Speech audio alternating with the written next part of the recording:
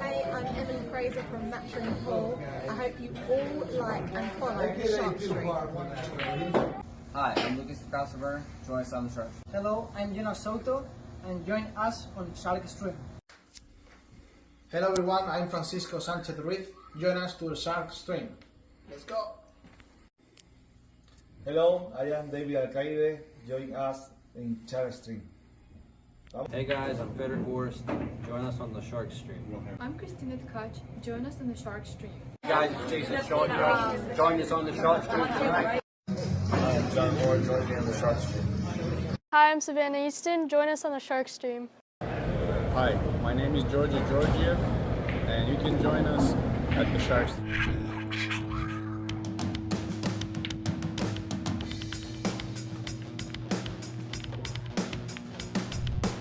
Hit the lights, Bobby grab the mic, chicken calling action from the other side.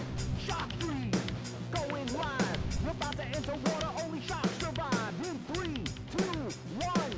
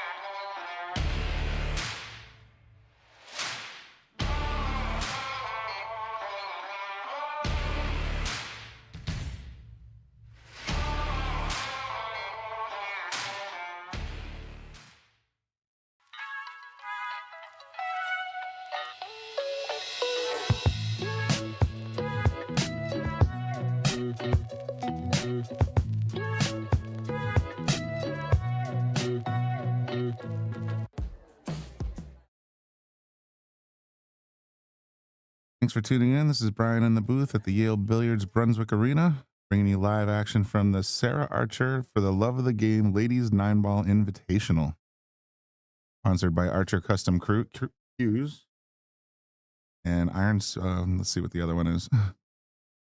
I installed the logos. There it is, Iron Table Tour.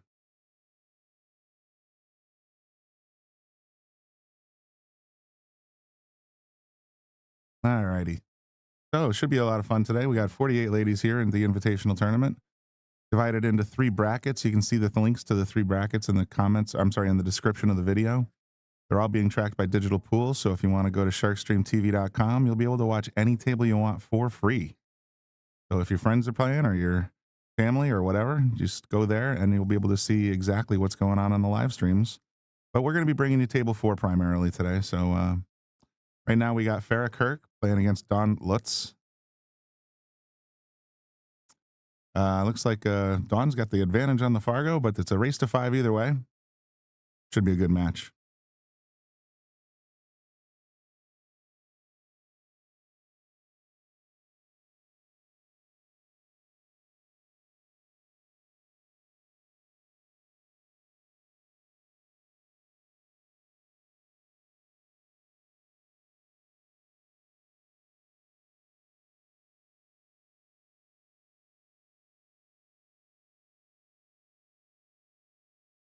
Yeah. Oh, no, that's why we got the new microphones. You're fine. They can't even hear you now. Okay, I'll come right out and do that. I'll make a nice comment. I'll comment about your butt too. All right, so sorry about that. Let's take a look at the table. Pretty decent layout. That 6-7 is the only trouble I see. Should be able to make pretty quick work of these balls. A little bit aggressive on that one, so it's going to be a little weird. She might be able to break up the 6-7 though. Oh, she tried. A roll up pretty nice though. Ooh, it just sort of tucked in behind the four a little bit. She might be able to see it. From this angle, it kind of looks like it's sticking out.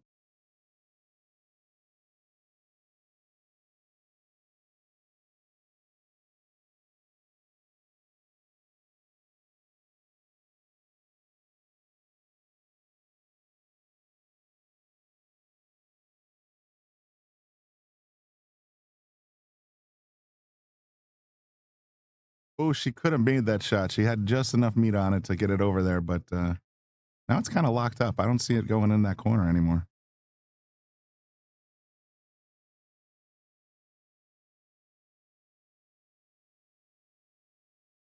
Thanks again, everybody that's tuned in already. We got about 30 people already checking it out. As I said, you can go to sharkstreamtv.com. You can go to, hey, Joe, you can go to Digital Pool, check out those brackets that I linked into the description. You'll be able to go to the brackets and click live stream on any one of those and go check out the match in progress if you don't want to see this one. But of course, you should stick with me because I'm talking. The other ones are just raw feeds of the tables. So, but again, if you got some friends or family that you want to check out, that's the way to do it. Just go right to the bracket, click on live stream. Every match is being recorded and every table is being live streamed.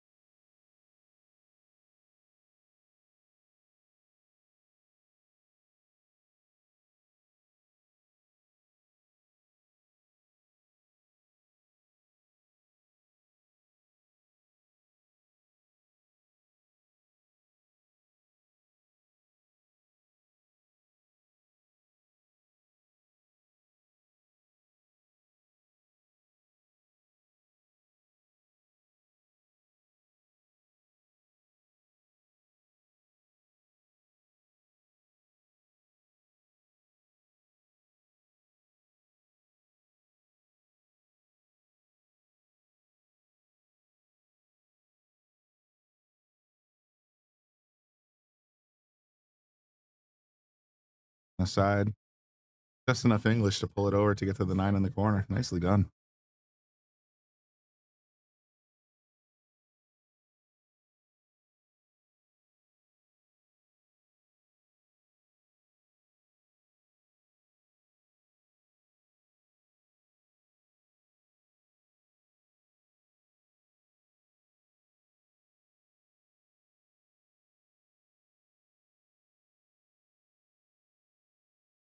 Wow, drained it right in the center. All right, so that's going to be our first rack. Doing rack your own in this tournament. You can use the template of the triangle as long as the players agree in advance.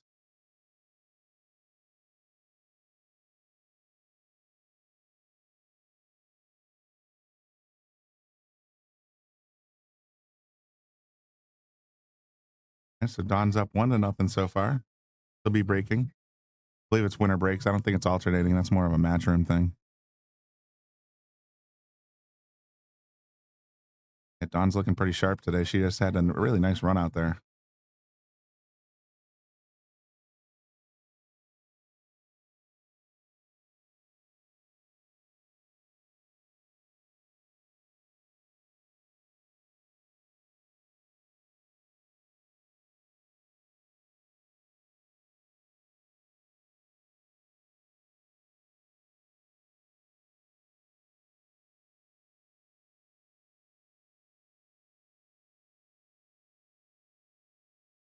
All right, we're getting ready to break rack number 2. Now, since we're using the templates, usually, depends on which side she's going to rack from the right. Okay, so usually she wants to see that 7 ball just go sailing into the corner pocket, otherwise known as the wing ball.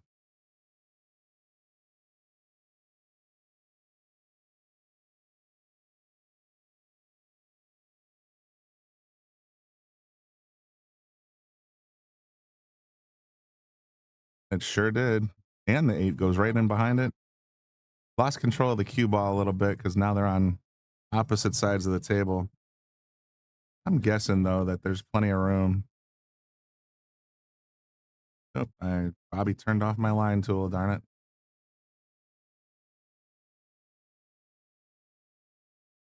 Yeah, there's room to catch it.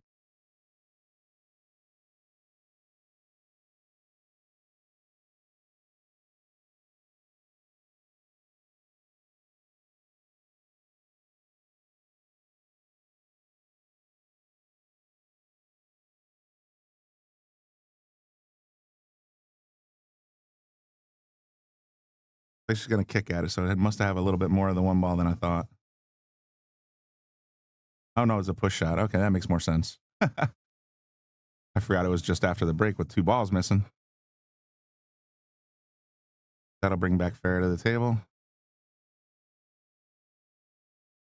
So a solid player, 400 Fargo.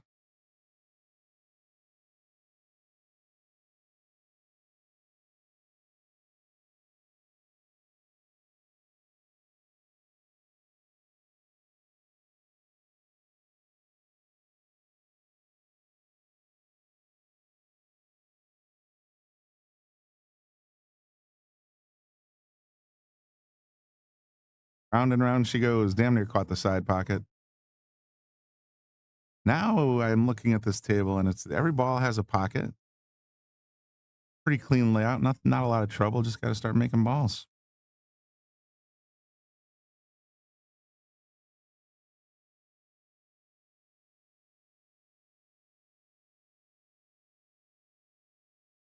You know, in the comments section who you're rooting for. Like I said, in the video's description, you can see 3 links to Digital Pool.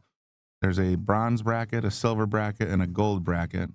And the way the format of the table works, or the way the format of the tournament works, is they're going to take 3 players from bronze, 3 players from silver, and 2 players from gold, and then they're going to go all into an 8-person single elimination tournament to finish up the whole thing. That'll be cool. Till then, it's double elimination. There's a set of rules on how it works for, I think it's 5-5, 4-4, or 5-5 in gold, 4-4 in silver and bronze for the winner side. And then I think on the 1 loss side, it goes to 4-4 in gold and 3-3 in bronze, something like that.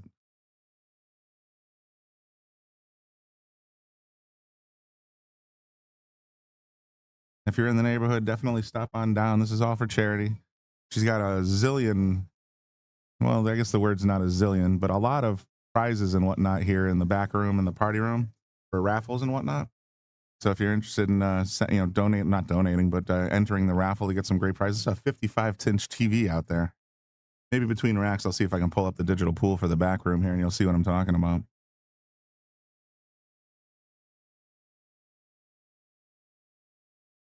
So, like I said, if you're in the neighborhood, you want to come down and support this fundraiser, by all means, come take a look at the merch.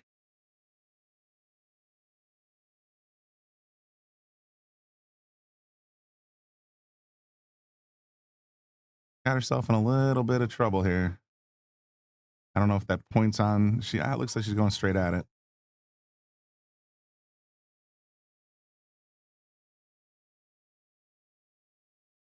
Nicely done.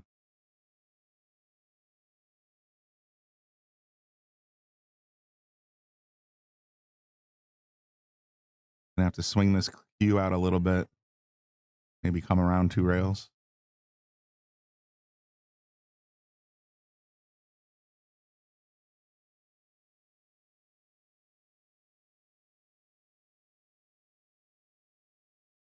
Yeah.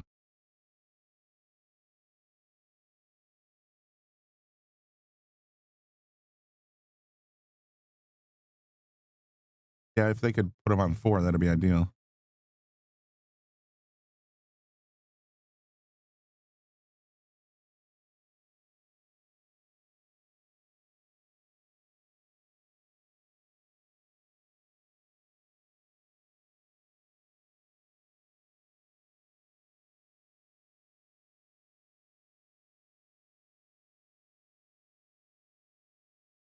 Wow, Donna's playing some real solid shot making here. She's got a pretty decent line on that side pocket, though. Been running, I think that's her 6th or 7th ball in a row. She's doing very well so far today, and she's probably a favorite to win this whole thing.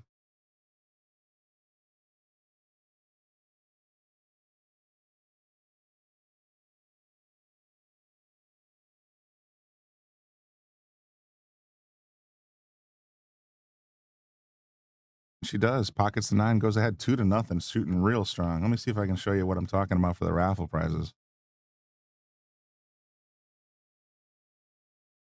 There you go. See all that stuff in the back room here? That's all raffle prizes. You can see right there on the bottom of your screen, in the middle of your screen, some of the different raffle prize ticket prices. I know there's more stuff right below the camera. There's like 3 tables, just like the ones you're seeing.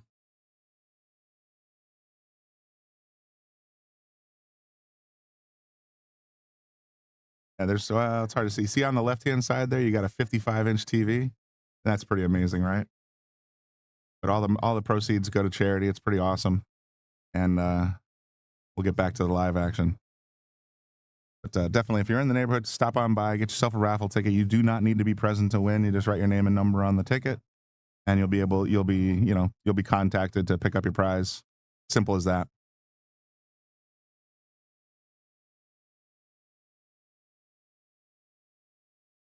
All right, Dawn up 2-0. Getting ready to knock her 3rd rack down. Haven't really seen much of Farrah. She's not giving her the opportunity.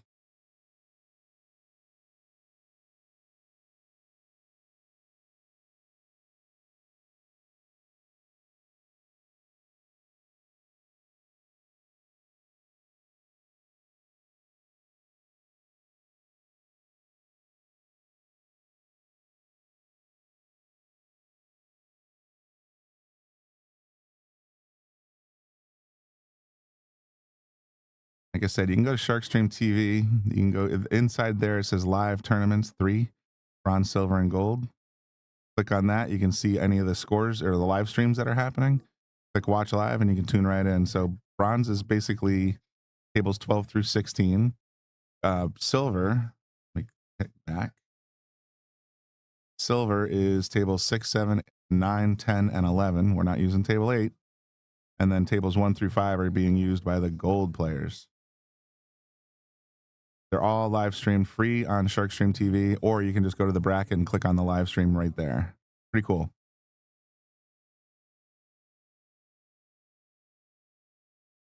Joey, what time will this go to? It'll go until it's done. When I was listening to the player meeting when I was here earlier, it sounded like they're going to start the raffle at exactly 4 o'clock today. So you got between now and 4 o'clock to buy some tickets and throw them in the bags, or boxes in this case. And I'll take a look out in a minute. Let me look around. I don't know if there's any cues in there.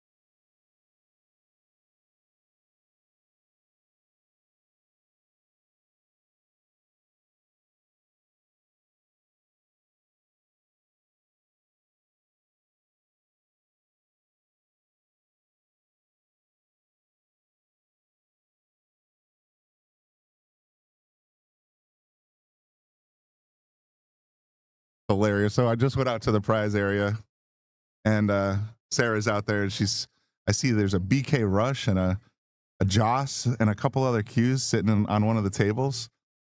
And I said, "Hey man, are these in the raffle?" She's like, "No, somebody just left their cues there." But there is a cue. There's a McDermott Deluxe cue kit in one of the box. It's on a table right outside the door. So there is one cue for a raffle, but there's a lot of other great stuff. I encourage anybody to come down and take a look.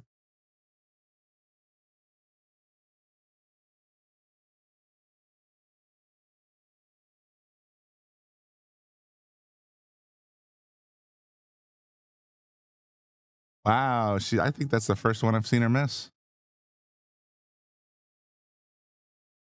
Granted, I did step out for a minute, but that's beside the point. So now that's going to bring Farah back to the table. She needs to get some momentum here. The way to start.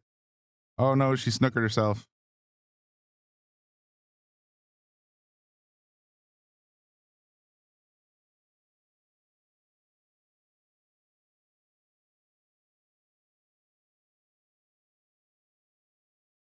She didn't quite get the English she needed. That's going to bring ball in hand up for Dawn.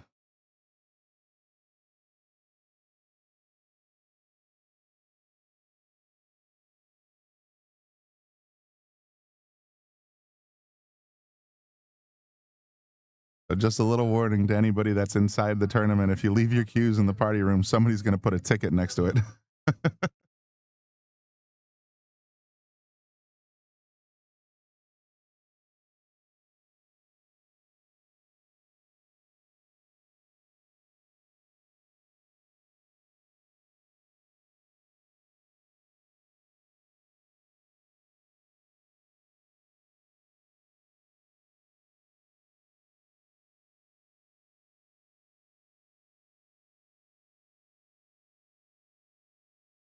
Dawn's looking really strong at the table today. She's getting great position. Looks like she might have to swing this around a couple rails. And she's going to be stretched out. Likely to see a bridge and an extension here.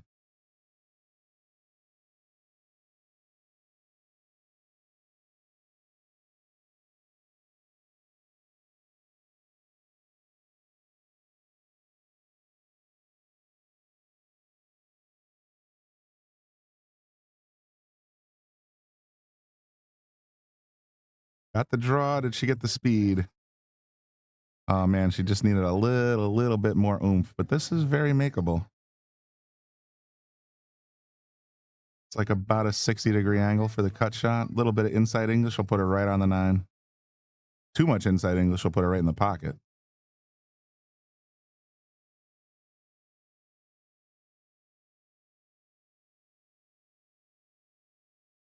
Beauty. And that's going to line up perfect. What a nice shot that was.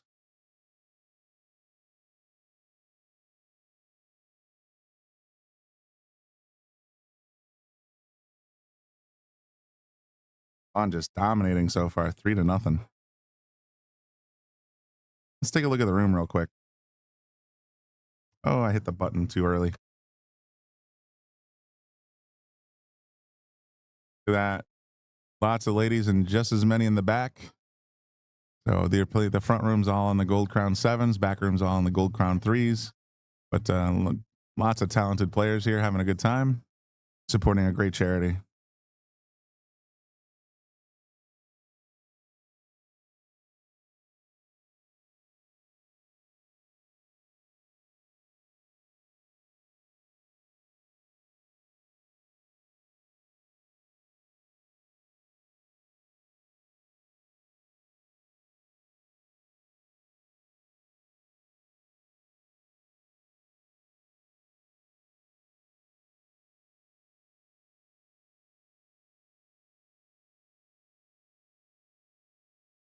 Asked, and the name of the charity that this benefits is called Infinite Strength. It's a charity out of Madison that helps single mothers with breast cancer offset some of their medical expenses. So it's something near and dear to Sarah, obviously, and she got a little emotional talking about it during the player meeting. But yeah, she's put her heart and soul into this tournament. She does it every year, and it's always a great turnout.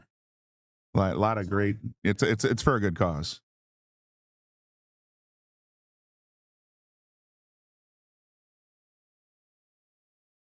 It's the wing ball again. Damn near makes the 6. 6 ball is going to spoil the party, though. I got a feeling.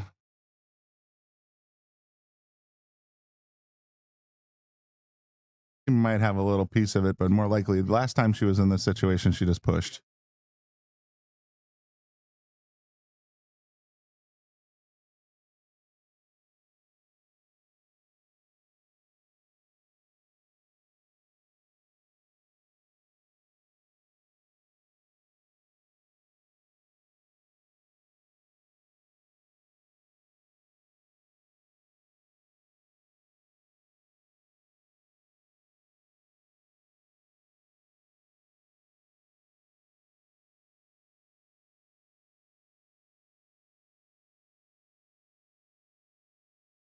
Just taps it in from behind. It's gonna set up pretty good for Farah.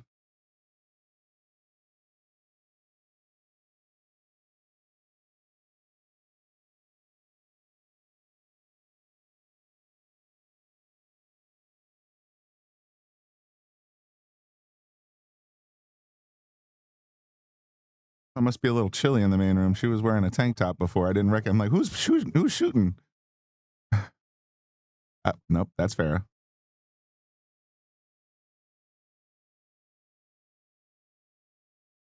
Seven ball gonna get lucky? Nope, gonna hang. But look at where the cue ball landed up. I think maybe the 6 has got a piece. Figure it out. Yeah, she's got a pretty good line. She can hit the whole ball.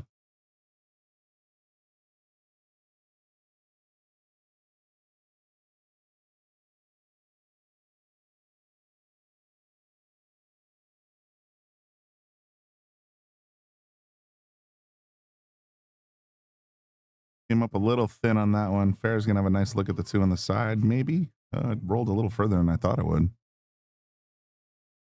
But even if she does not make this 2 ball cut on the side, the cue's heading straight towards that 9 ball.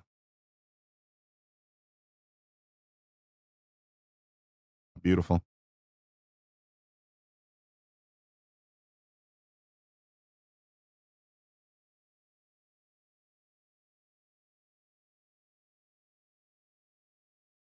Thinking 4-9 or 4-7 combo here. You could cut it in the side, but I think the safe play is 4-7. There you go. Just want to leave it right in the pocket. Nicely done.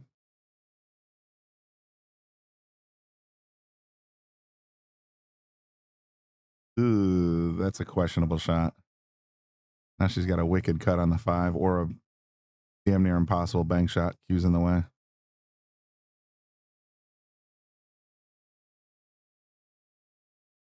Get a little bit better roll off of that 7 ball or 4 ball in the corner. 3 left on the table for Dawn, who's been shooting excellent so far. I think I've only seen her miss once. Of course, that's the commentator curse coming at you.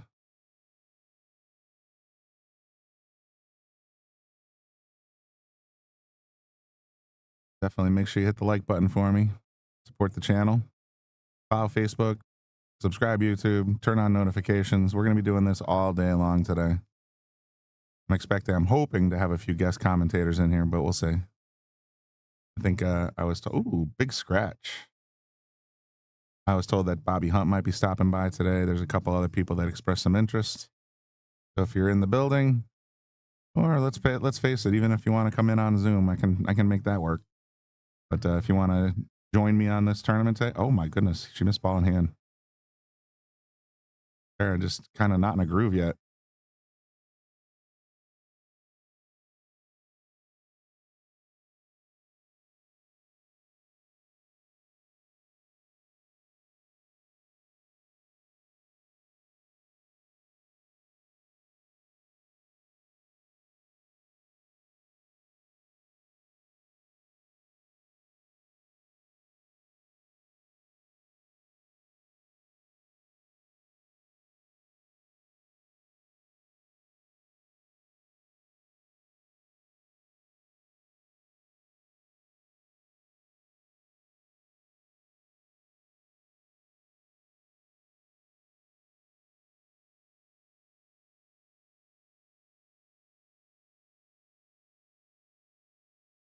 See if Farrah can capitalize on this one. She missed 6-ball with ball in hand. See, I find it's funny because I would do that. I'll miss a ball in hand. Give me an angled 6 like this, though, and all of a sudden it's like, oh, was that hard? Oh, boy. A little extra kinetics there at the end. See what Dawn can do with this. That's a heck of a back cut. And if you do, it's hard to keep the cue on that side of the table. It's going to start it'll want to wander around.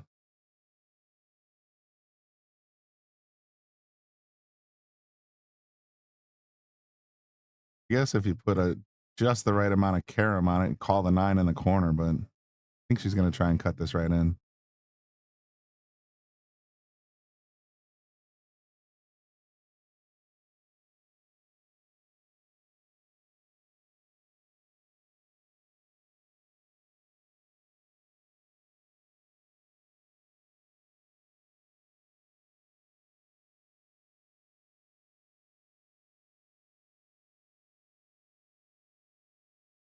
Just a little too thin.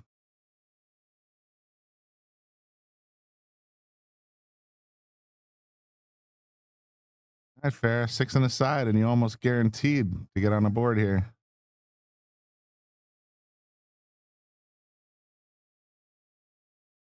Oh, corner pocket. I'm a little surprised by that. But not the best. You know, if you're going to miss, that's not a terrible leave.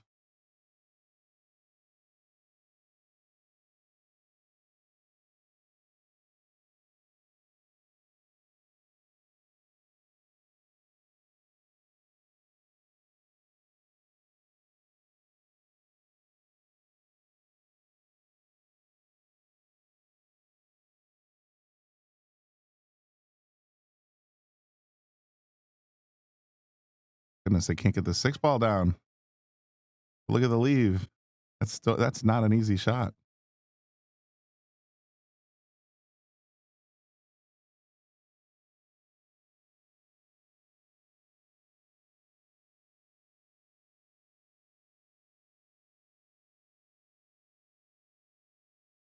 That's it right in. Now she's got a bank shot on the 9, it looks like.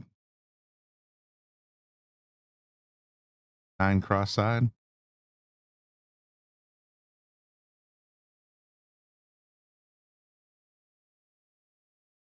Balls aside. Let's see if she can drain this. Wow, look at that. All right, so that's going to bring it to 3-1. In case you missed it, last night at 7 o'clock, we did a live Q&A with the Boom and Freezer show. We had Scott Frost, the Freezer, and Bobby Boom Hilton answering all your questions. Questions about the Boom and Freezer show, questions about life in the university and everything, questions about pool in general. It was a 2-hour live show. So go check it out at boomandfreezer.com or wherever you consume your audio or video podcast, Spotify, Apple Music, that kind of stuff. Looked like they had a lot of fun last night. Good stuff.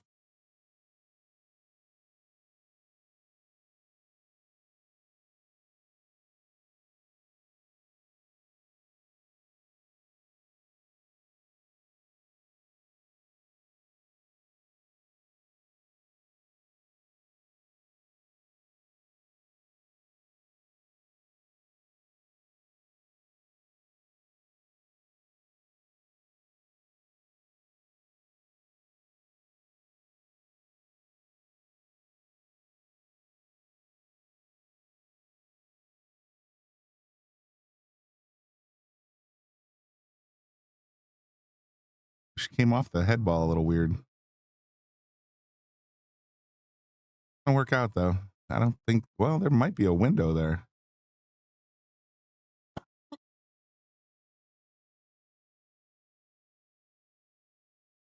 My little trusty rusty lines. Wow, that's super close. She can at least catch it from behind. There's a little window.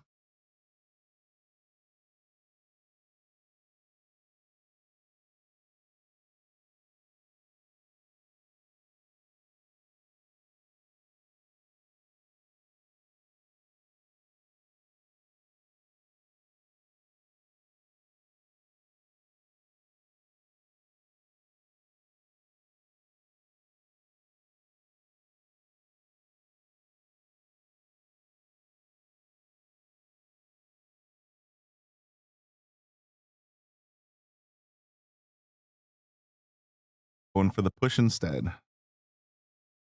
Not the push I would have picked, but certainly, well, anyway, we're going to bring Farah back to the table. She's got a nice look at the one.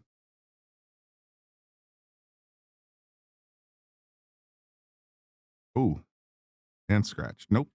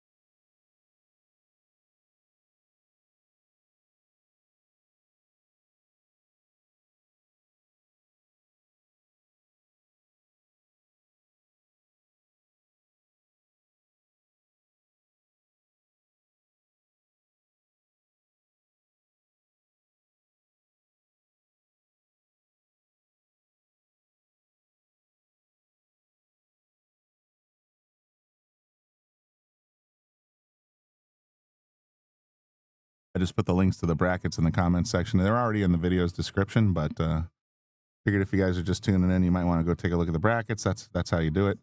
An interesting format. There's 3 different brackets going at the same time based on APA skill, Fargo, whatever.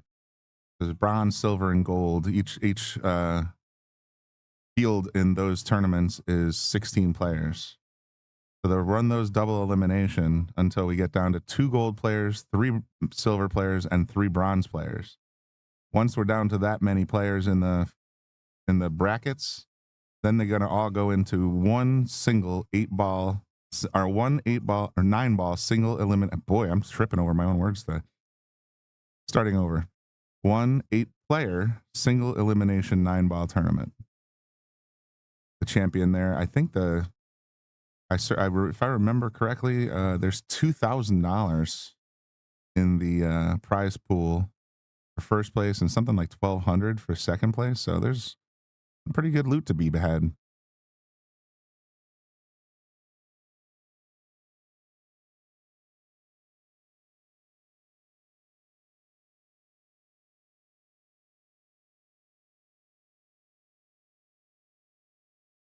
Got ball in hand.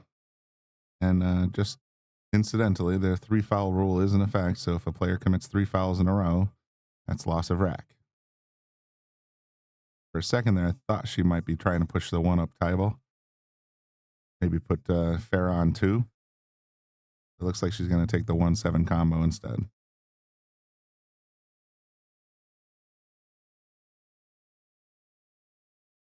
Oh, just slid right out on her.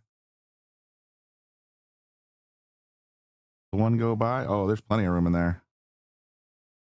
Even if it hits the 7, it's still going to drop. Yeah. We want to hit that a little bit harder because that 2 ball is now kind of hidden.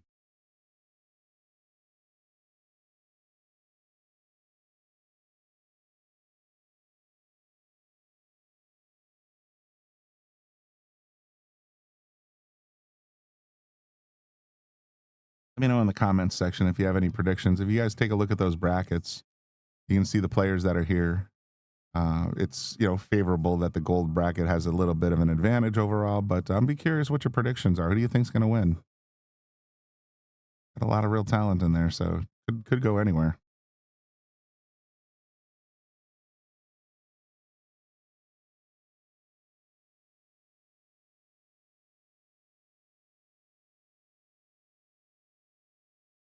We got let's just go through the bronze or the gold bracket.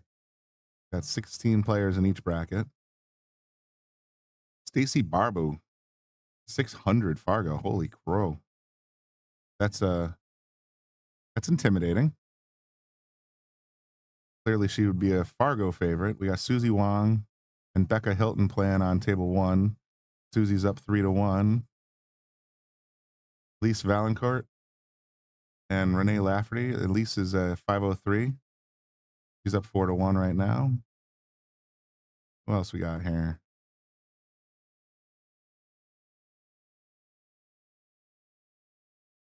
Yeah, there's a lot of strong players in here.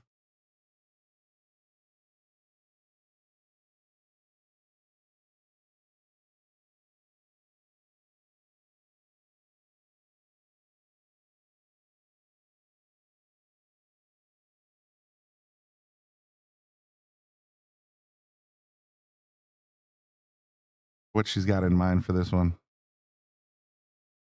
There's a whole bunch of balls there. There's a back cut for this 2-9 combo if she wants to go that way. Hey, what's up, Bobby? Hang on, let me turn your mic on. On here. You want to talk or?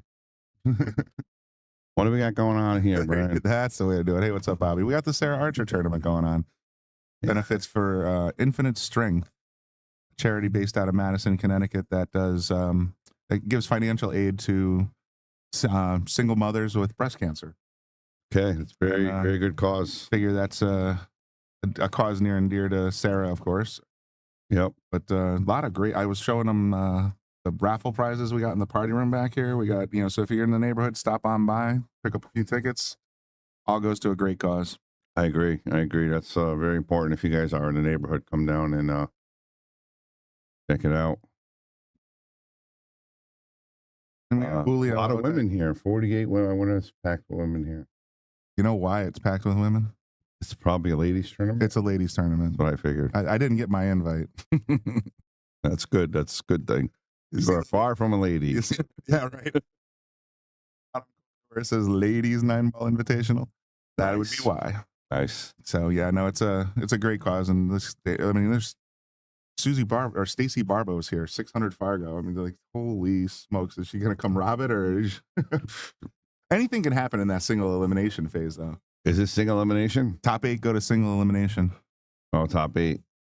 Well, it's top 2 gold, top 3 silver, top 3 bronze. All go to the single. Gotcha.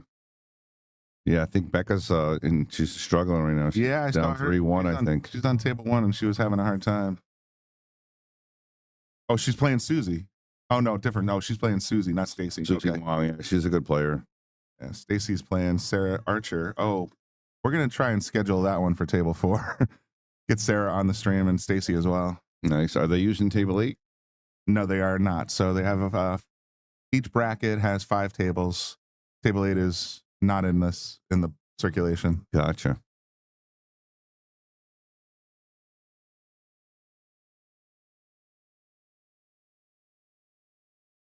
Almost a 9 there. Yeah, but it's I believe it's called 9 because I've seen Dawn call the pocket last couple racks. Okay. So if you're gonna try and fluke the 9, you got to at least point at a pocket.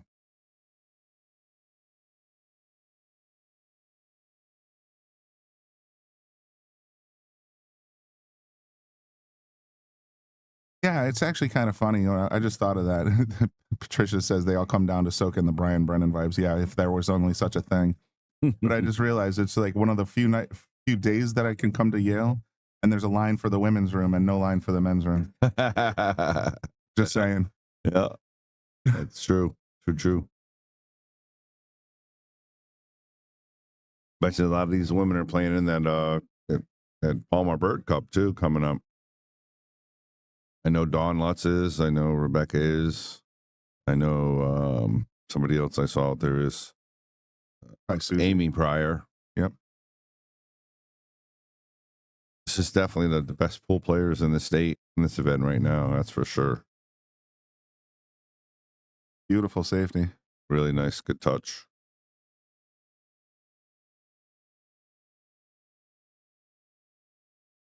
Let me go take a. So if they want to check out the brackets, they can go to Digital Pool, and then there's 3 different brackets. Yeah, I put the links in the description of the video. I put the links recently up in the comments section. But the easiest way to go watch live streams is just go to sharkstreamtv.com. Okay. If you go there, you go right into, you'll see right in the top section, it says live videos or live tournaments.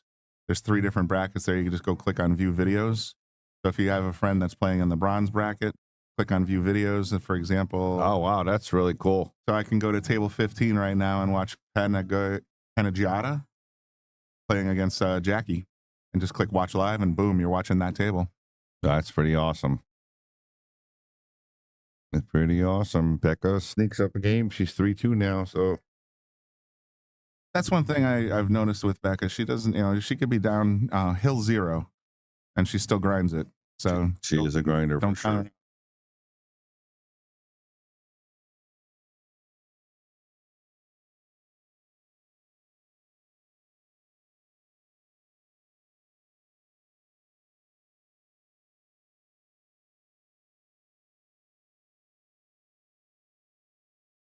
Then cut here.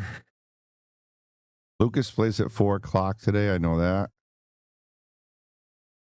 He's going to be in the qualifying round to get to advance to the single elimination 16. Oh, that's the Bob Stocks tournament. Yeah. Also on Digital Pool. Yep. Yep.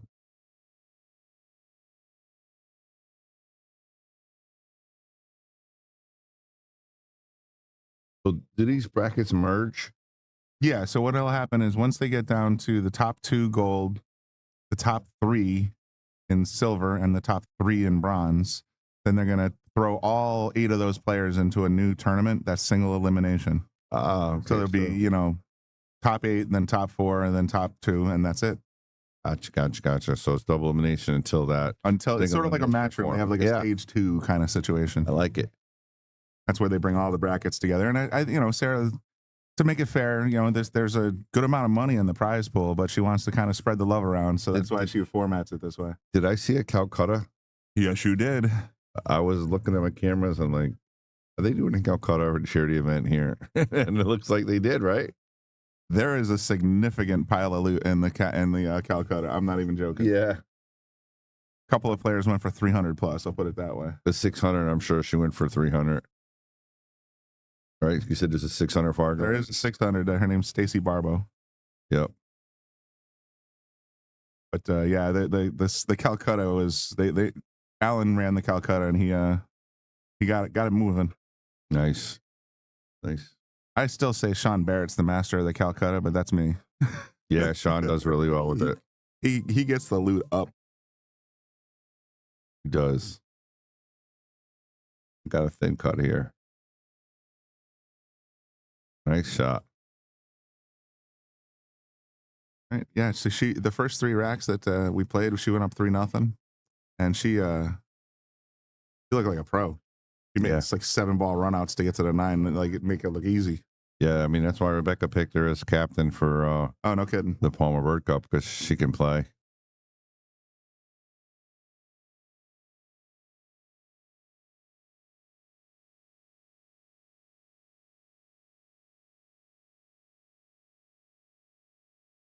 Like that? Is that what you're talking about? That's all the stroke in the world, right? Is that what you're talking about? Just fire it right in the center of the pocket, and what a great just enough stroke to get a straight in nut shot on the 9er.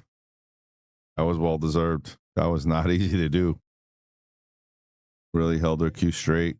Great job.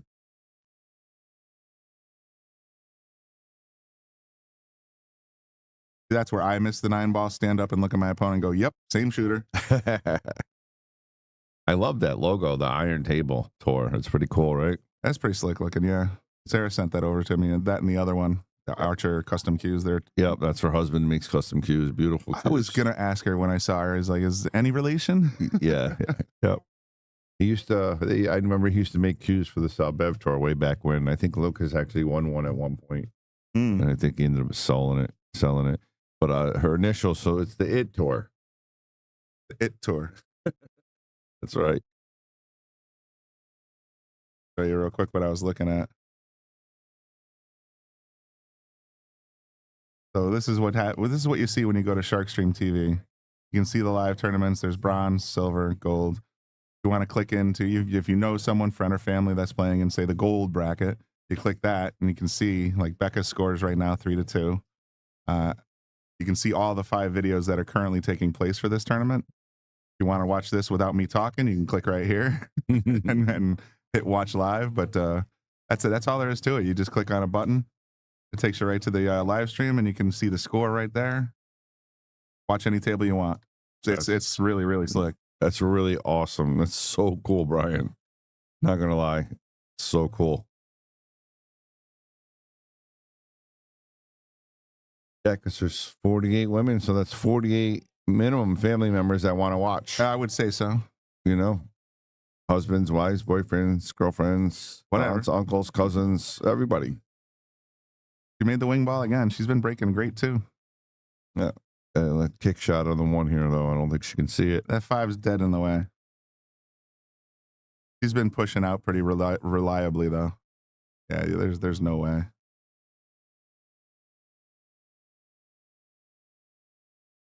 A little geometry. Nope. That's pretty firmly in the no-fly zone. Looking at these prizes, Brian, did you tell anybody what they are or have a video? That wall, though, there's a bunch more on the other one, and it was wacky because yeah, on the Brunswick table that you got from the arena, there was 4 cues sitting there, and I walked over and I was like, she's raffling off 4 cues. One's a BK Rush. I walked over to Sarah and I said, "Are those cues for raffles?" She's like, "I better go tell whoever that is to move them, because otherwise they're going to start putting tickets in front of them." Everybody be like, "I'll take 100 raffle tickets, put it in the BK Rush." BK Rush. Yeah, no, it's I think we've resolved that. There is a McDermott Cue out there, though, a McDermott Deluxe Cue Kit. I saw that on one of the tables. And there's a 55-inch TV. There's some pretty big. There's a bunch of. I see some wine bottles, a couple of liquor. It's gonna cost me 100. That's for sure. Yeah, exactly. It's gonna cost, but that's what it takes to do these tournaments, you know. And that's where a lot of the funds come from. You go around to you go around town, get some gift certificates to some restaurants, but all kinds of stuff like that. Put it all together. People come down here, they put a bunch of money in the raffle, and then the next thing you know, you got like $5,000 to throw to your charity. Yep, no, for sure. I mean, that's what we do to play for Shea. We're up over play for Shea. Heck yeah, every year now. 20K, that's amazing. I can imagine this year's going to be even bigger. Let's go for a 2-rail kick here. The Z shot, if you will. I think she can hit in 1 from that angle. Maybe. Oh, she came around and rubbed 3 rails. She got 3 rails. Well, that's the geometry of that particular situation. She could have been 5 inches off either way and still connected with the 1. Mm-hmm. All right, so if I go to Sharkstream TV. Yep. .com. Takes you right to the digital pool landing area with all the live streams. You can also click on the brackets. There's a live stream button on each bracket match. So I go here on my phone. Hey, where's this watch live? Oh no, what?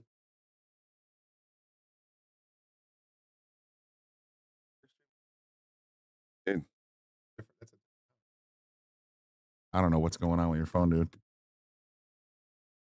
Is this Watch it exactly what you said right here?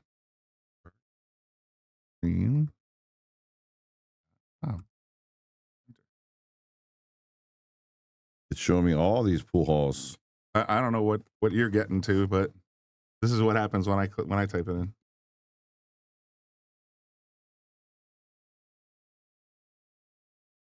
I don't know. At the bottom right.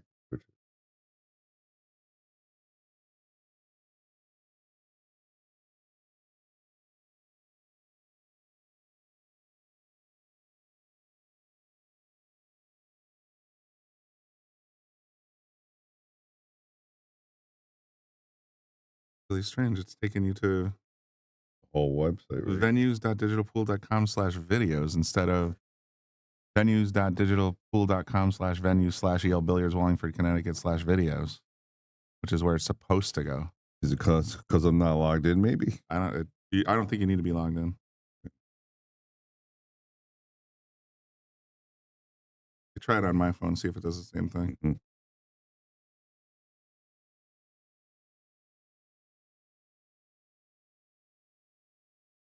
Yeah, this is what I see on my phone. I just typed in Yale Billiards and I got that here now. I typed in Yale Billiards in the search bar. There's something weird going on with your. I'll try to. Yeah, let me know if you guys go to sharkstreamtv.com. It should take you right to Yale Billiards, Wallingford, Connecticut, Wallingford, and you should see the Sarah Archer for the Love of the Game live tournaments. If you see something different, let me know. Just see if we got some kind of technical glitch. Maybe it's just Bobby's Android thing. So you do have to sign in to watch it, though. Yeah, I think you do have to sign in to watch, but I don't think there's any cost. Right? Yeah, I don't think so. Okay, so now I can watch Rebecca. Imagine that. Hey, Dawn got a pretty open rack here. Got a funny angle to get on the 4, though.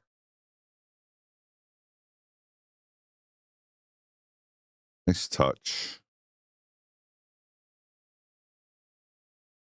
I'm excited for this tournament, Brian. And I mean, you got Paulette, and she's in it. Susie Wong, back. Dawn Lutz, Stacy, so many good players.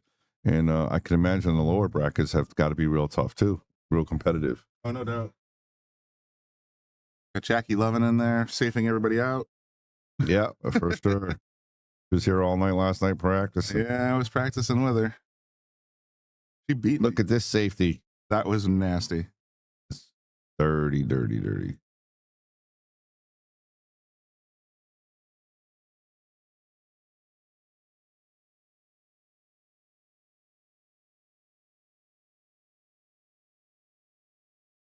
Stuck.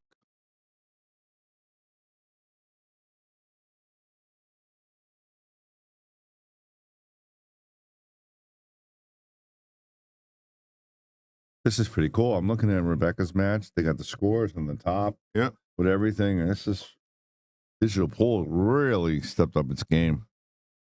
Nice hit. Is going to get a rail. Yes, it is. They really stepped up their game, Brian.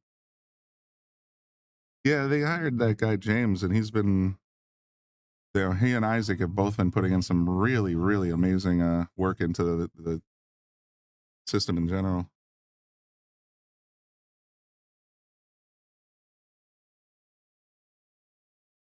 Erica said she typed in the Shark Stream. It took me to venues, and I saw the brackets. So Wayne said same thing. All right. It took me to venues and I saw okay, so you saw the live videos, or did it take you to the brackets? That's what I'm seeing is I don't control sharkstreamtv.com. It's supposed to redirect to tv.thesharkstream.com, and that's supposed to take you to venues.digitalpool/venue/Yale Billiards Wallingford, Connecticut /videos.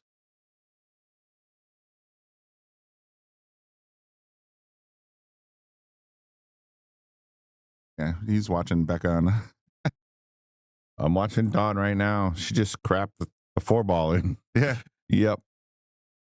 But that counts. That's 9-ball. It really does.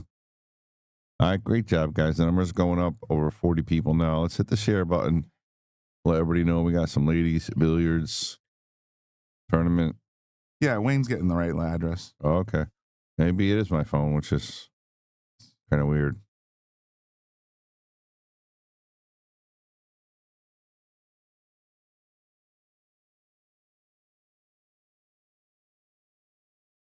Do you know what time they're doing the raffles? Is it today or tomorrow? She said 4 o'clock. 4 o'clock today? Mm-hmm. Because this is a 2-day event, right? They're coming back tomorrow. Yes, it is a 2-day event. Yeah, there's no... I wasn't aware of that either. It's your pool hall and you don't know who's coming? No, I thought it was 1 day. That's why I purchased the Bob Stocks Memorial. I thought I'd be able to do it 1 day. But so much.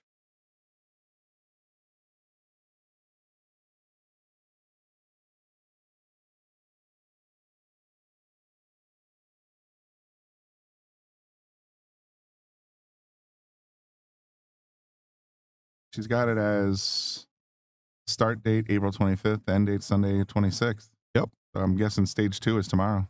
I would believe so. So it's going to get down to the nitty gritty. All day go, what's up, my friend? One of my buddies from 45 years ago, Brian. Holy cow. Did you meet him in middle school? Yeah, we used to play football on Bond Street in Hartford. Gotcha. Crazy.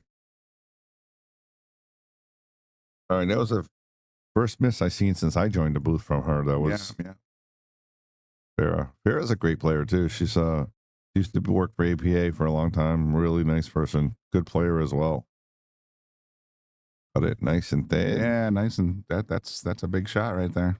Yeah, she's got tough shot, but makeable on the side. I think the position's going to line up nicely if she can make it.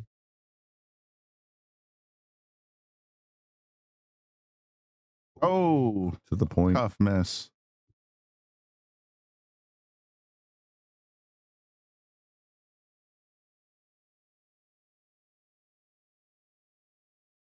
This is not easy to get on the 9 from here. Coming up after this match, I'm going to try and get Sarah Archer herself. I think she's playing Stacy Barbeau. So that's going to be... How much of a...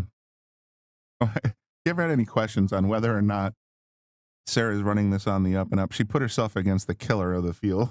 Yeah. I mean, that's I mean, your random draw. You might be tempted to click that randomize button one more time. I know it. Absolutely. For sure.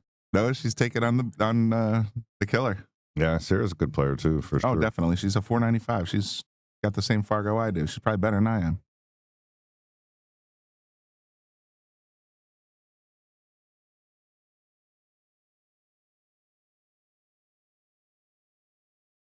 Nick Marino with the boom. One outside on this. Interesting. It's the only way to get position. You can get it inside. You know, there we go. The only way to get position, unless she scratches. Are you kidding me? What a great shot. Except that's the only way to get back for the 9 ball. And she played it, but right in the hole. So Farah's going to take game number 6. Of course, she has to shoot it first, but I don't see any issue.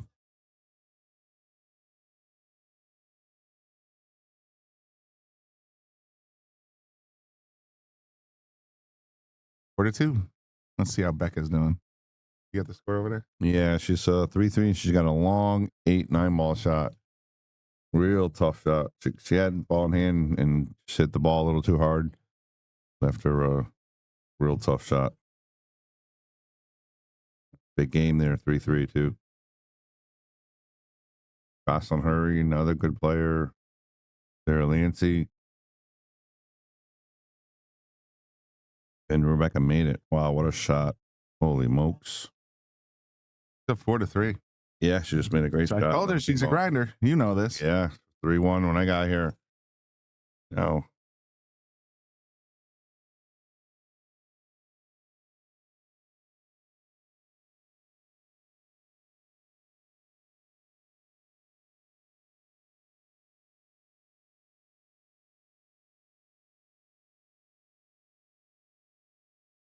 Looking dry here. Definitely looking dry. So the 7's going to come in just really. Not so fast, my friend. Get in the game, 7. Yep. All right, Brian, I want to let you go. I got to go buy some raffle tickets to spend some money. Do your thing. You know if Bobby Hunt's coming in? Sarah said he was. No, Sarah said Bobby Hunt is definitely coming. I guess they have some sort of relation. Like I said, I got Chris Freeman maybe doing it with me tomorrow. But other than that, it was just, a couple people said, I can't do it. Ryan's working. A couple other people said no. But I figure Sarah said a couple of the ladies, when they're not playing, they might dip in.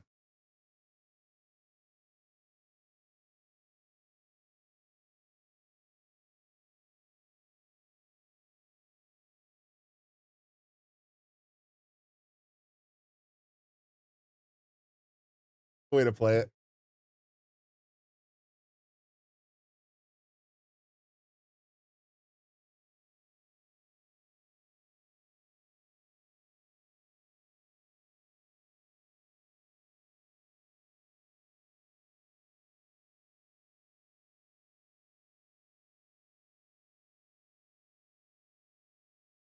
John's contemplating another push. Yes, Erica, we have a Shark Stream channel on YouTube as well as the Shark Stream channel on Facebook. Go to the Shark Stream, just literally, instead of Shark Stream TV, I think if you go to thesharkstream.com, I forgot where I had that set up. Yeah, if you go to thesharkstream.com, it'll take you right to the YouTube channel.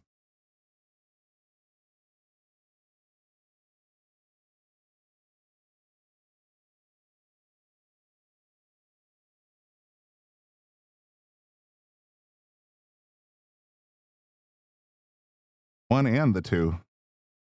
Tap on the three, but not favorable.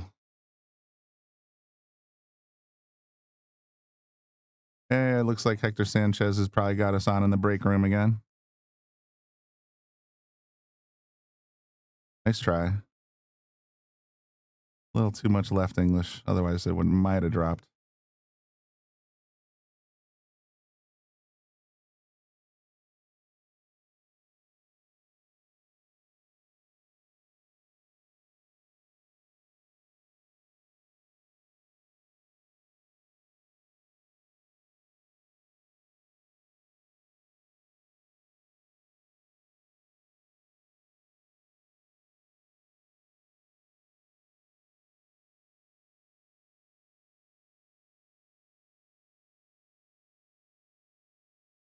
It's a little too thick. Gonna have a nice little 3-ball shot for Farah. 5-6 is still kind of ugly though. Ooh, the follow, it hurts.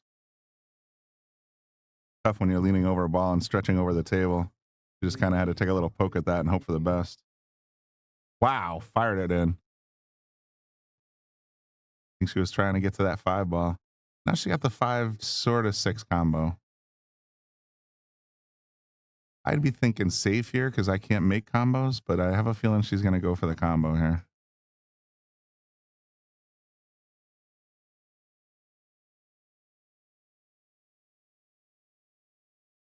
Yeah, so YouTube will be streaming exactly what you're seeing on Facebook, Erica. If you go to the link on the bottom of your screen, it should take you to, it's sharkstreamtv.com. Sharkstream.com takes you to YouTube. Sharkstreamtv.com takes you to Digital Pool. And once you get to Digital Pool, there's a way to watch any of the 15 tables that are in use. You just click on watch videos on whichever bracket you're interested in. Yeah, that's a pretty decent leave. Set her up with a combo again.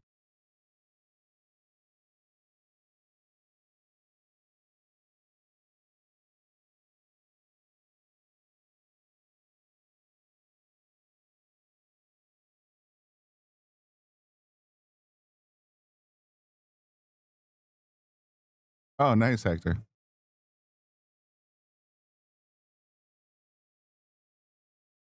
Your work area, not your break area. Well, that's cool. No, it's a really great tournament, really great charity, infinite strength. All the profit, or not profits. That's where all the contributions go. So or benefit, I guess, is the best way to talk about. Sarah puts this on every year, and it's always a huge, huge event. Thinking 5 carom into the 9? Nope, almost.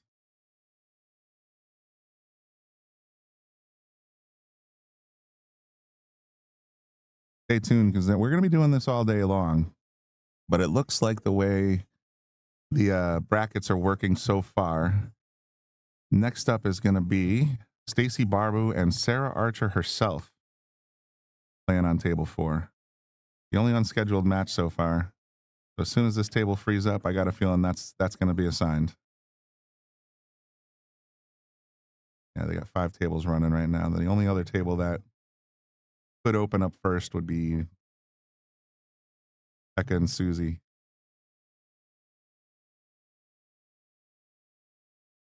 And I know you guys all want to see Sarah Archer and Stacy go at it.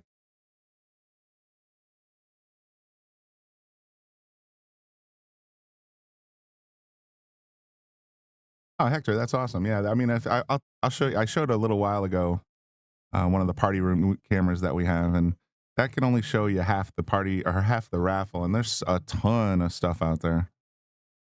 So if you're in the neighborhood, stop on by, maybe get yourself a drink, watch a little pool, but definitely check out the party room. It's full of good stuff, including a big 55-inch TV.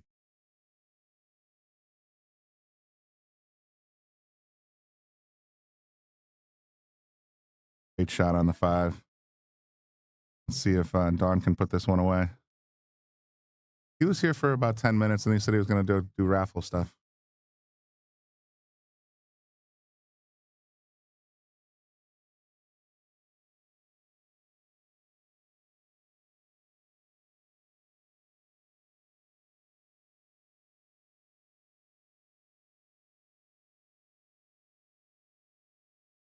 Get that stroke. She wanted to be a little bit closer or a little bit straighter, but pulling that 7 ball back that's a pretty tough shot.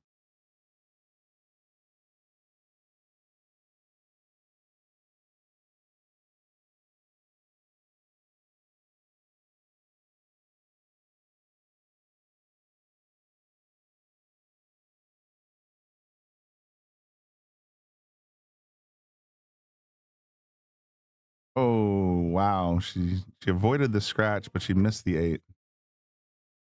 That's going to set up not terrible. I like the safe play here. Maybe try to tuck the cue ball in behind the 9.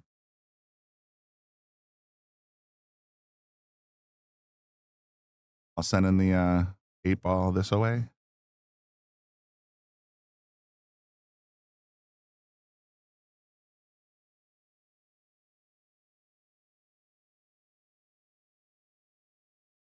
Just bank it. Why not? What do I know? Gotta love it. All right, fair. Not going out without a fight.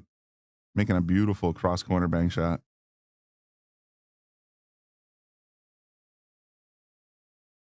There it is, 4-3.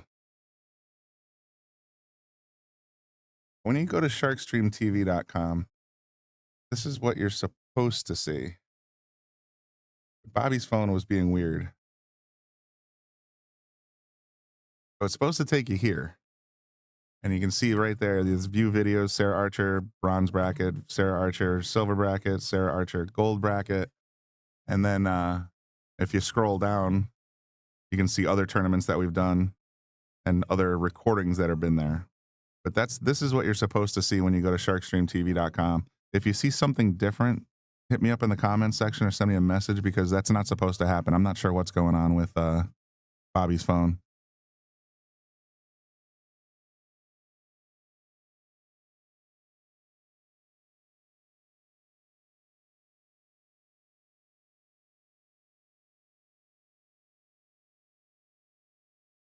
All right, wing ball drops. 1 ball's in the middle of the short rail. That's unfortunate. But otherwise, a pretty good spread.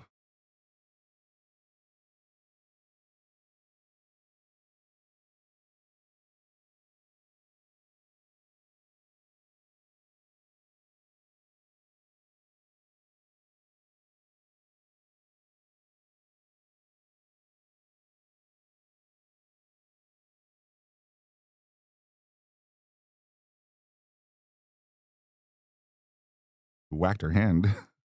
She looks like she was trying to shake something off.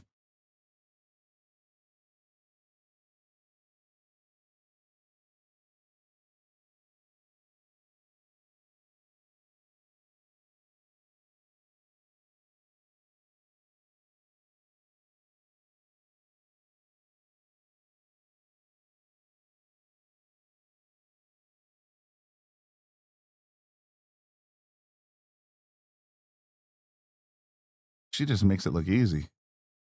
Nice shot, Dawn. Oh, 7 might be a spoiler, though. Where is this located? This is the Yale Billiards Brunswick Arena. We're located in Wallingford, Connecticut, USA. And the Shark Stream is our live stream that covers all our Yale Billiards Brunswick Arena stuff. You can see we got a bunch of Gold Crown 7s in end of last year. And I can show it to you real quick where she takes it. Oh, after she takes the shot, I'll show you what we're talking about. We have 8 Gold Crown 7s and 8 more coming in about 4 or 5 weeks. So we'll be the think we're going to have the most amount of Gold Crown 7s of any pool hall in the United States. So that'll be kind of nice. Just give you a quick peek. You look at all those beautiful tables.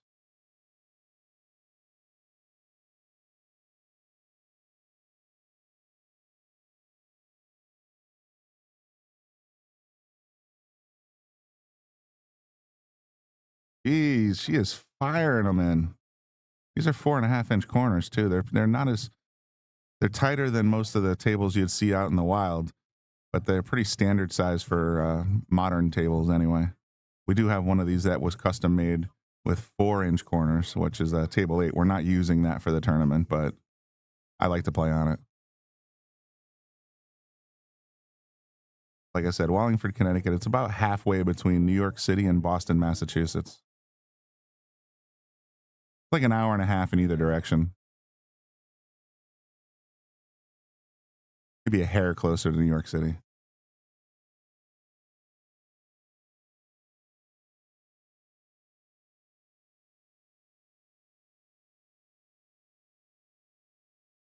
Trusting the table here. Wow, very nice.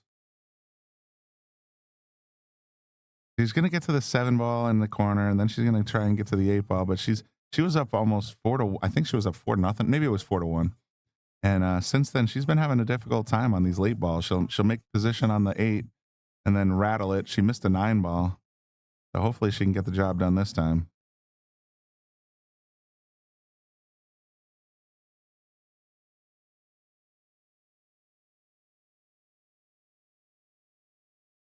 Goes inside English on that one. I'm a little stuck. I would have thought outside English and then land somewhere as best you can. That way, just when you make the 8-ball, the cue ball sits right there. That would have been my preferred out, but now she's got a little bit of a tough shot. She's got the cut up the rail, the 9's blocking the cross corner.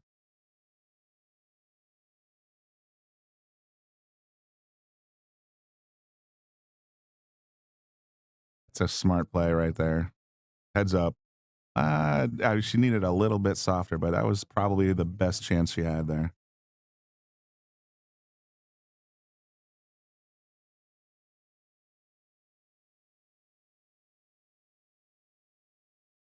Wow, Farrah with another big cut right there. On the same corner.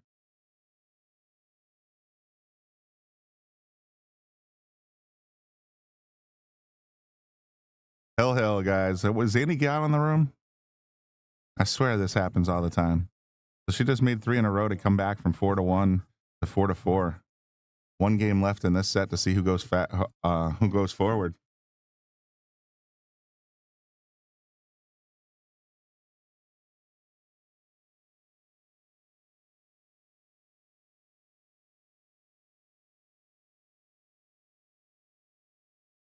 Phil Hill Thriller.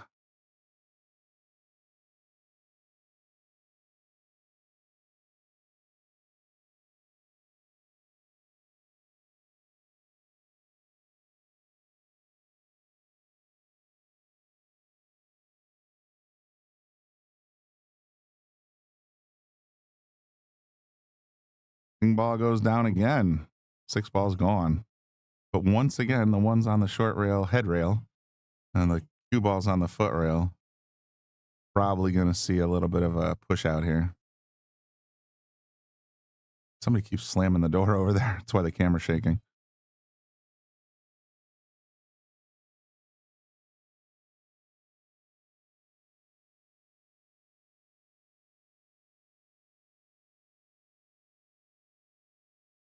Not bad. 1 ball out there in open space. There ain't many places to hide.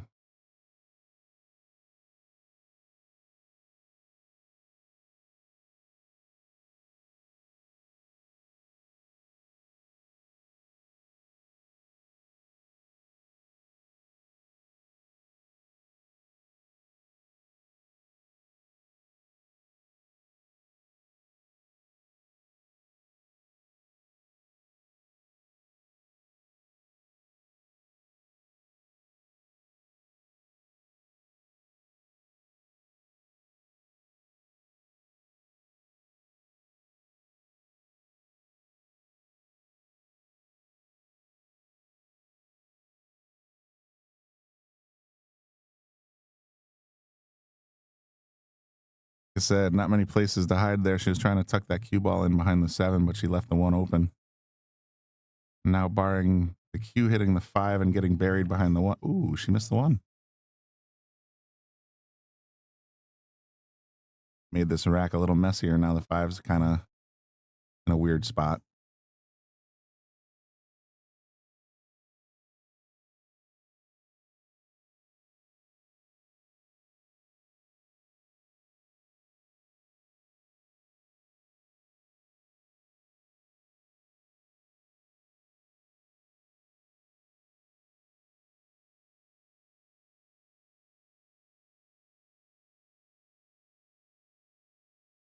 Nice shot on the 1, but look where that cue went. Not helpful.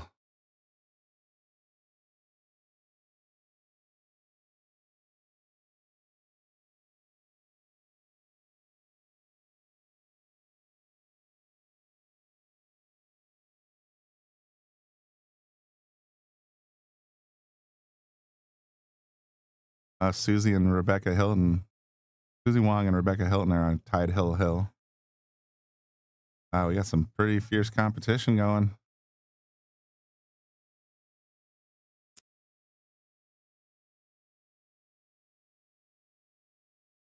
That was going to be tough. Fair's in control here.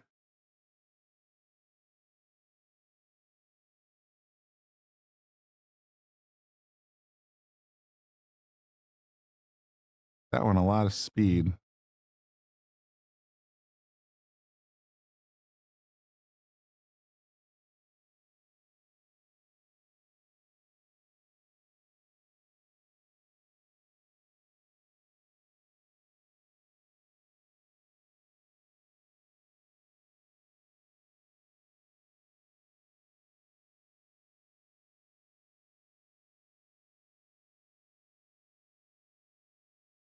Kind of reading this table right now. She's realized that she was up 4-1. Now she's tied 4-4. So it's time to play some safeties and try to get that cue ball in hand.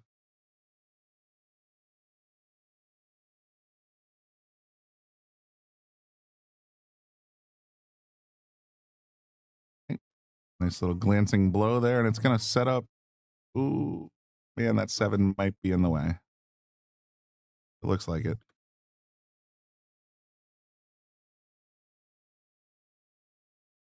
Close.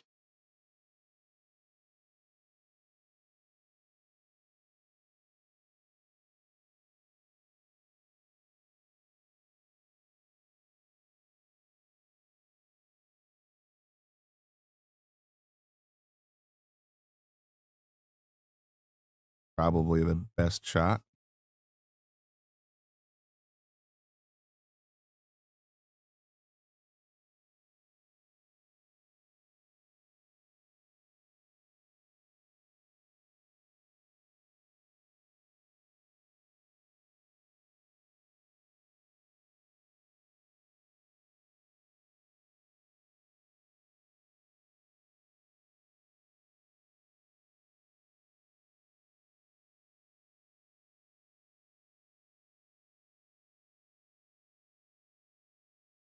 Kind of looks like Dawn's got a clean look at this 3 in the corner, but where the 4 is, man, I'm going to go Bobby Hunt on you and say there's just no future in making this 3 ball.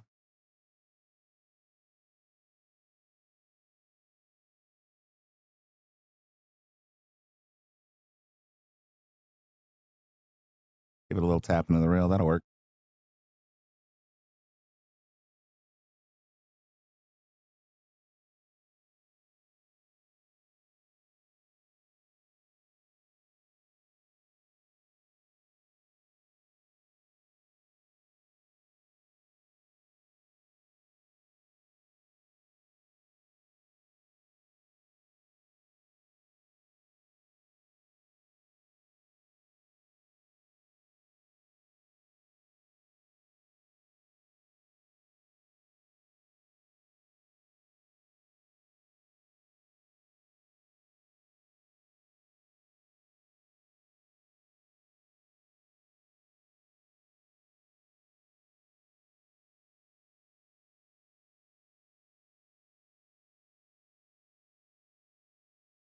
Might turn into a safety.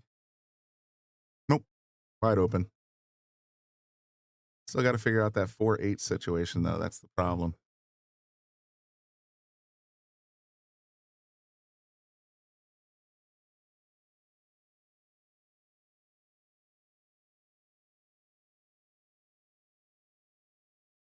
Wow, that was a nice shot. Now, what do you do?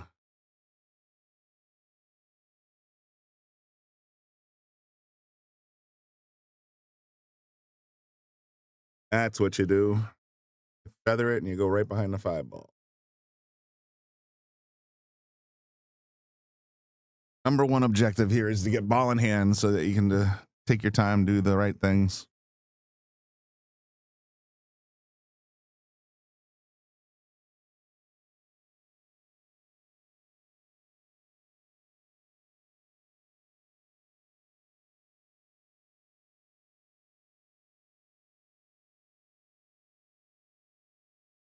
Hit. Not sure if that 8-ball looks like it's got a little piece of the cue there, doesn't it? Hard to say.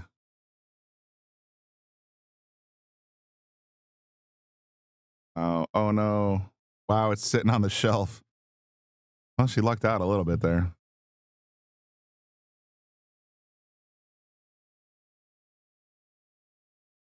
Thinking the cue can go right by the 7 and possibly even make the 4.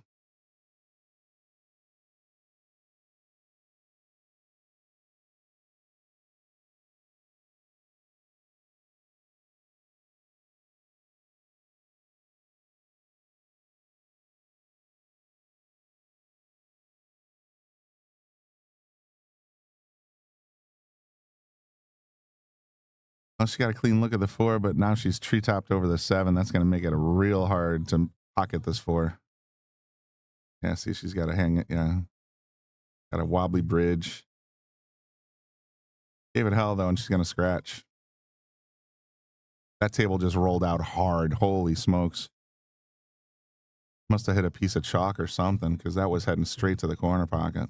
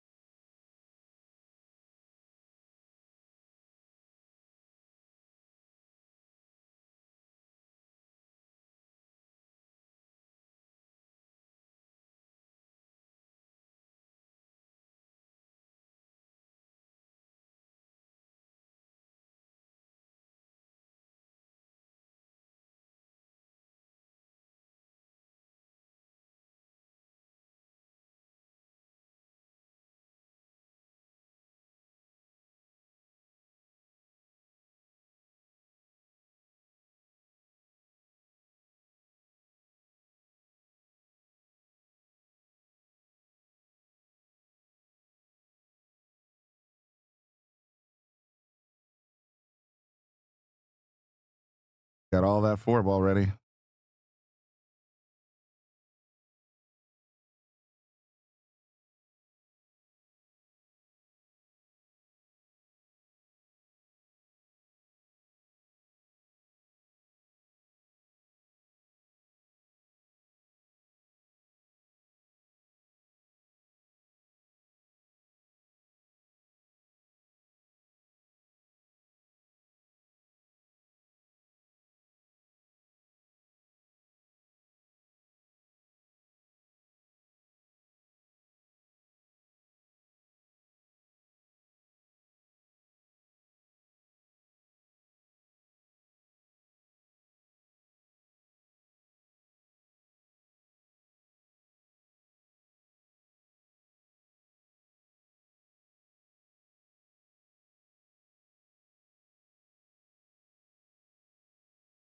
Oh, the rub got her. Well, no, she's still got a.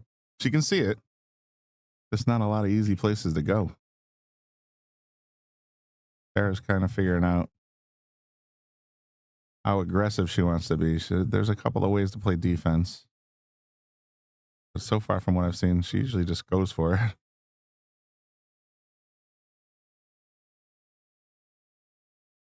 Now it's hanging out there in the open. We've seen we've seen Dawn make a bunch of these already. She does have the stroke in her bag. To pull it back, she's just got to be careful with that 9 ball. That's all.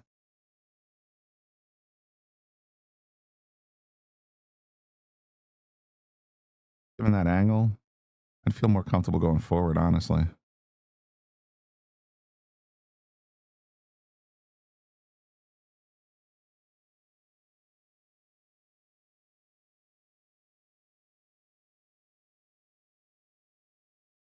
That's why. Yikes. That's 2 big scratches on the 8 ball for Dawn, rather.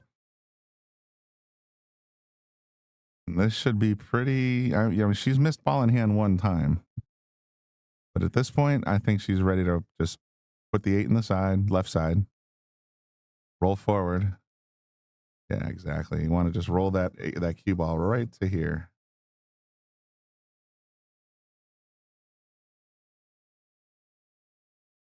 Can argue with that.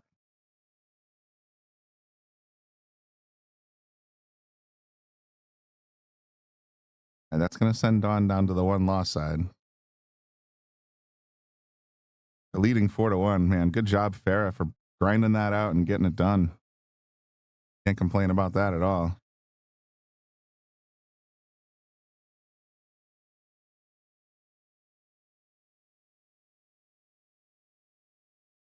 Looks like Becca's game's finished up too. So we're going to wait for the next one. As soon as they finish and submit the scores, I think we're going to have Sarah Archer herself playing against Stacy. I don't want to mangle the name. Stacy Barbeau. Pretty sure that's where they're going to assign this table.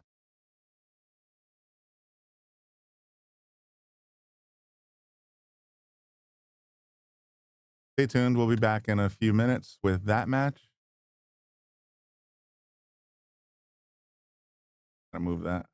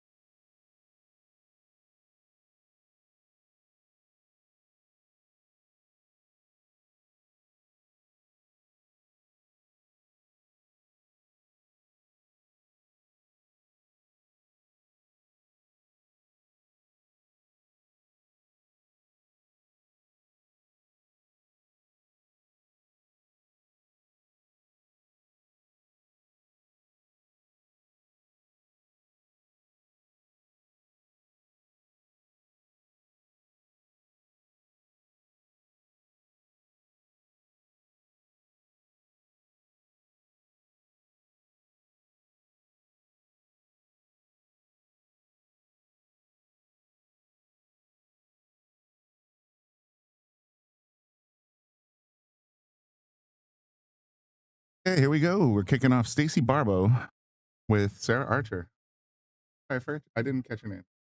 Tom? I'm being joined by Tom in the booth. We're going to bring you a live commentary for this race to 5. You're going to drag that over. Just grab it and pull it down. Live. Pretty nice little, let's see, 8-ball. Oh, no. All good. 3 balls missing. All right. Can't tell if that 2's in the way. That's close. Very close. Very close. Yeah, just a little push out there.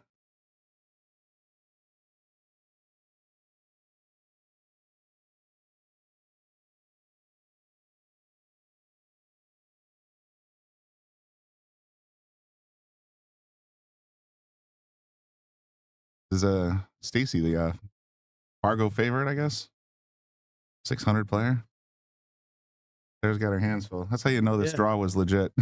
I was a tournament director, and I'm sitting there as pretend I'm Sarah Archer for a second, and I see this draw. I'm clicking randomize one more time.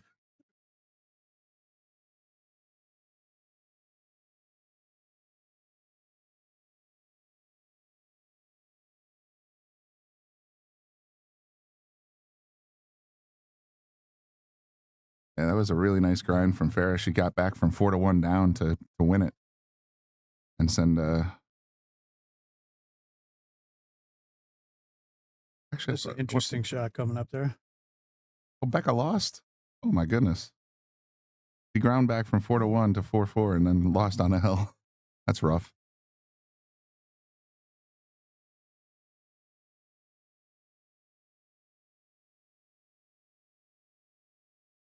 There's our tournament director right there, Sarah Archer. Her first time at the table, I believe. Oh no, they had a safety play there. Yeah. A safe shot. Yeah, a little bit of a defensive battle brewing.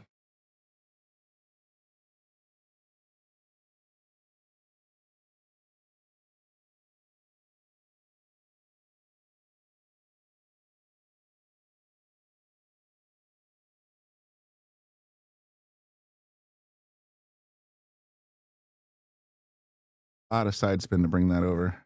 That's actually going to dress up okay. There's an automatic safe here. Drop the cue behind the 8 and send the 5 up table.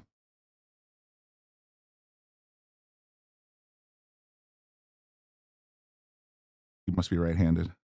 Yeah, she is. I'm looking at that. I look at the table as a left-handed player because I am a left-handed player. I can play with both hands, but I'm stronger on the left. Having said that, though, left-handed, you just get down there, poke the 5 up the table, and you're done.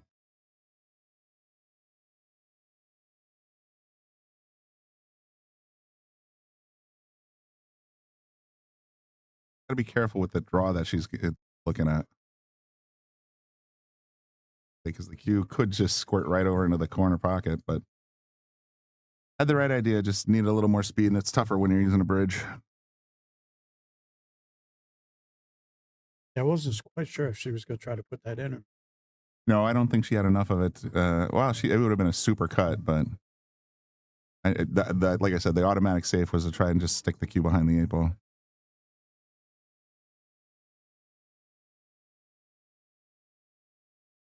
Went for the stroke and didn't took the line right out. Oh man, I don't think Sarah's getting a break here. This angle, she might have it. She might have it. Yeah, she's got it. Follow a little bit of right. Oh, boxed it. And sold it out.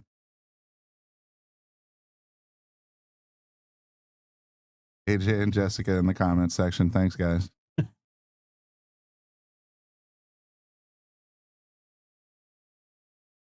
It's my 4th happy birthday. But just for anybody that's not in on the joke, my birthday is actually in December. Yeah. Long story. Beautiful. Got just the right angle and everything. Able to drop the cue right back where it is for the 7.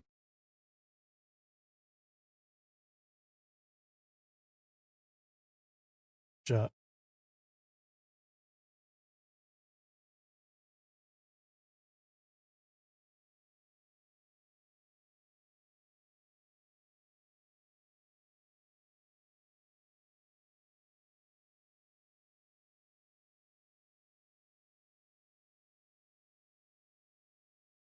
She's got a couple of choices.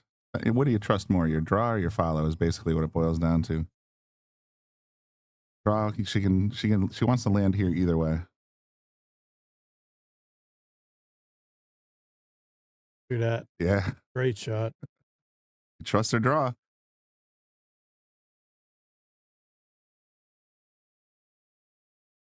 This is another perfect left-handed shot. You don't have to stretch. All right, first blood goes to Stacy. Just remember, you can go to sharkstreamtv.com. You go there, you'll be able to see. Well, actually, let me pull it up for you real quick. Looks like this. If you see anything different, let me know in the comments section. But if you want to go into any of the 3 brackets and watch the live scores, you just go over here and you click on view videos, and there you have it. You got Becca over on table 3. You got Jessica and Dawn over on table 1. You got Diana and Jen on table 2. Jocelyn and Sarah on table 5. And you can watch it without commentary there too, but this is basically what it looks like when you go there. You can see all the different live matches are up here. You can see the score, the Fargo ratings, and you can see the live match right there. So that's how you use SharkStream TV. Pretty cool. All tables are being live streamed.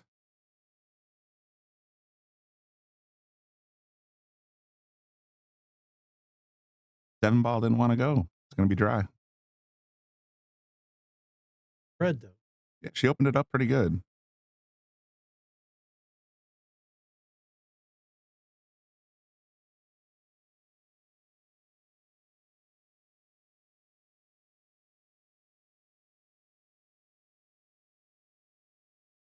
See if Sarah goes defense here, if she actually tries to cut this. Defense. Get in behind the 9. She could, wow. Visible, but the 9's sitting there, you kind of get a little side-eyed.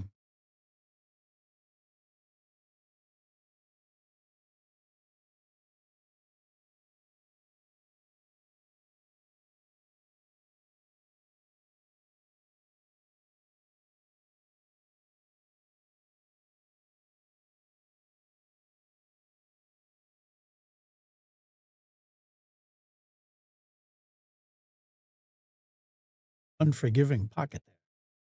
Well, I mean, these are the brand new Gold Crown 7s. They were delivered December 27th, 2025, so they're about 4 months old. The rails, playing awesome. Yeah, the rails are pretty zippy, and they do play great. I mean, 4. Oh, look at that fluke on the 6. Now she's gonna be like, oh darn it, I wish that didn't go. I wish that didn't go. But yeah, no, brand new rails, brand new cloth. These tables are in great shape and they play amazing. We're getting 8 more in about 5 weeks. It's gonna be interesting. Getting them ready for the McDermott Open. That's not terrible. As misses go.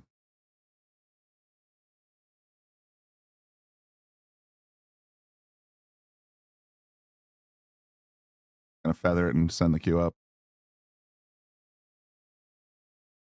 Oh boy. Because the side pocket ruined the plan.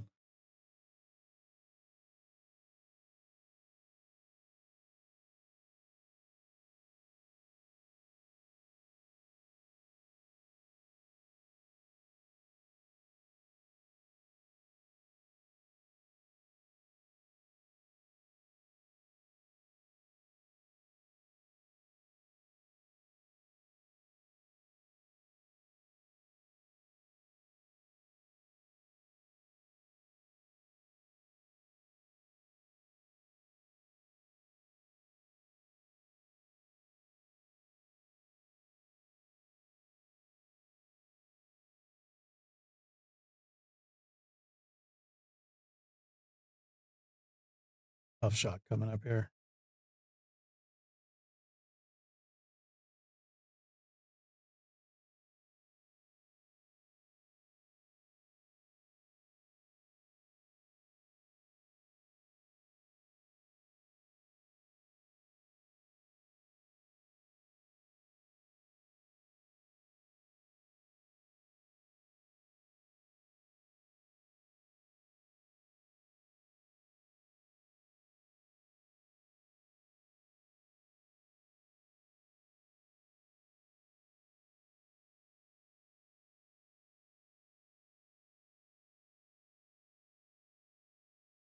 She wanted more angle than that. Might just have to take her lumps and roll forward and take the difficult cut shot from here.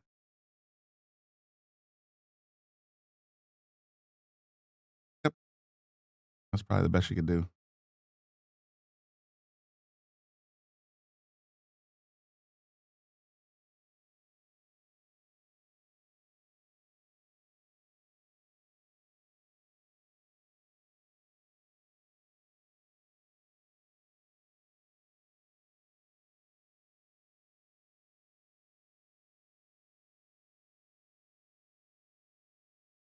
Just put a link in the comments section. That's what the benefit for this fundraiser is for. All the proceeds go to infinitestrength.org.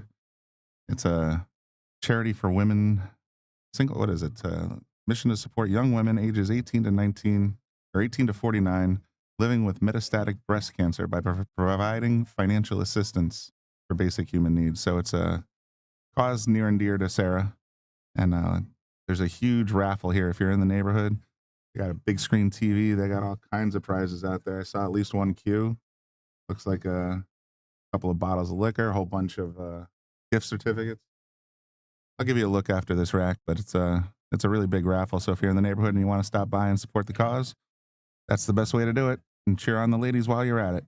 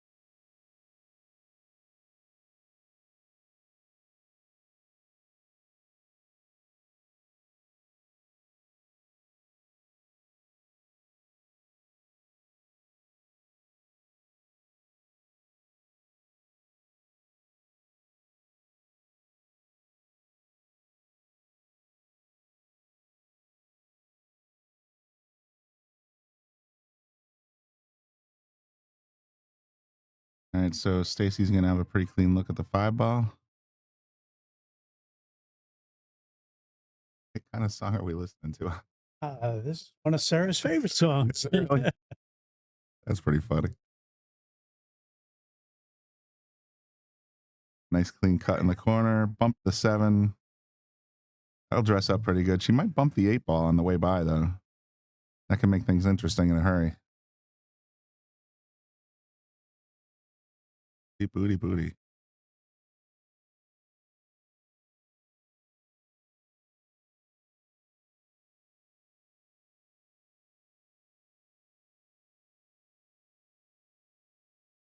She bumped the 8, all right. Oh, nice shot. Wow, she bumped it well. That was a great shot.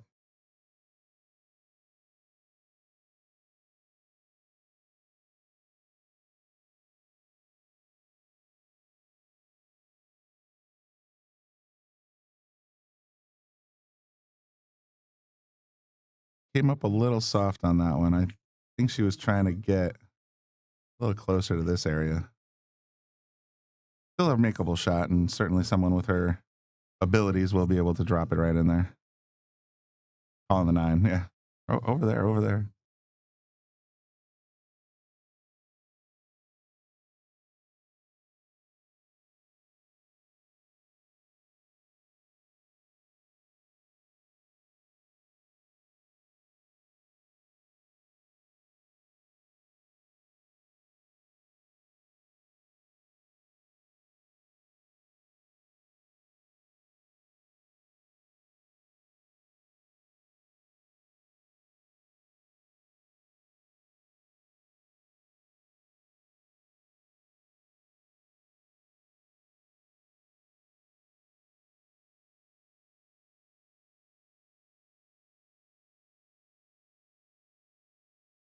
So Sarah gets the tie game right there, 1-1.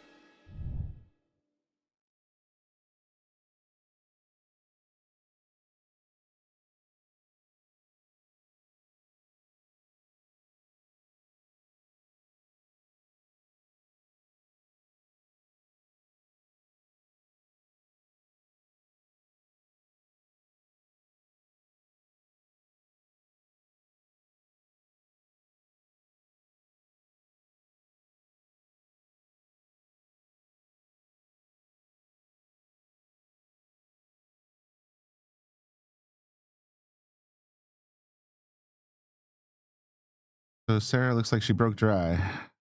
That's going to bring Casey back to the table with a look at the outside of the 1 ball, it looks like. I don't think she's got the whole thing.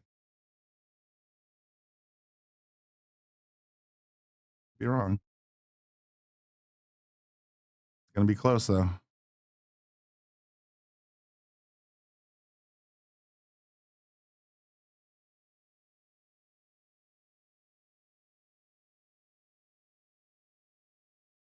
Huh, 3 rails, nothing but net.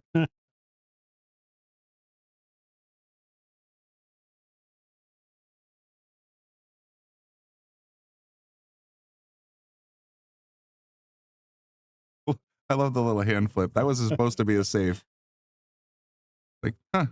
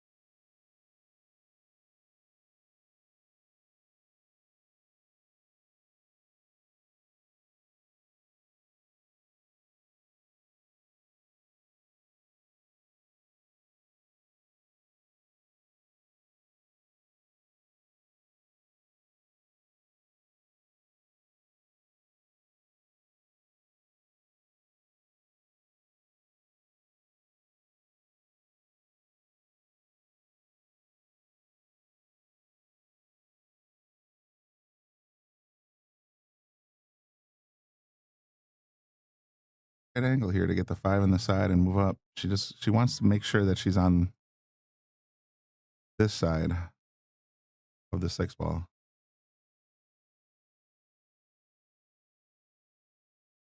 Now she's got to go around the world. Gonna get tough.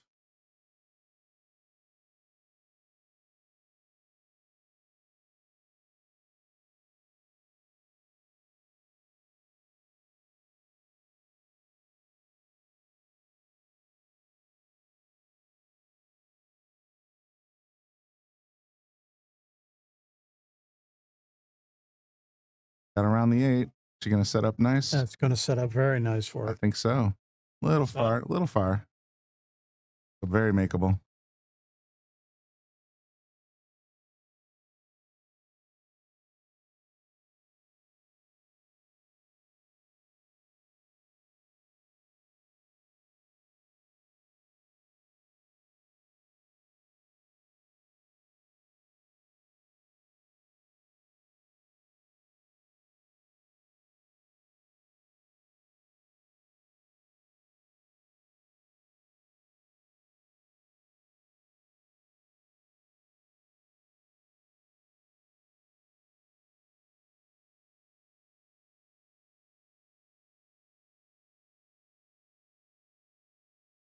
Doing.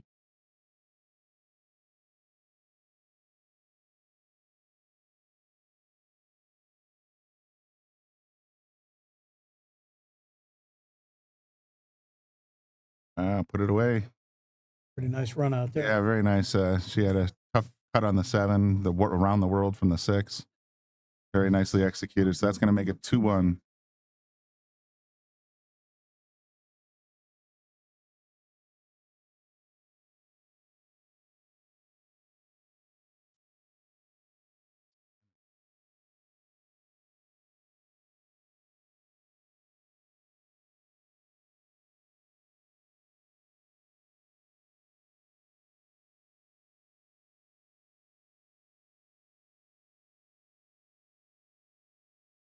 That's right.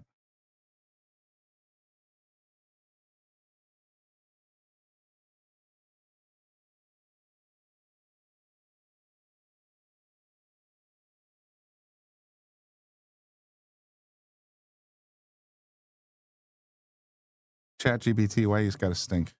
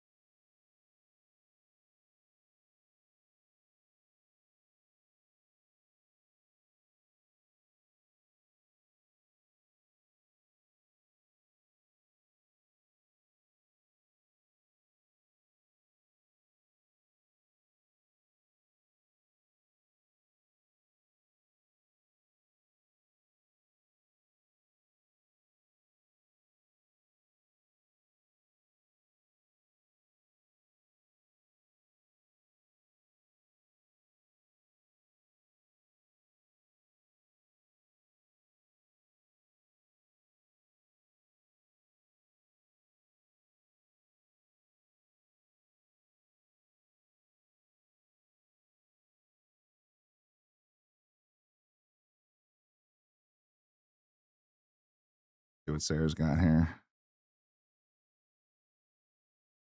The button not working? Oh, I'm in the wrong window.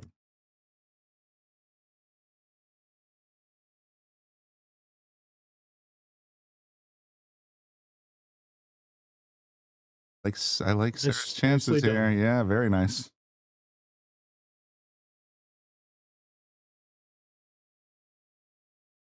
We're thinking. Trust your draw.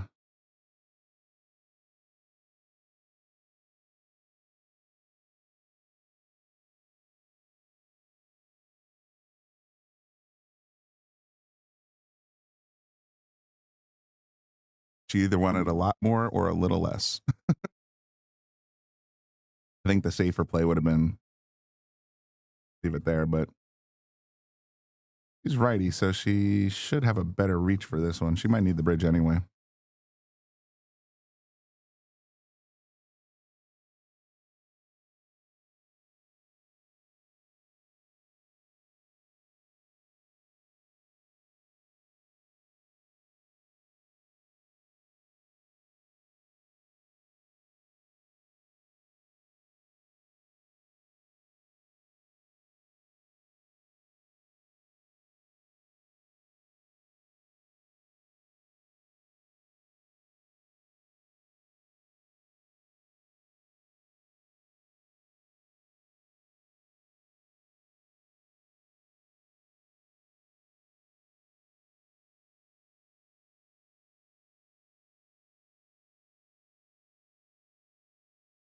Out here, but definitely makeable.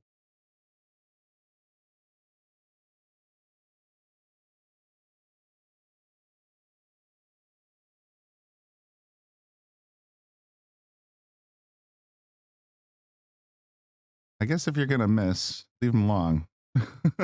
Long and on the rail. Long and on the rail. That's basically if you're gonna miss, that's the way to do it. I'm a little distracted. I'm arguing with ChatGPT so I can get the infinite strength logo in the sponsors part, and it's being a pain in the butt.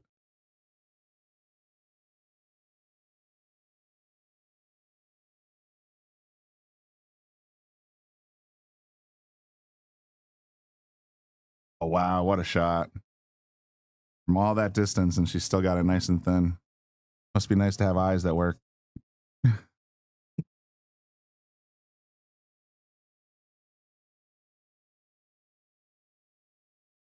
Half of us out there would be shooting at that shot, being like, all right, which ball am I shooting at Right. down there? With glasses. Yeah, exactly.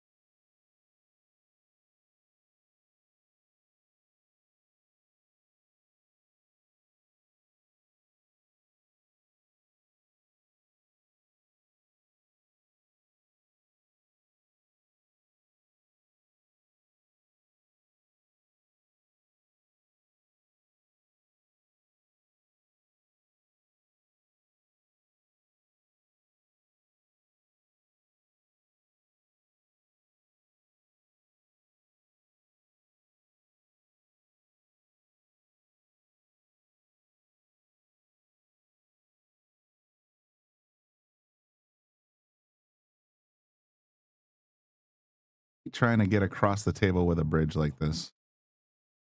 Like, even, yeah, it's that you basically you gotta resign yourself to the fate of, I'm gonna have to shoot a 9-footer at this point. if you try to power it using a bridge like that, very few people can actually get any kind of stroke.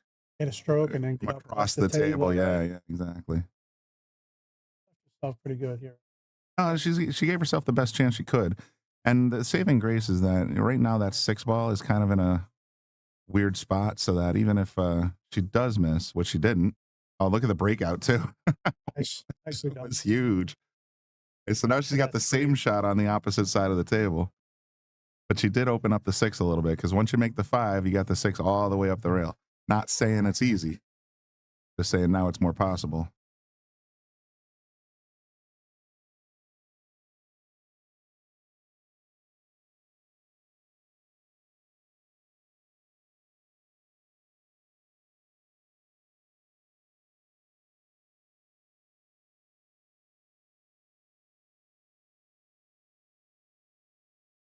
Look at that, 2 in a row, just Nice shot. beautiful up the rail shots. Lined herself right up for that. And she's got great position.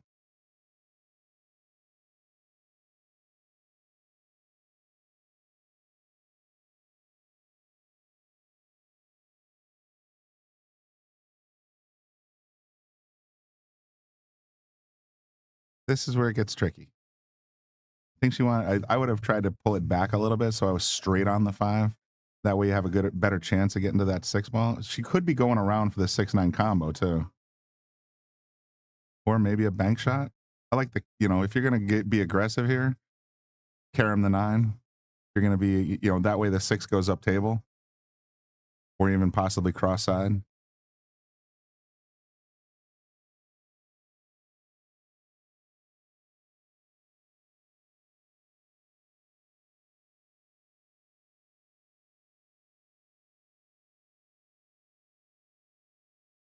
Kind of in the tank here.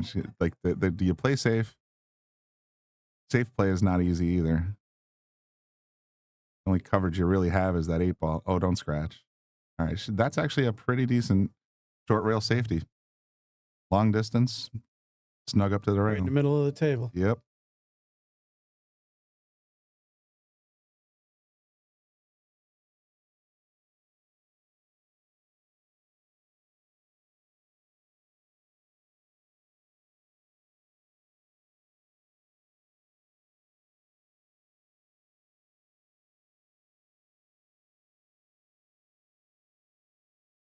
Ooh, Sarah's going to be okay with this.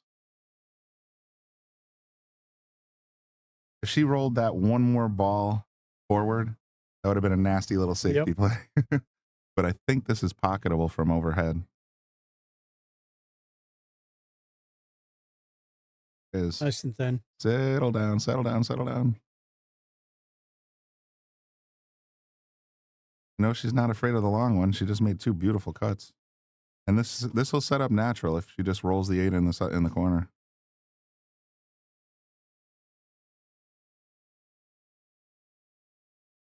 Ah, balls. And with the good miss again.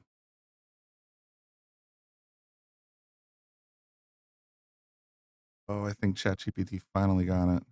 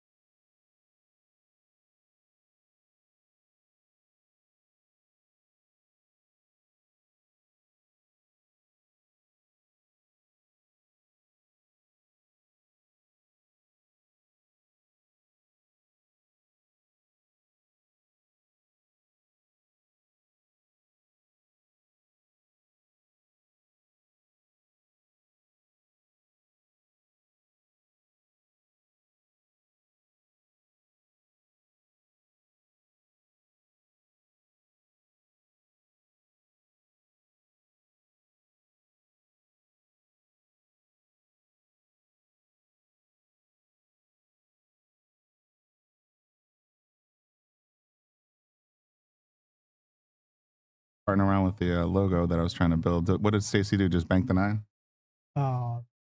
She shot the net. Oh, she shot her straight in. All right. Gotcha. All right, so that, I think that 3-1 or 3-1. It's 3-1 now. It's 4-1 now. 4. I was waiting for the score to update.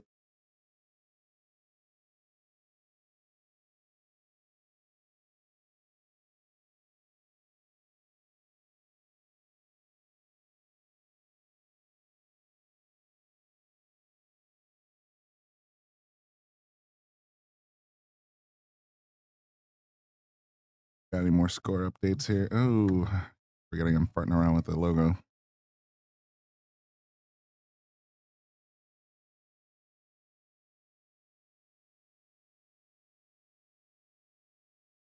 We already have a completed match. Oh, Liz Longley's playing now. Okay.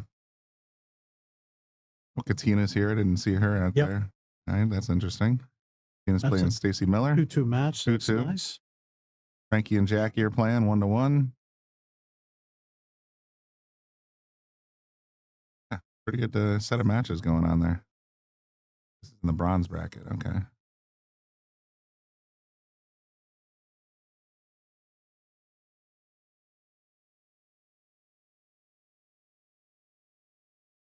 What the actual?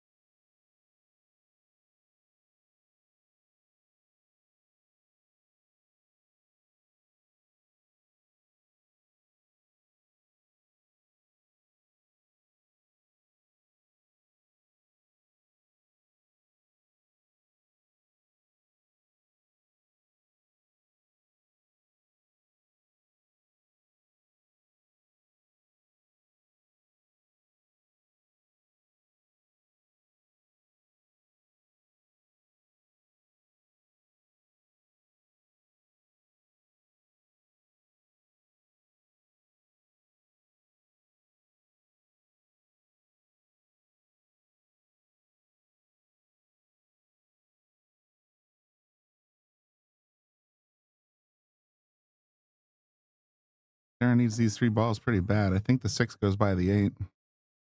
He actually could carry him the 9 if she calls it. I think the 8's going to come to her rescue here. I don't see that making it to the pocket. Very likely Stacy going to play a little safety here.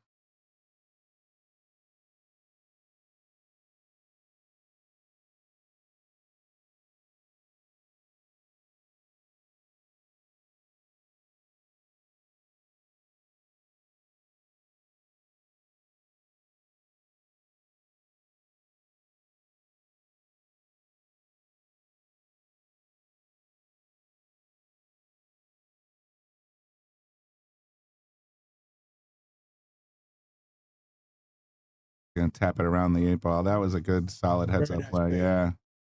I had a feeling that was coming.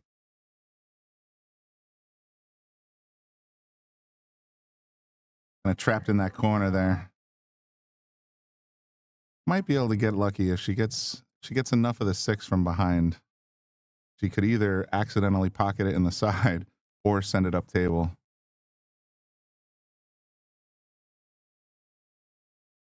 She's going up and down. That's risky.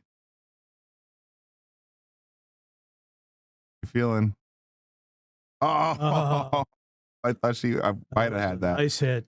It was a nice hit, but it was so risky because the 6 could have just sat there in the jaws.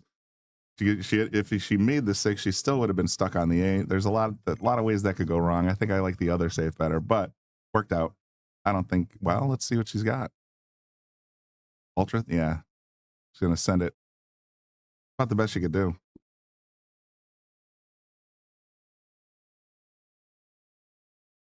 This is Mikey's. I think it finally figured it out.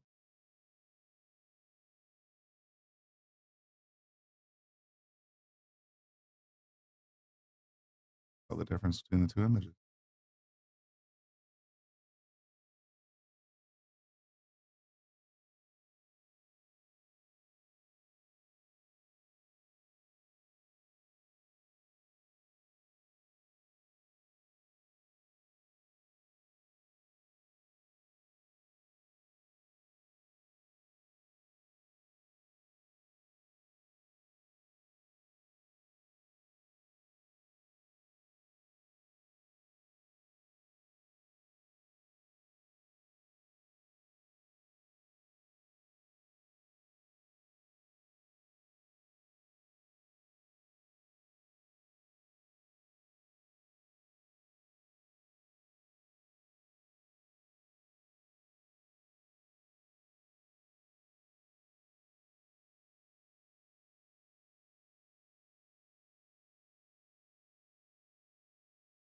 Oh, jeesh. All right, Stacy tried to get that position play by making the 8 firm. She got the position, but it just took her offline. That's going to be a big opportunity here for Sarah. What's she thinking? Corner or side? Which way do I go to get to the niner?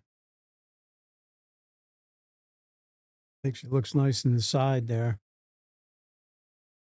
The benefit of the side is that if she misses, the Q tends to line itself up to the 8 will line itself up on the short rail. She's going all the way. Oh, boy.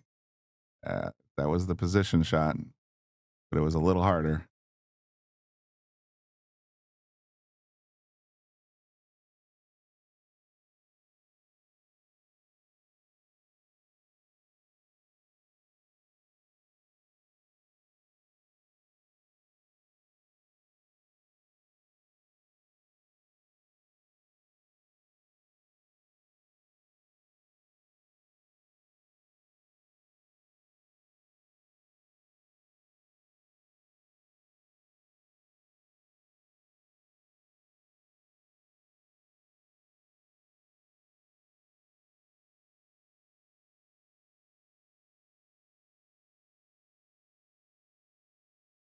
Oh, I did not see this coming.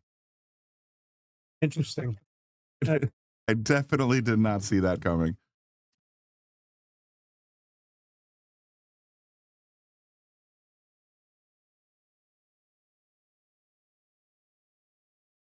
Fire this cross corner. Is she going to cut it?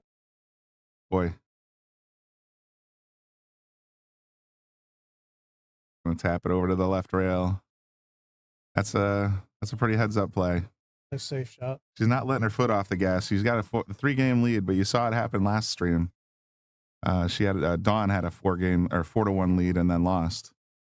So you never take your foot off the gas. You let it. You just keep shooting your best shots, even if it doesn't get you to the finish line.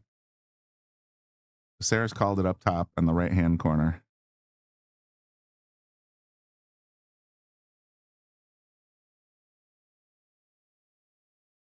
It's going to get to the left-hand side and drop. So that's a spotted 9-ball. I think she has, I want to say at least in the list. I don't know about the Sarah Archer tournament. That was a legally pocketed ball because it was a 9-ball. The incoming player has the option.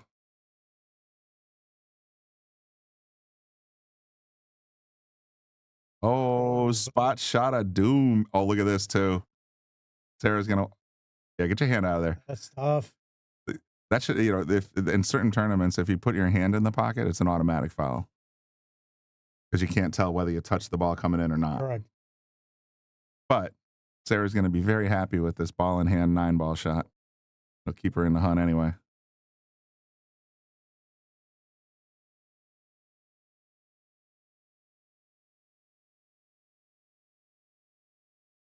Why? That's what you call wiping your feet on the way through. She got it there. She used the whole pocket, but she got it there.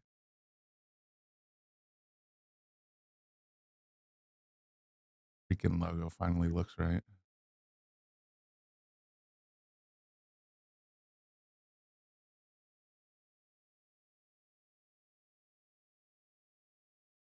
Part of the business.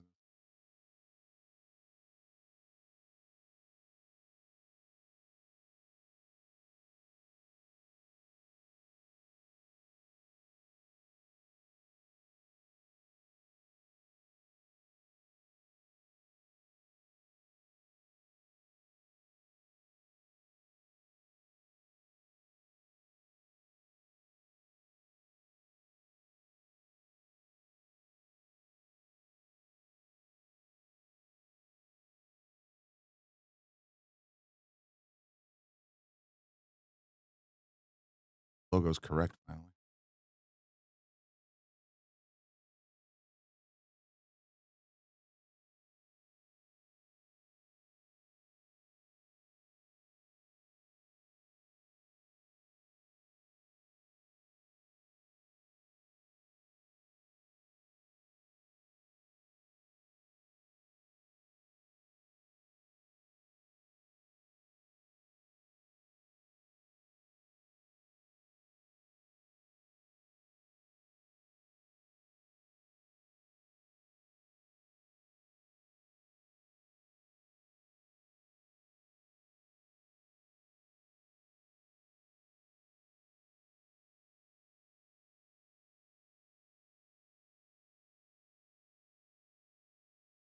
Okay, pretty wide open table here. The 2 balls a little tricky to get to, but every ball's got a pocket, which you're looking for.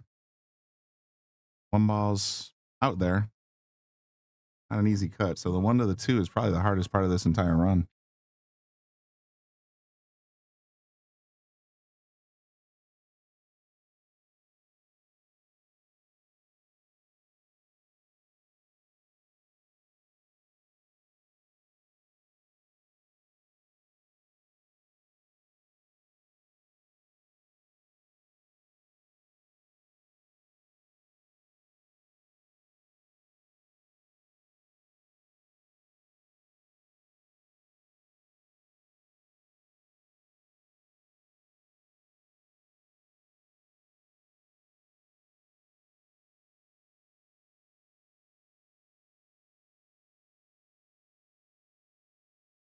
I like this. It looks to me like this is a makeable ball with a window.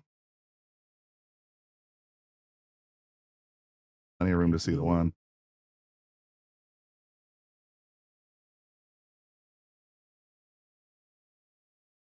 at that. Nice shot. Beauty. This feels like an automatic safe. I don't see a pocket shot that's worth going for. And that 7 ball's just sitting there ready to give you some coverage.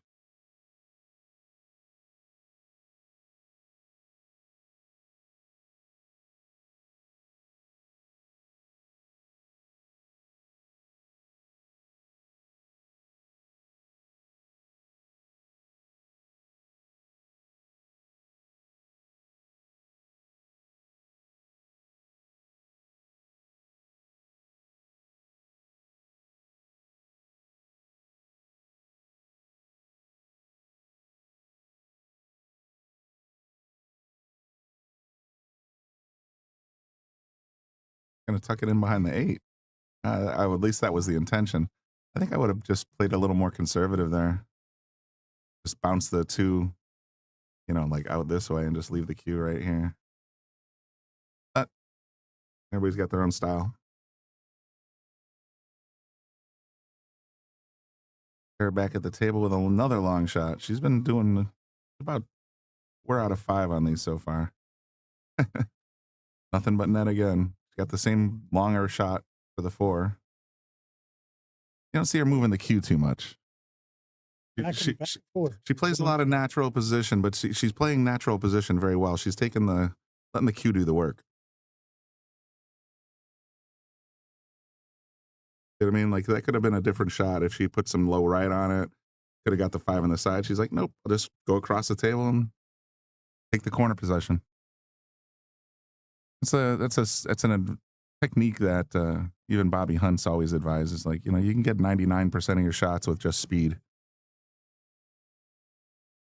Fortunate. She took her eye off. Yeah, took her eye off it a little bit. That's another one of my big problems. Is I'll sit there and have I'll walk away from the table after missing a shot, saying, "But look at that position. I missed the shot, but man, look at that position. It was perfect."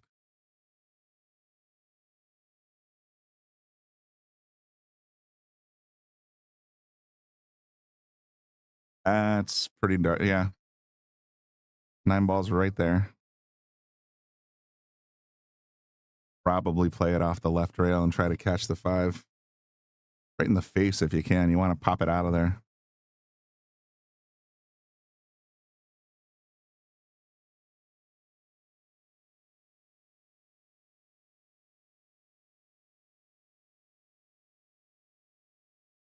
Yeah, it didn't look right to me when she was lining that one up. All right, so Stacy on the hill, ball in hand, 5 balls on the table. She can. That was a nice little safety by Stacy, and it got her ball in hand like she wanted.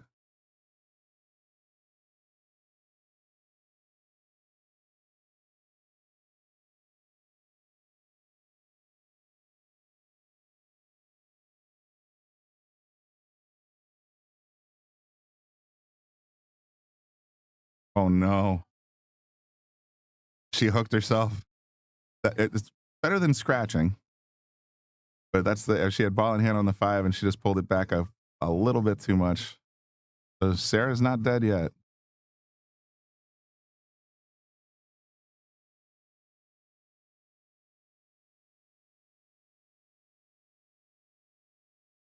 Nice little hit there. And she going to get lucky? Wow, she had missed the scratch again. Side pockets are liking you.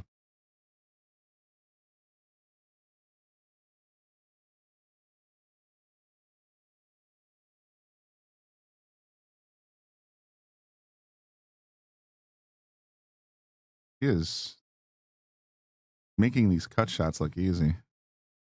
Rolled a little too far past the 7. But she's made this shot at least twice in this set. Cutting it all the way up the table.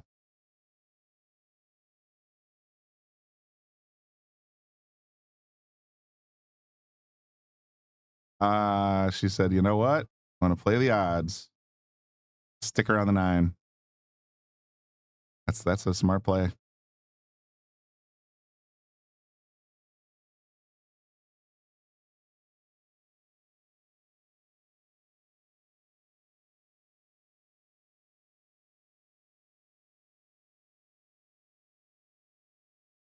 Got a masse, or is she going to be doing a little bit of jumpy jump?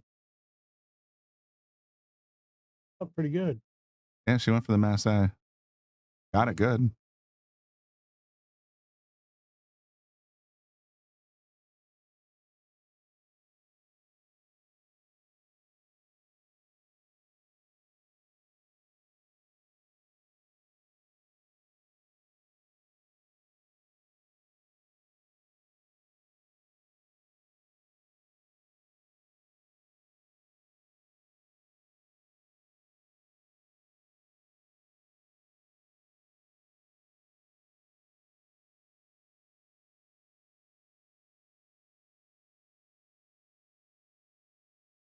I think Sarah's a little gun shy. I figured she'd go for the pocket on that one. I think that was a safety attempt.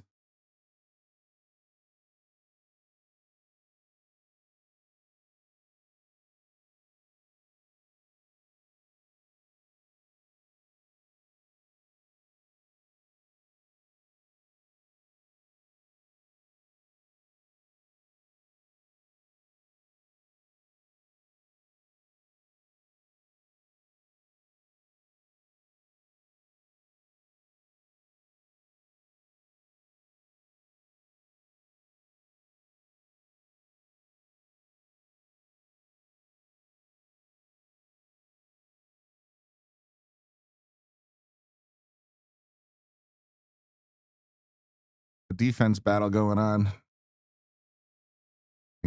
think Sarah's going to want to try and tap the 7 into the short rail and then to send the cue to the other side.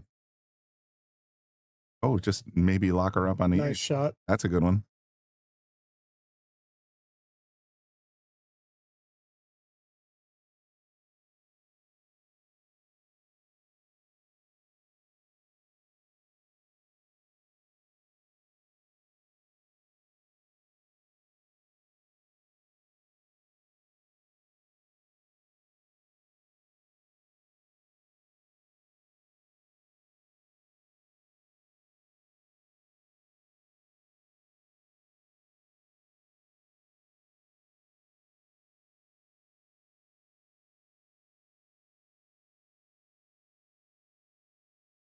Shot the 9 in the side. That would have been funny. Oh, look at this. Okay. Oh my goodness. That 9 just spoiled the whole party. 7 was going to go straight in the side and have a nice little out there. And the 9's like, not so fast. I think they're frozen, and I'm quite sure that that's not heading towards the pocket. Yeah, there's your tangent line. Mm-hmm.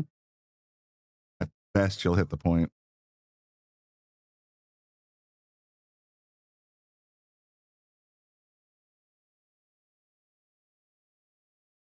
I think she just indicated, it was hard to tell from the overhead. She just indicated the 9 on the side. She's going to want to get a ref over here.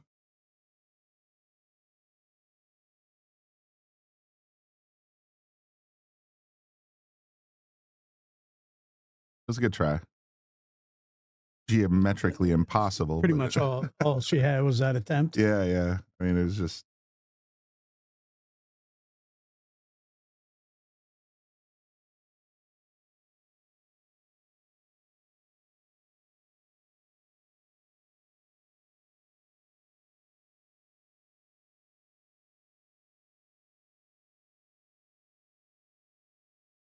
Another opportunity here for Sarah. All right, that dressed up real nice. And make sure she doesn't leave herself stretched out of the table. Got a couple of choices. You can try to stop it there and drift up a little bit. Yeah, that's gonna work. You can pocket this 8-ball and come around for the 9. You might have to right-handed players. Yep. For me, that's a bridge and an extension, or I try to write it. There you go. All right. Sarah trying to make it 3.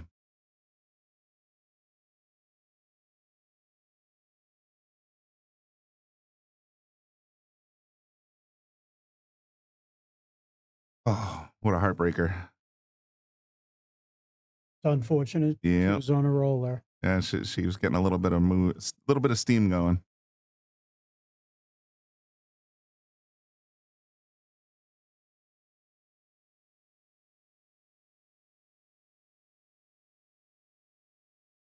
Stacey puts it away. Hands full. That was a good match. Yeah, I mean, Still some great shooting. She gave it hell.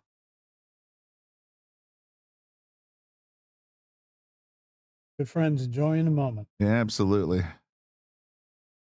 All righty, let me see what we got going on. We might be able to find something interesting. 10.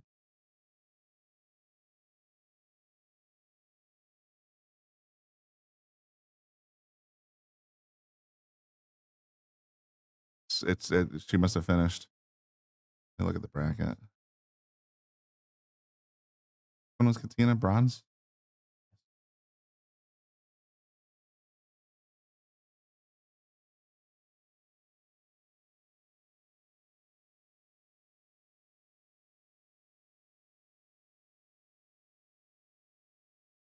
Katina's still playing on table 14.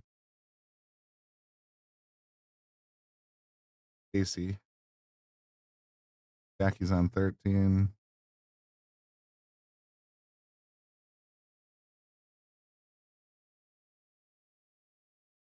Uh, 10 is probably in the silver bracket.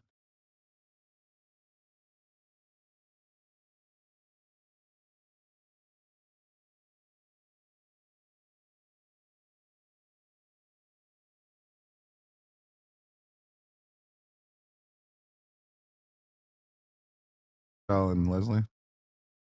Tied at 1.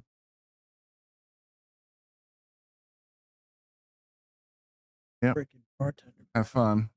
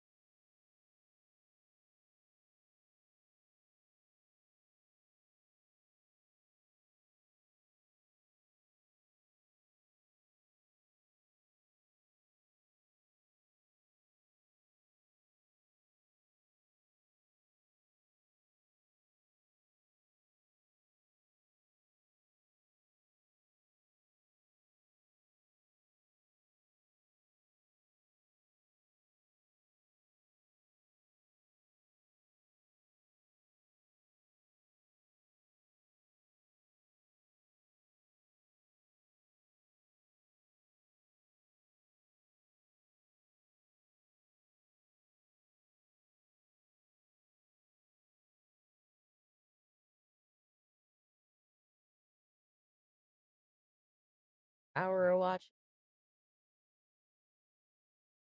Gotcha.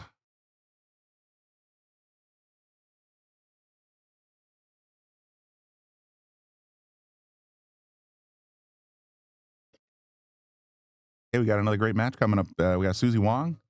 Looks like they already lagged and started when I was running around the building. And I got Elise Valancourt. Both about 500 Fargos, so it should be a really good match.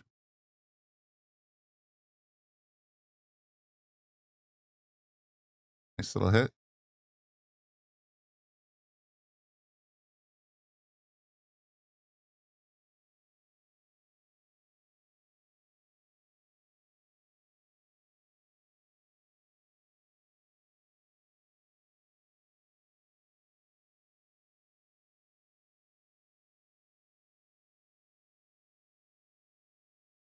Gonna tuck in behind the 3. It looks that way. 6 ball covered 2. Boy, it's gonna be hard to get to.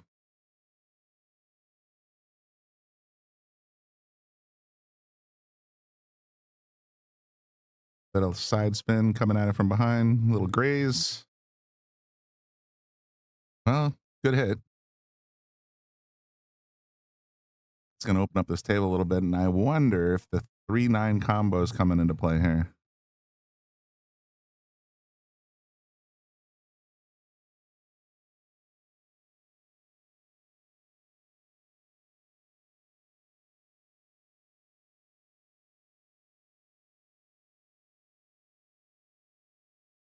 Lance off the 7. Boy, there's a couple of possibilities here. I think she's probably going to play safe, but there's a carom play.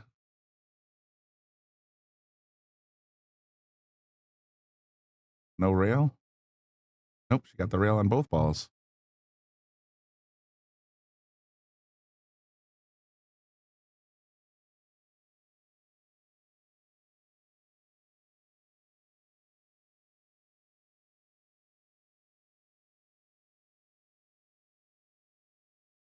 I'll put the link in the brackets. It's in the description of the video, but I'll put the link back into the comment section because it's been a while. There are all 3 brackets that are running simultaneously. Those are the links. You can follow along. You can go to Sharkstream TV or any of those links. Go to the brackets. You can click on live stream. If you go to Sharkstream TV, you can click on watch videos live. And you'll be able to watch any of the 15 tables you want. So if you got friends or family that are playing here, you'll be able to track them down that way. 3 rails, solid contact, nicely done. And you can see live scores, all that good stuff. Check it out, sharkstreamtv.com. Make sure you like this video, get the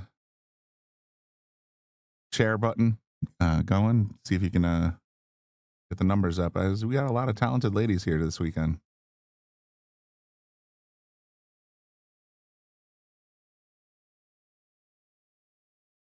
About an hour and 15 minutes they're going to be doing the raffles.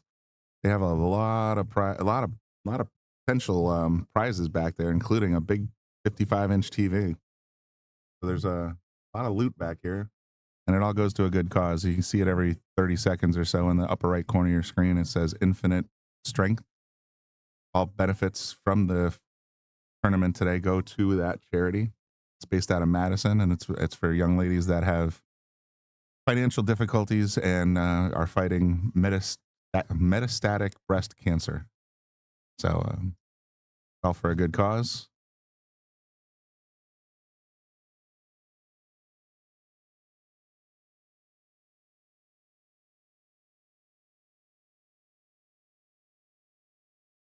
Curious, you can go to that link that I put in a little while ago called infinitestrength.org that has more information about the charity for the Sarah Archer for the Love of the Game Ladies 9-Ball Invitational Tournament. Right now it looks like we got Elise. Ooh, went for the 5 cross side, didn't get there, but didn't leave much for Susie either.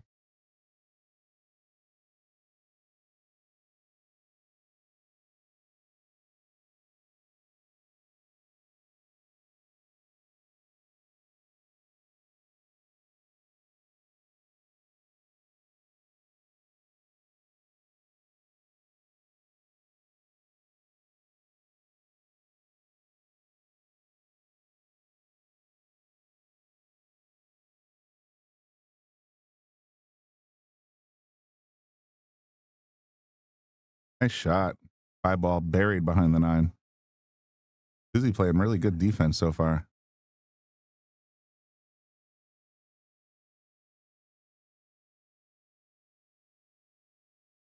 Great speed control.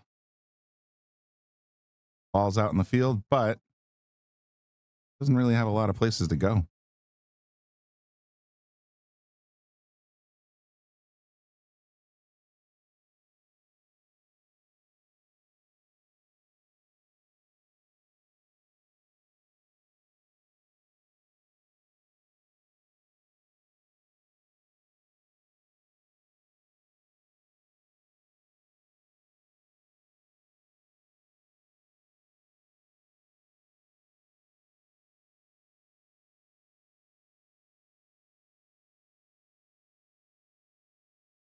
All right, Susie kind of blinked on that one. Elise has a nice clean look at this 5 in the corner. Everything else is pretty well set up. Just got to execute.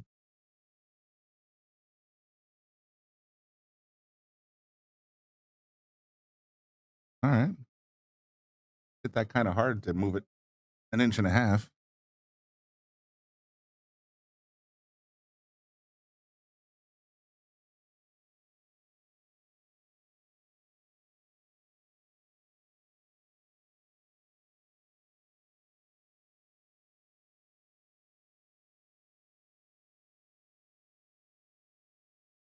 Got away from her a little tiny bit, but it's still very makeable. I think we're going to see the first game in the books. At least calling the 9 in the upper left. Oh, no. 9-ballitis strikes again.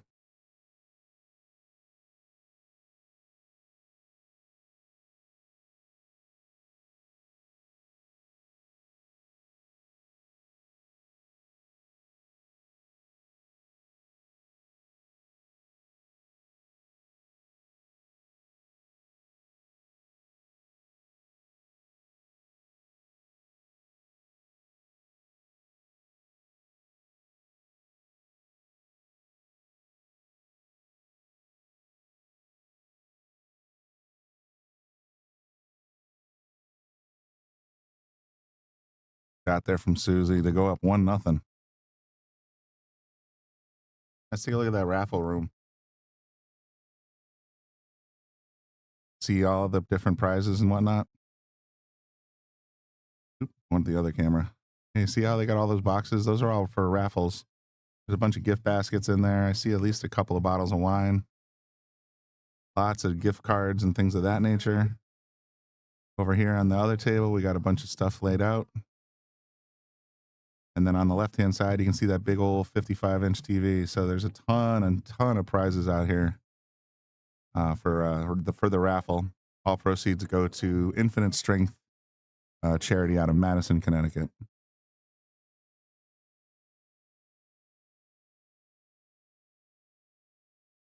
There's my pal Sean. Glad you could turn it in. A little early for you. Yeah, we have the Sarah Archer for the Love of the Game Ladies 9-Ball Invitational. It's a 2-day tournament. Right now there are 3 brackets, bronze, silver, and gold, sort of subdivided by skill level. Once the 3 brackets are reduced to, I think they're taking 2 out of gold, 3 out of bronze, and 3 out of silver to make the final 8. That'll start up, I believe, tomorrow, and it'll be single elimination. So good luck to all the ladies out there. This has always been a great event.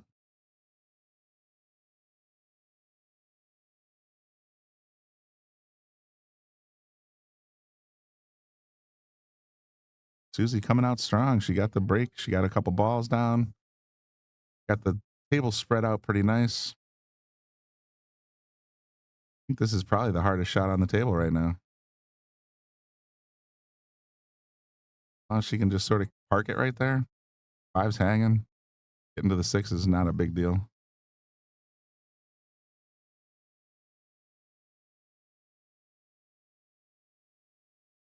Don't know why she went forward there. That is definitely not what I would have done. Now she's stuck herself. She's got a jump cue.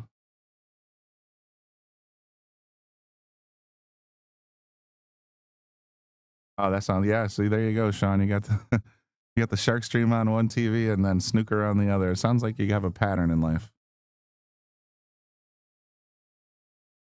We're just glad to have half your attention.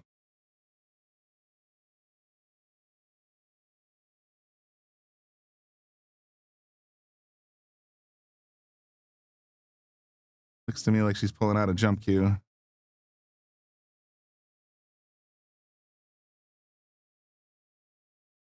Try to make this 7-ball disappear.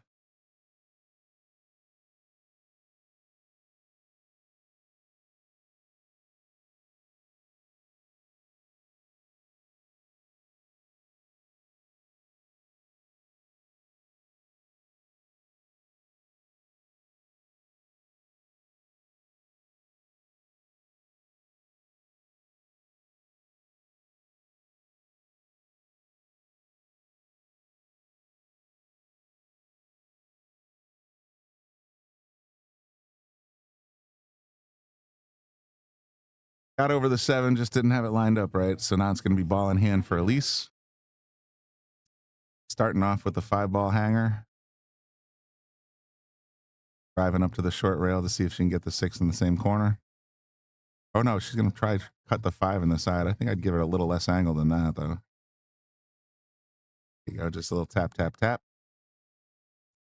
I was afraid of this. That's why I said I would give it this a little less angle, because that cue ball was just rolling towards that corner. Tough break. Now Susie's got ball in hand on the 6.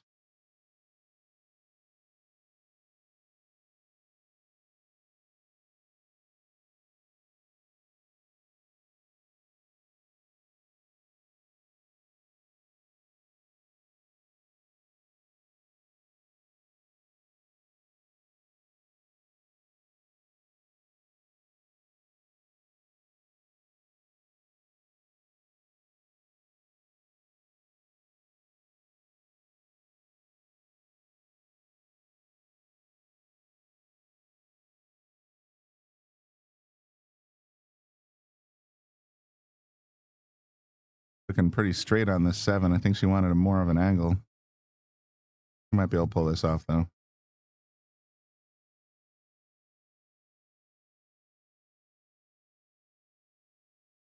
Looking very comfortable with that draw stroke.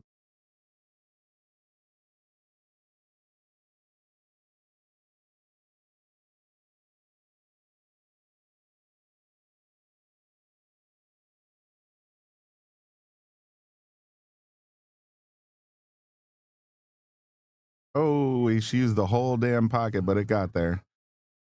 Susie on her way to make it 2-0.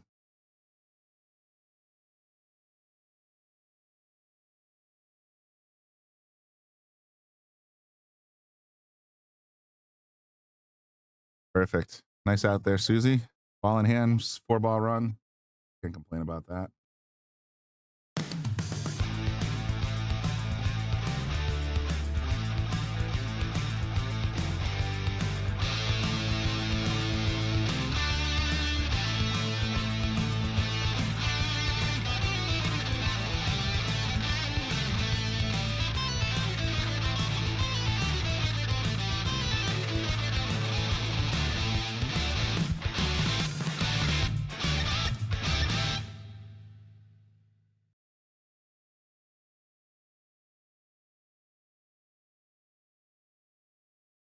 Susie's back at the table, breaking from the wide left.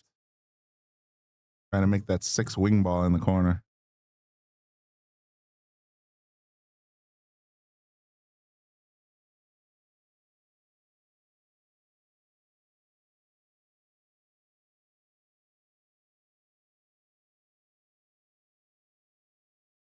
Just like that, the 6 disappears. So does the 3. 1 ball is nice and dressed up pretty. Stop it right there for the 2, and she's off to the races. So who knows? Might even see a break and run.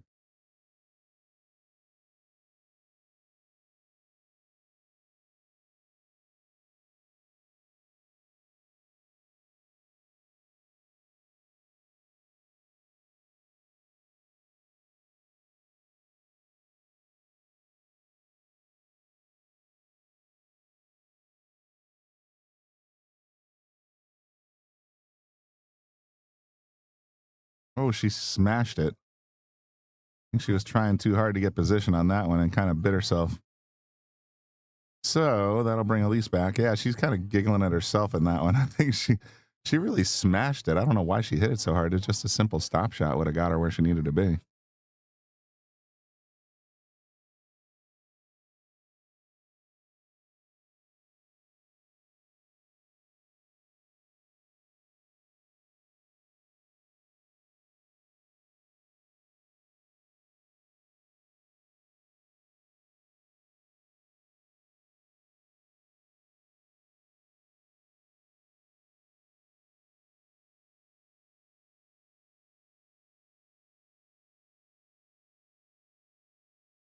Pretty decent miss, but I think we're going back into a defense battle now. I don't like this combo, but who knows what Susie thinks.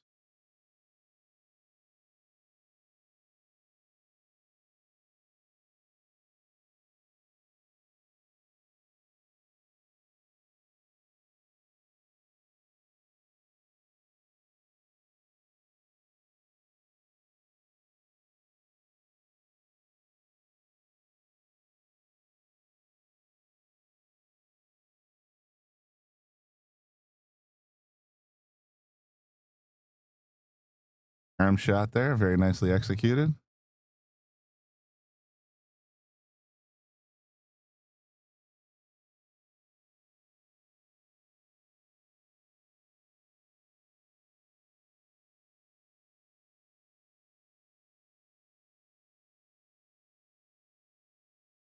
Got the position, but not the two. Kind of rare that you see 5 balls on the table and the 2 still there.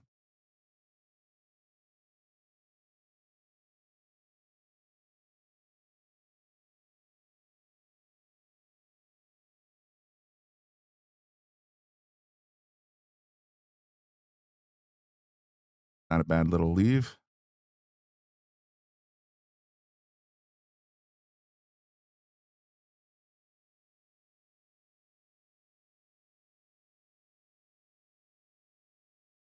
Both ladies trying to use the 7 as coverage, both coming up a little short. See if Susie decides to smash this one cross side or is she going to safe it up again.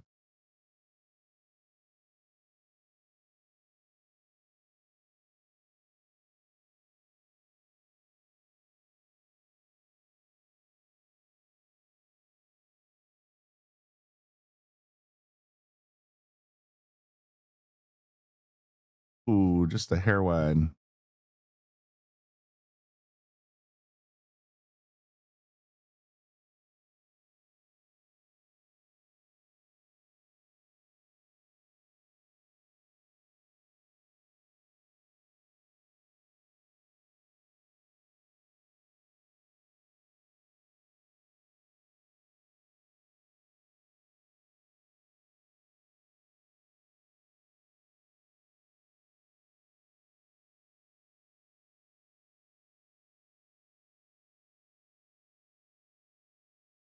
Nice little pocket there on the 3. Bumped the 7, but it worked out. Question is, do you go up and down or do you try to hold? I think I try to hold here.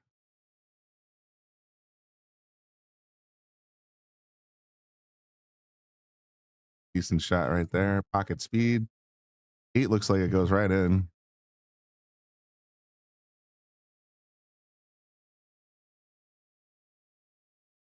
Out 9. Elise wants to get on the board. Here she is. 2-1.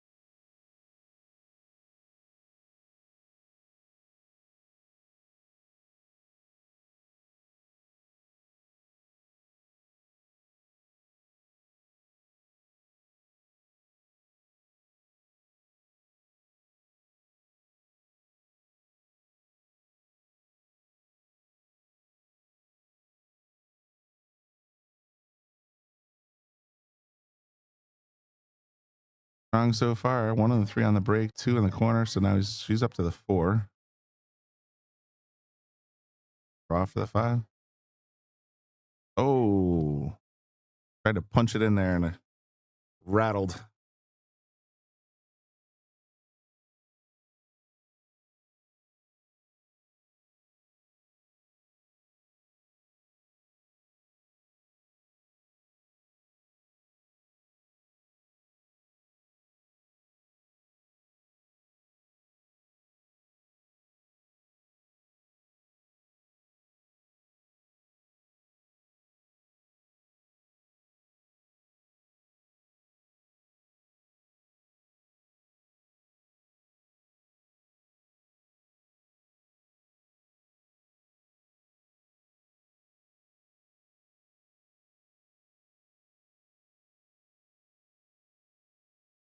Out real nice. Rails perfect on the 5.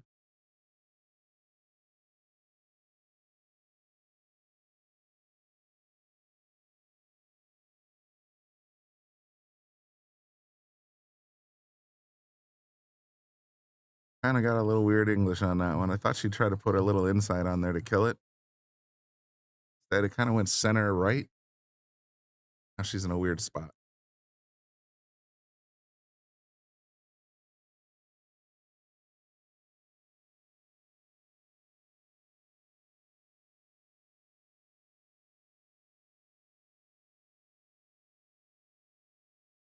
Susie tried to thin it up the rail, didn't quite get there. Now it's going to be Elise looking at a pretty decent out here. I don't think, as long as she gets back to the middle of the table here, she should be able to get the 7, 8, 9.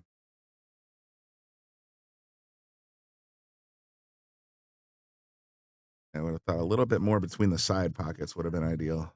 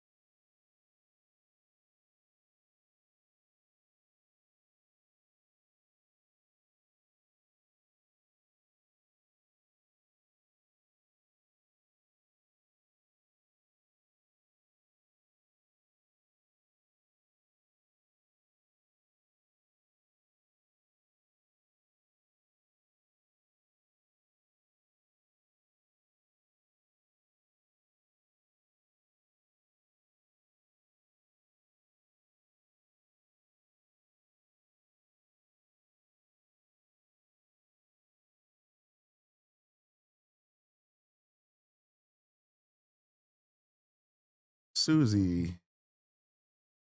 Just a 9 ball to put Elise on there a little while ago. She's just having a hard time with the straight in shots in that corner. to have her number.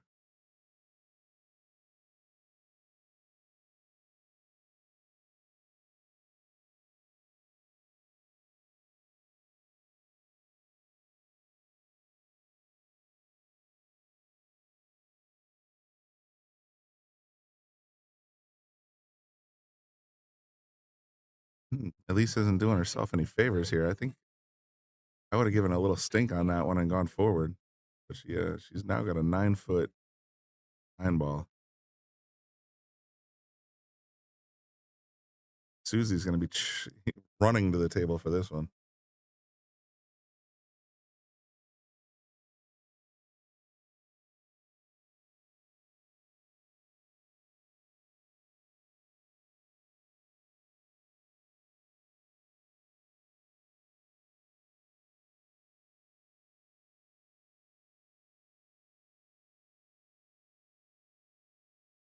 So Susie extends her lead 3-1. Nice job, Susie. I haven't talked about Boom and Freezer in a little while. Yesterday we did a live Q&A session at 7 o'clock. Lasted for about 2 hours. Scott Frost, the Freezer, and Bobby Boom Hilton talked about seasons 1 through 3, what's coming up in season 4, possibly. Life in general. Talked about some of the more legendary pool interviews they've had. Scott told us a couple of stories about gambling. All kinds of good stuff in there. It's a really fun session. Hope you guys enjoyed it. If you haven't seen it yet, go to boomandfreezer.com, and that'll go right to YouTube. And then you can also check it out on Spotify, Apple Music, or wherever you get your podcast.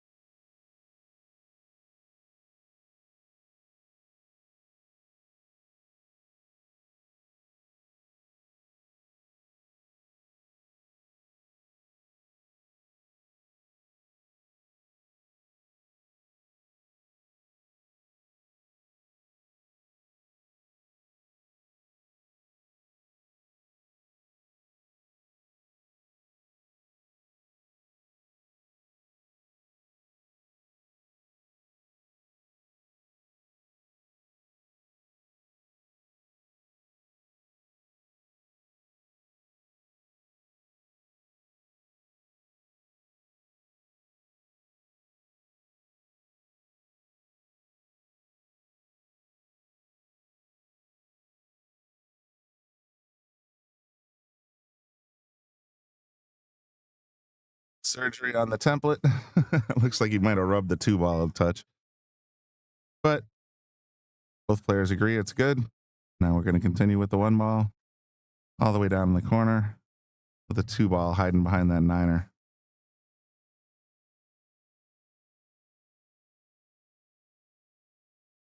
Yeah.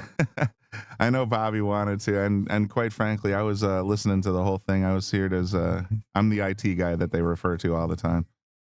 So, yeah, I was listening to the whole podcast, mostly from the parking lot, just because it was so noisy inside the pool hall. And I did catch a little bit of a slip of the tongue. So the name of the next guest on the Boom and Freezer show, the episode's already been recorded.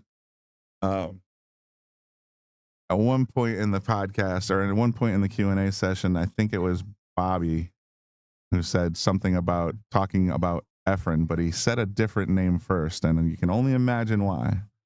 So if there's a big hint. So the next episode will be coming out in 9 days, a week from Monday, and it's going to feature a very recognizable name in the game. Look at that kick shot. Beauty.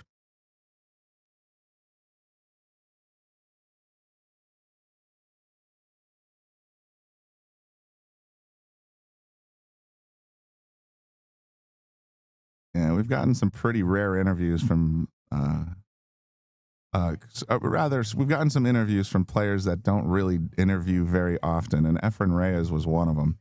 He was the season finale on season 3, and they spent a good solid hour and change talking to Efren. Now, the thing from that episode that I took away was interesting to me anyway, was that when he was here, he's been here at Yale Billiards several times, doing exhibitions, doing little events, things like that.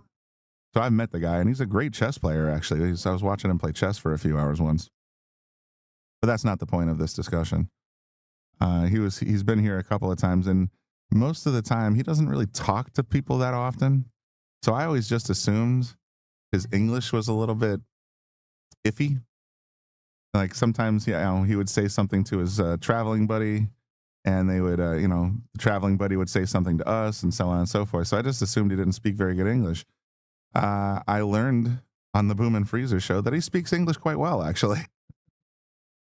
So next time I see him, I'll have to break him on him a little bit. I think he uses the language barrier just to keep people. He's a little bit passive, let's say. So perhaps he's just saying, "Oh no English, no English," But he speaks it. He and Scott got along great. They've been known each other for years and years and years. They played each other a bunch of times. Bobby and Efren, they of course exchanged texts and things like that. But having said that, as the last episode of season 3, that was just an amazing get. He really doesn't interview all that often. But the guy that we have coming up on season 4, episode 1, he's done interviews, but not this kind of a long form kind of thing. Usually he does all his talking on the table. He does a lot of talking on the table. Don't get me wrong. So that's all the data. That's all the information I'm going to give out. And I will not confirm nor deny who it is, but you won't want to miss it.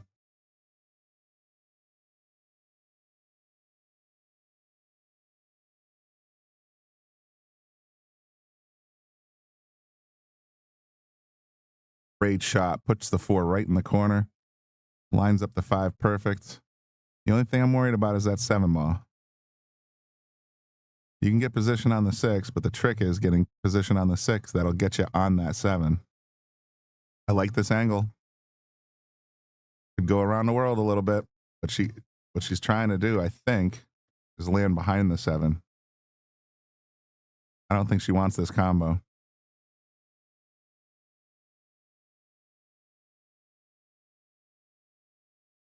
That'll do nicely.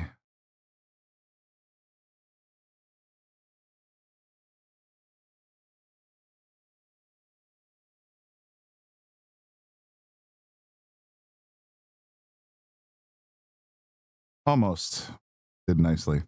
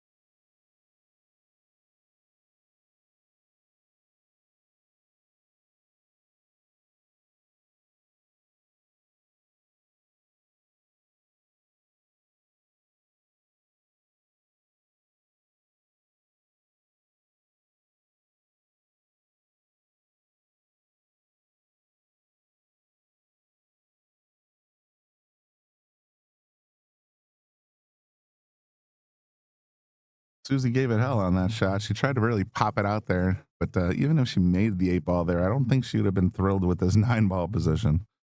So who knows? But Elise is back at the table. She's got a nice clean look at the 8, a little bit of follow, and she should be okay on the 9.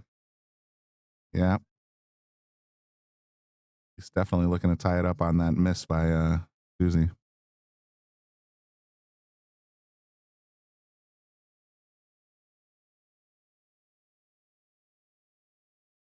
There you have it, 3-2.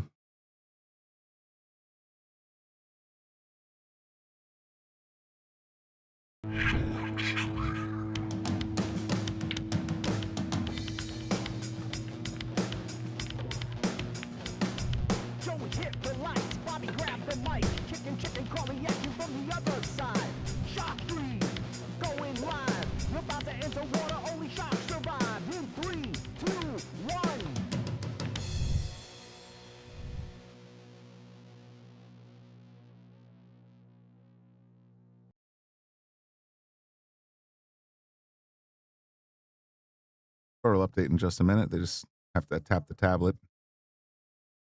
Should be 3-2 though. Elise Braken gets the 5. And she's in the middle of the table, so the 1's looking pretty decent.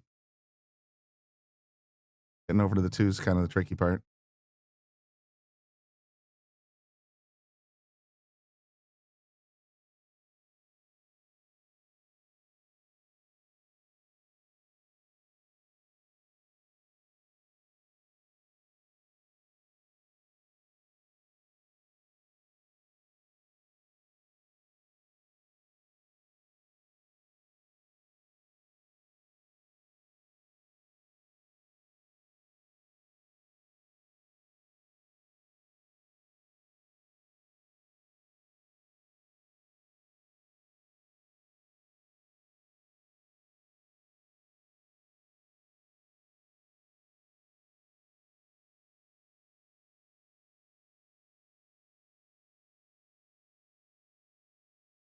Tried for the perfect position and ended up scooting the 3 out of the corner pocket. That's the trick when you have those shots with no angles or very low angles. You try to force it in the pocket, and the pockets. These are, like I said, they're 4.5-inch brand new tables. So you're 4.5 inches, 2 ball widths. If you start smashing them in there, you just better make sure you're in the middle of the pocket.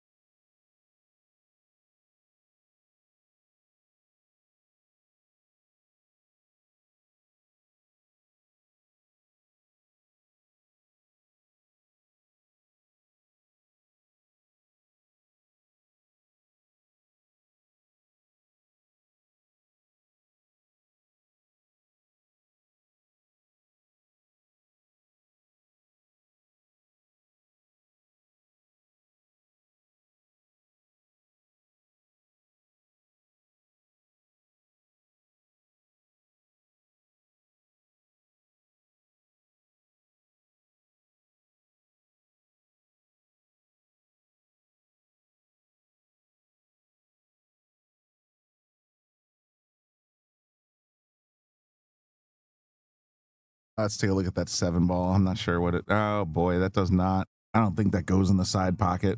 And since it's so close to the point, you'd have to be damn near straight on to get the 7 in the corner.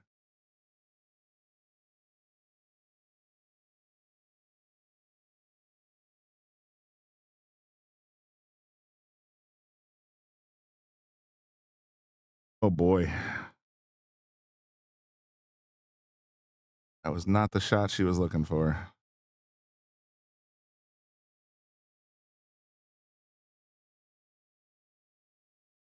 She can see it. She might be able to scrape it cross-side, but that's a tough, tough, tough shot.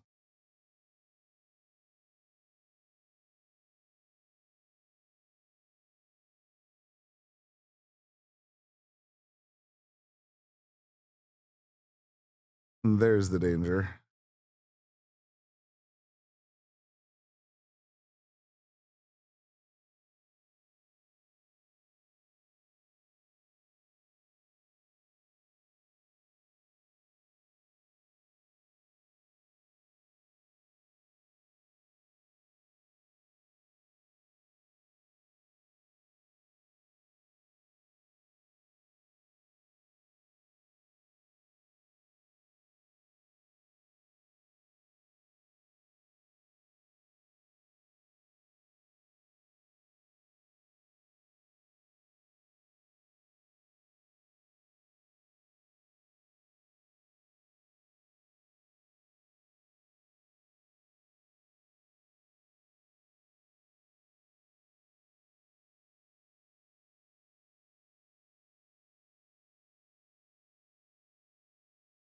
Hey, Susie, 1 ball away from the hill.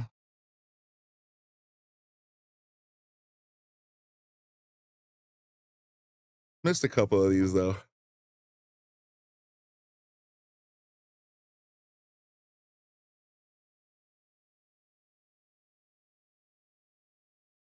Not this time. Susie Wong gets to the hill. Let's look around the scoreboards. See what else we got moving along.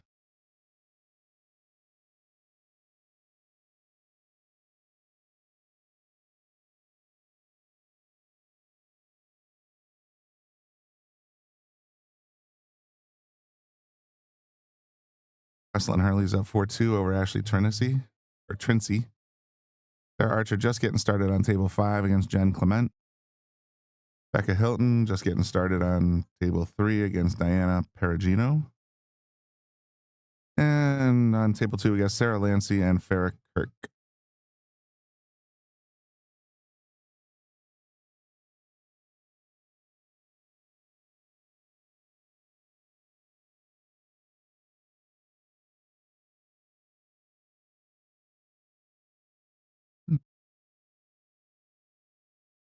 We are moving along pretty quickly.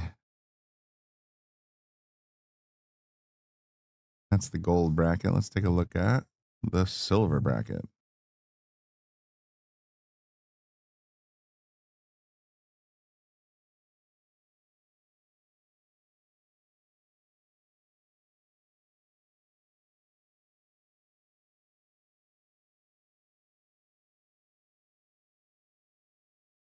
Danielle moving right along. Shooting well. She took out Ashley Booten. Melissa Hayes and Leslie Bolster are playing again. No, they have not been assigned a table yet.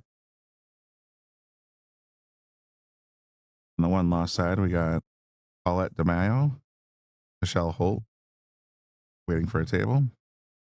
Audrey Hartman is 2-2 against Tina Centauri. Tori Winiarski up 3-1. Oh, actually won 3-1 over Jennifer Case. And Stephanie Musfell and Sydney Hansen are just getting started on table 9. They're getting that one-loss side moving. Danielle in great shape, though. To go to, I mean, she's, what did I say? They're going to take 3 out of this phase?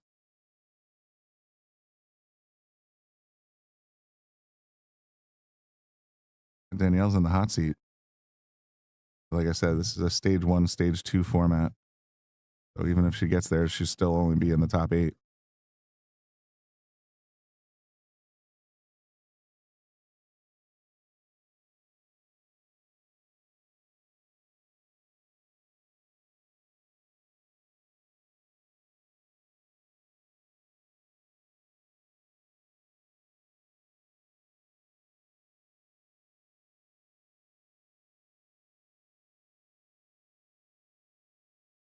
Right now, your only focus is pocketing the 6 ball because that 7 will go from anywhere.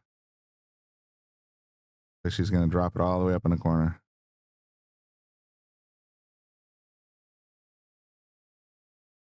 Up, weirdo.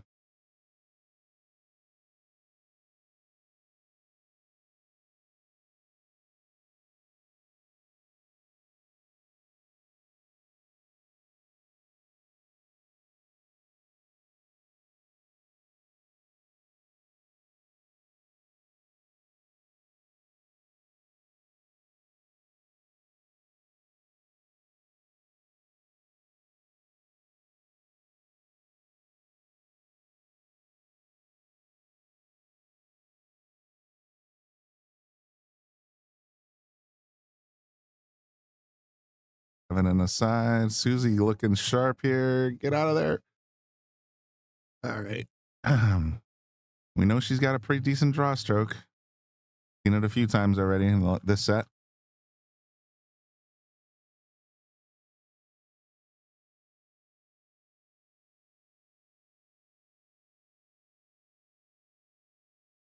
Ooh.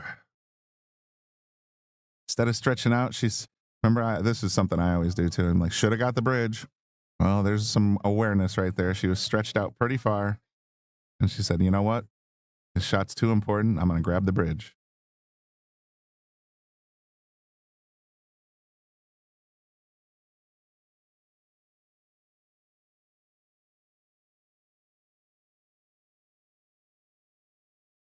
Quite get the draw she wanted, but not terrible. She's actually in very good position. She can't, not really scratch risk, but she's missed this shot before. I've seen her do it in this set.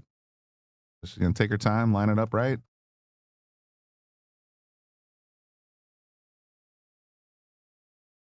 Boom, nails it. All right, there you go, folks. So there's another match in the books. I'm not sure what the plan is. I'm going to go out and see if I can find out if they're going to do the raffle at 4 o'clock. Are they going to continue sending out tables? And we'll go from there.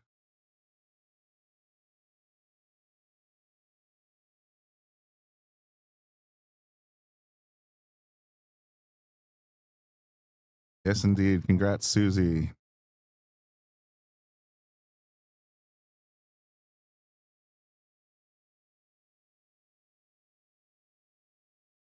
See Becca Hilton. She must be on the one-loss side.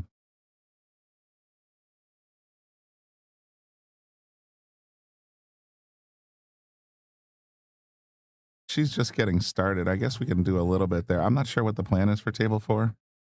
Like I said, I'm going to go find out. But in the meantime, I'll let you just sort of take a peek at table 3. I'm sure Bobby'd appreciate that. So would Becca, maybe.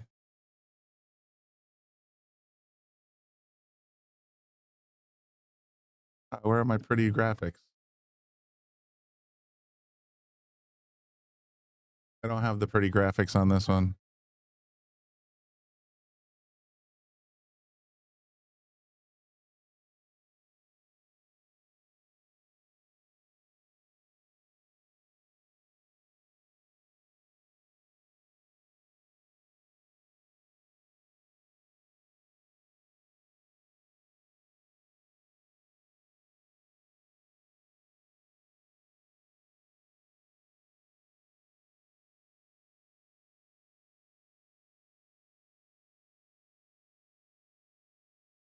Baby boom. She's no baby. I knew her when she was a baby, actually. Believe it or not, I had a comment with Bobby the other, maybe a year ago on the Shark Stream, and he said, "How long you known Becca?" I said, "How long have we known each other?" Or he said that. I said, "Longer than you've known Becca." Because I remember when Chrissy was pregnant, we were all supposed to go on a trip together. So, yes, I've known Becca since she was a baby, but she ain't a baby no more.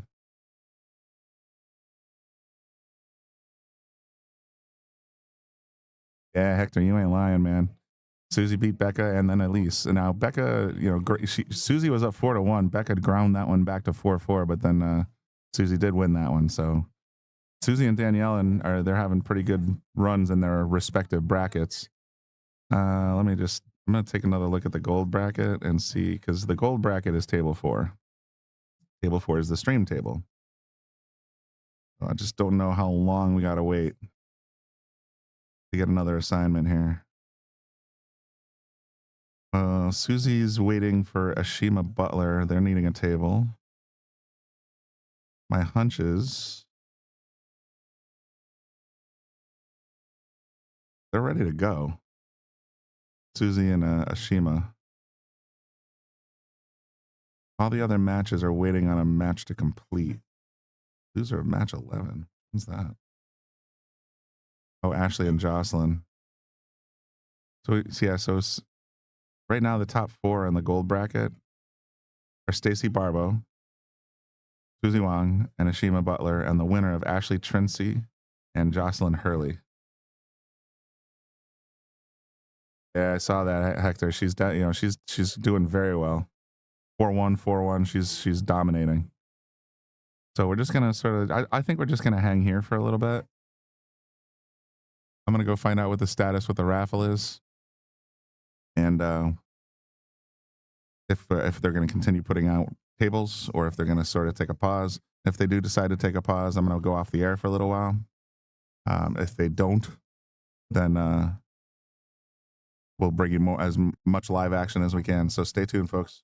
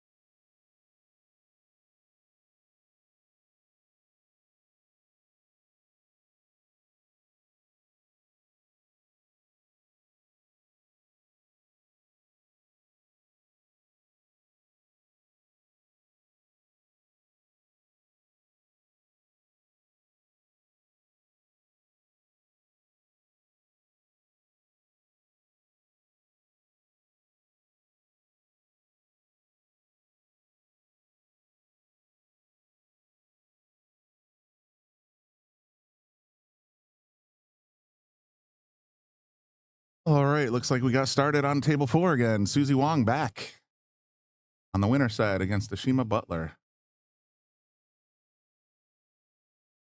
Wong with a very strong performance in the last set. Looking to repeat, go to the hot seat.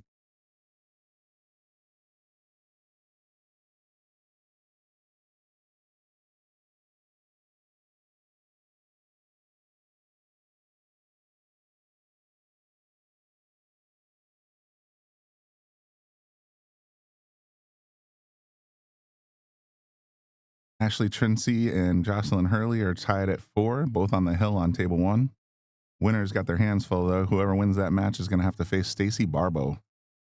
Barbo's 600 and favorite to get to the second stage, definitely. Becca Hilton's tied 1-1 on table 3 with Diana Perugino. Sarah and Farah are fighting it out on table 2, 2-1 Farah.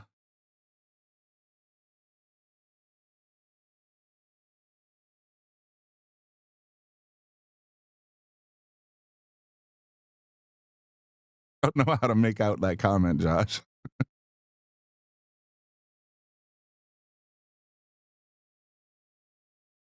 Well, everybody, thanks for staying tuned. We're going to be bringing you live coverage of the Sarah Archer for the Love of the Game Ladies 9-Ball Invitational all damn day today. It's Brian in the booth. And if you want to watch any particular table, just check that link out in the bottom right corner of your screen. It says sharkstreamtv.com. You go there.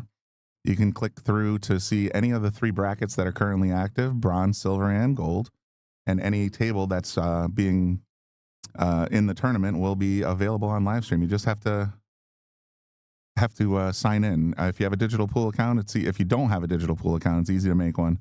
And the live streams are completely free. So friends and family, Oshima. I see. I just assumed the A was an A, but Oshima. Okay. Thank you for the correction. Oshima.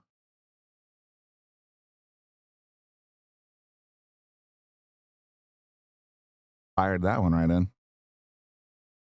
Let's see how our boy is doing over at the Bob Stocks Memorial. Let's take a quick look at that because I am curious. I know Lucas had a match scheduled earlier today. Let's see how he did. Let's see. Tyler advanced. Gregorio Sanchez. Oh, Guama. Boris and Yannick are on the main table right now. Lucas is scheduled to play Hunter Lombardo at 4 o'clock tonight. So that's on table 2. You want to check that out. He defeated Daniel Charlo 9-6 yesterday at 8 p.m.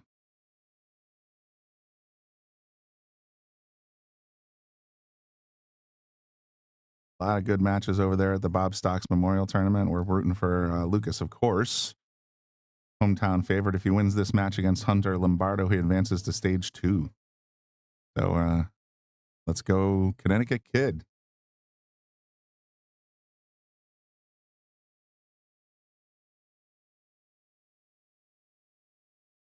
Overran that a touch.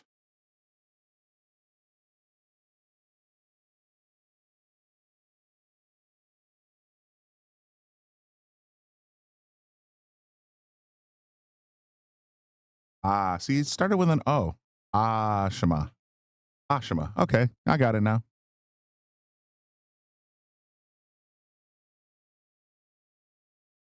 Just try to ask the players before I see them, but I was outside enjoying some fresh air and a little bit of rain. I didn't get a chance to sort of do my little pregame interview. All right, Ashima coming out swinging for 1-0.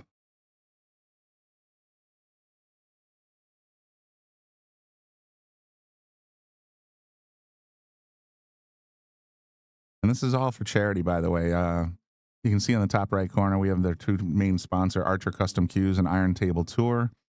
The charity in question is Infinite Strength. You can go to infinitestrength.org to learn more about the charity involved. All the proceeds and benefits from this tournament go to that charity. And it was, I'll read the headline. I just don't want to mess it up. I'm going to go to that site right now. right on the top of the page, it says,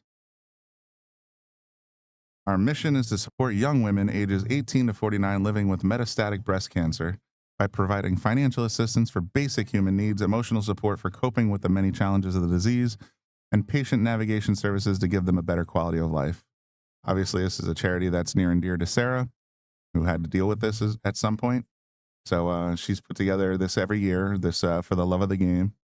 48 women are invited to play, and we got a room full of raffle prizes. They're going to get ready to start raffling off in about 10 minutes. I saw a queue out there. I saw a big screen TV. I saw a whole bunch of other stuff. I think there's actually, Hector, I think there's an entry into your tournament out there somewhere. I don't know. I do remember Jen saying something about that. So it's out there on the table, and they'll get started with that raffle in about 10 minutes.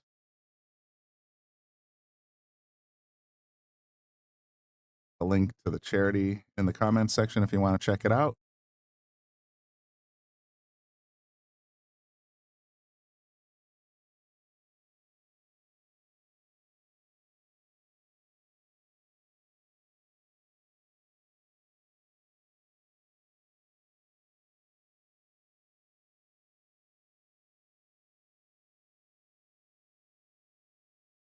All right, so one's hanging in the pocket, 8 balls blocking.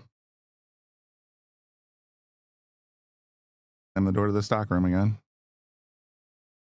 All right, Susie at the table. Gonna do a little jumpy, or is she gonna do a little masse? I think she's jumping. Oh, she can't get her body where she needs to be. That's a pretty big stretch. A lot of distance to get over that 8.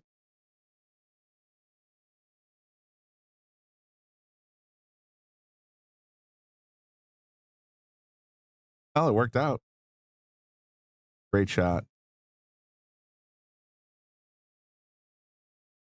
But you're not out of the woods yet. 6 balls blocking the corner, 4 balls blocking the other corner. Starting to think perhaps safety is the play here.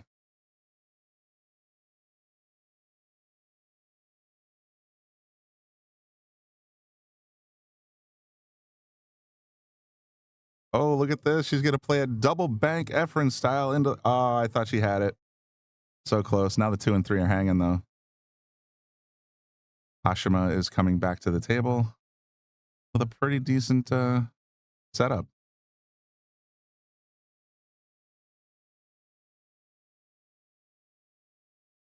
There you go. Take the 5 as a backboard. Set it up even prettier. 3 sitting nice. Let's do this.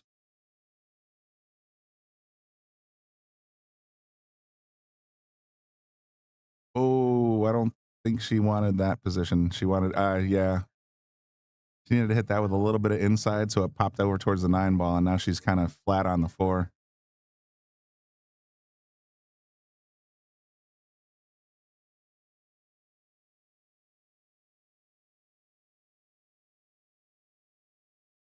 Backing up on it. Trying to draw it out of the pocket, maybe?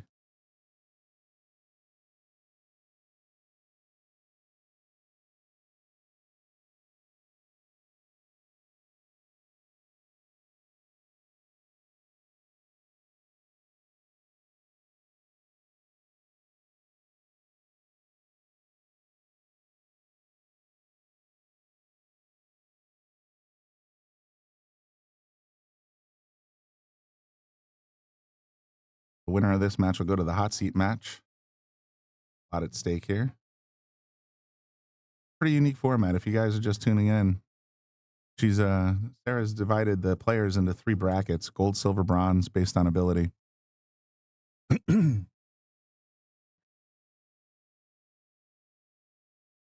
Of the 3 brackets, 2 players from the gold bracket, 3 players from the silver bracket, and 3 players from the bronze bracket will all advance to play tomorrow in a single elimination tournament.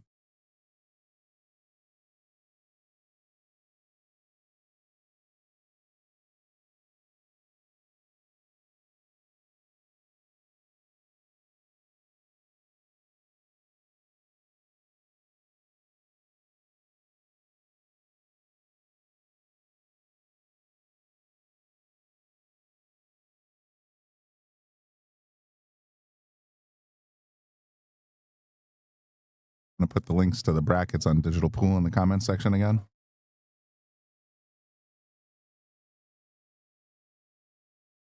All right, Susie, what are you thinking? Corner, side? On the corner.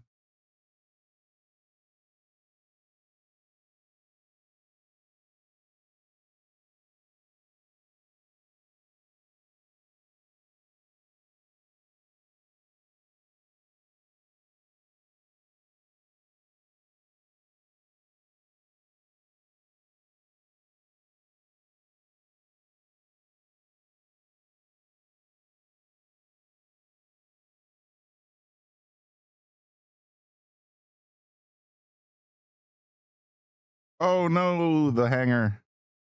The hanger of doom. She just came off a little bit. You can see her body shift a little bit when she followed through on that 9-ball. That's a recipe for disaster, guy. I gotta be honest. And now Ashima is going to have a nice clean look at the 9 on the corner, and she will go up 2-0.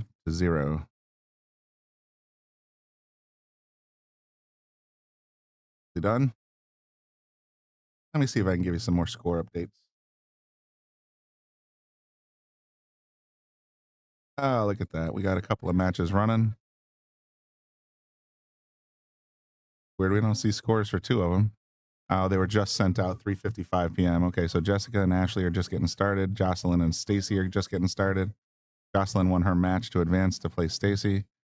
Sarah Archer is on table 5 with Jan Clement, tied 2-2.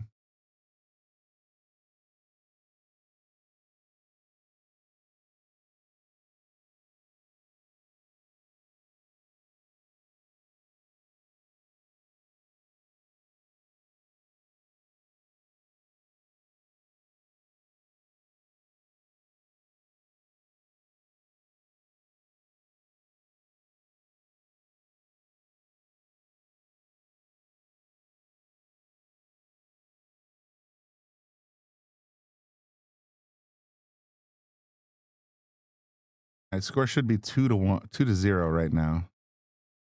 I'm sure they'll update the tablet in just a moment.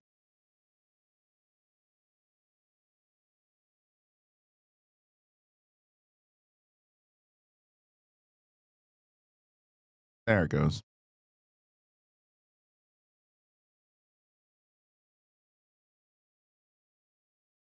Oh, the boy is looking scratchy. Yep.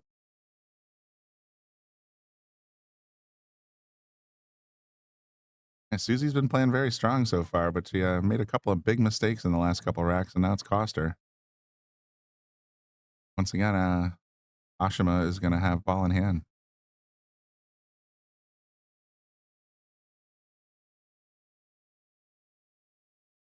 Pretty solid here.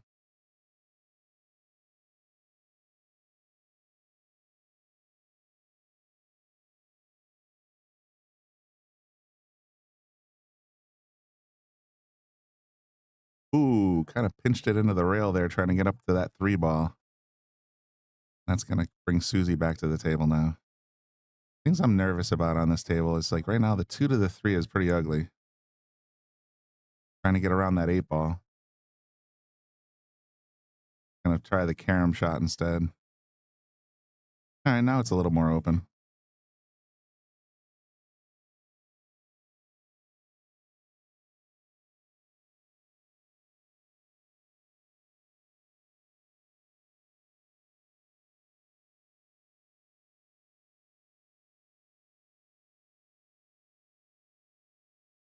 Just gonna take the 2-ball for now. You might have enough angle just to do this cross side bank shot. A little tough though, because hitting the ball in the face like that, odds are you're gonna double kiss. Not a terrible leave though. The 6 kind of covering that corner pocket. We got a player break happening. Nope, she just dropped something.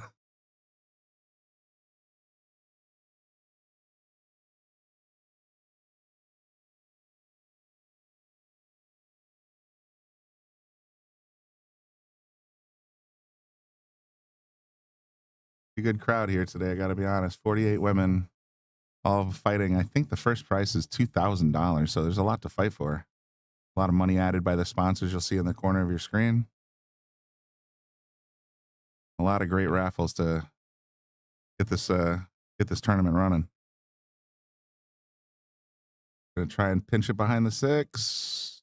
Well done.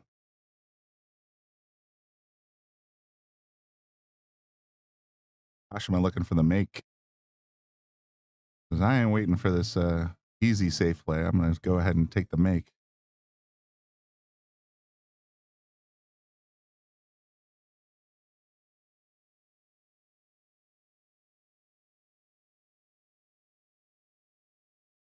He did. Pockets the 3. She's got a long cut shot on this 4-ball, but it will dress up towards the 9. So she might, if she makes this 4-ball, there's a good chance she'll have a nice look at the 5-ball next.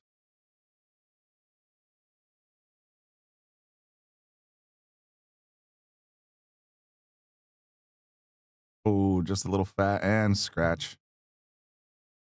Tough break there.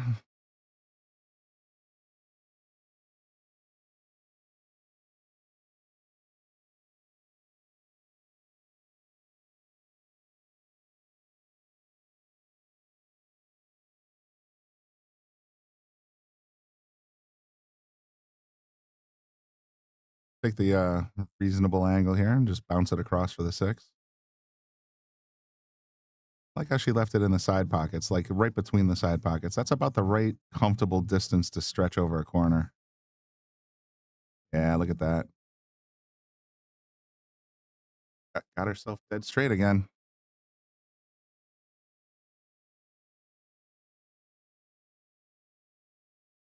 Last couple times she rattled this because she was trying to get position. Yeah, she made it this time.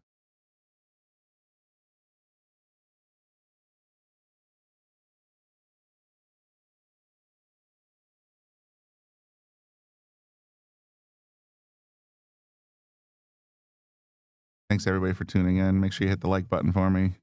Share it out there. We're going to be bringing you live coverage from Sarah Archer's For the Love of the Game Ladies 9-Ball Invitational all day. And we're going to bring you part 2 tomorrow. Stage 2, I guess, is the best way to describe it. That door's open here at 10 o'clock. So we'll get started probably around 10:30. Or no, 9:30 is the door open. I think they're supposed to start at 10 o'clock. But that'll go quick. Single elimination, 8 players.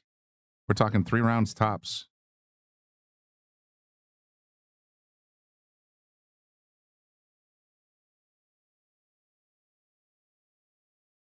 She got a hold of that one. Oh, no.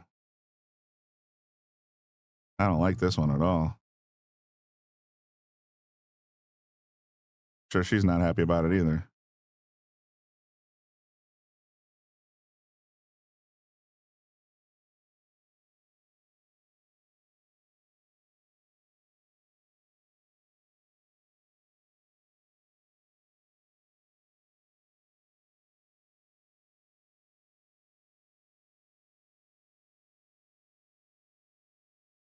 Oh, swing and a miss. Big mistake there. So Susie's going to come in with ball in hand and 2 balls to go. I like her chances.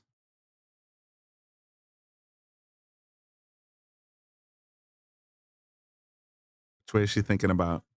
You can go for the all-star shot, try to put the 8 in the corner and drag the cue up here. Or you can just roll forward and play this line. Just sort of depends which way she's feeling it. Oh, thanks, Crystal. She said she put the post on the Yale page with all 3 bracket links. Yep, they're in the comments. They're in the video description. You can follow along your favorite players. If you want to watch them, head over to Sharkstream TV or just sign in on those brackets. It's a free account at Digital Pool. That's all it takes. Oh, she hit the 9 in the face. She's not well, she's happy. She's kind of a giggly person, but not happy at the same time.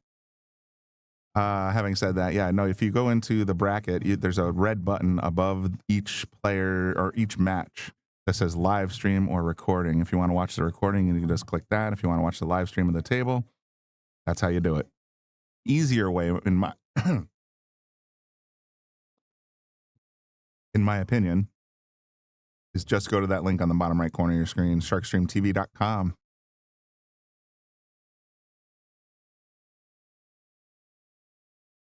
Oh, what a shot. Nicely done. All right, Susie. She wasn't happy with her position on that 9-ball, but she got it done. 2-1.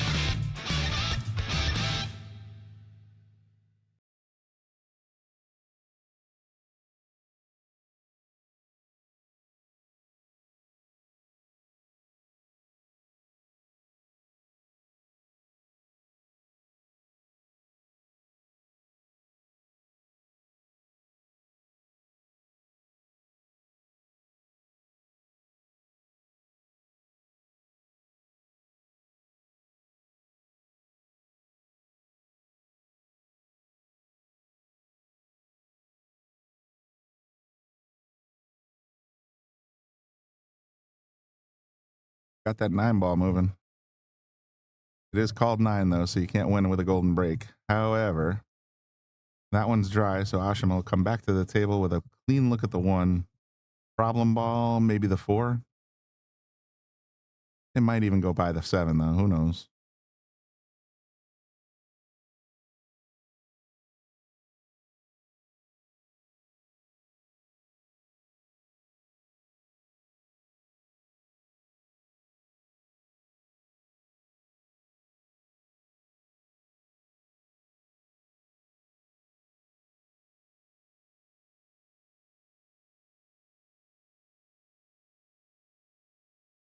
Oh, wow. Okay, so here's where my brain's at. I don't think that cross side was even possible. But what Susie's got looking at now is that carom shot. Like she can smash the 2 as long as she hits it right around here. That's the trajectory of the cue ball. I'd call the 9 in the corner and just whack the 2.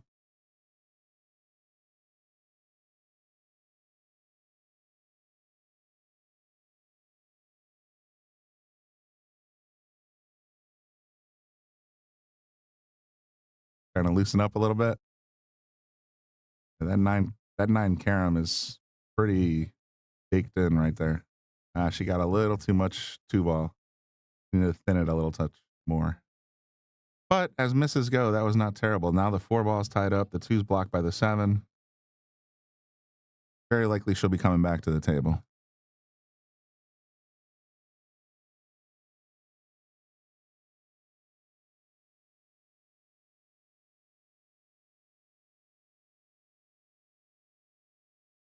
Just getting messier and messier.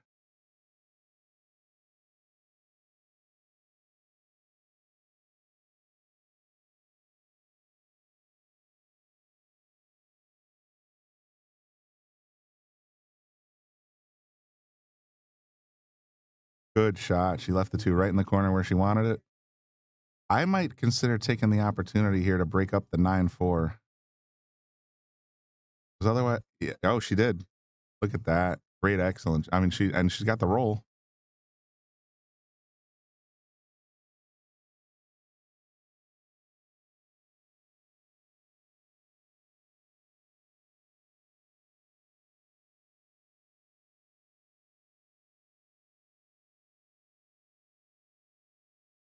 Make this 3 on the side, then the cue's going to roll down to the bottom right corner. Giving her a pretty good look at that 4 that she just moved.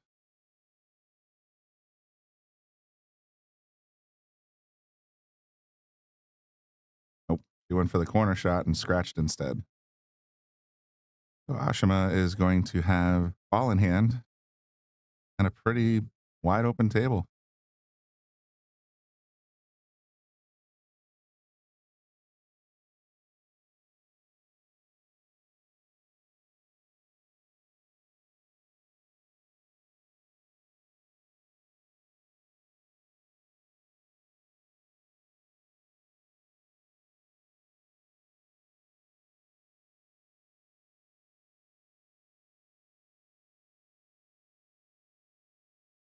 Easy, easy, 2 straight.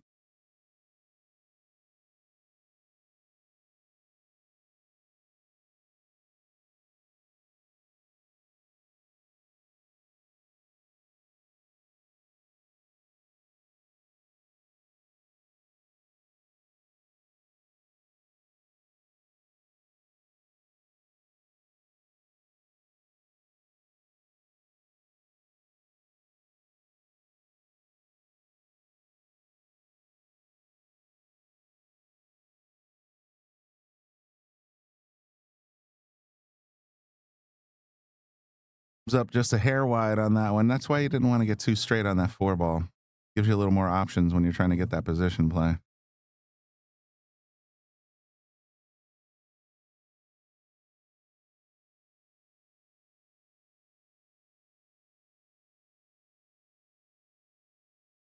Good leave. Definitely a good leave.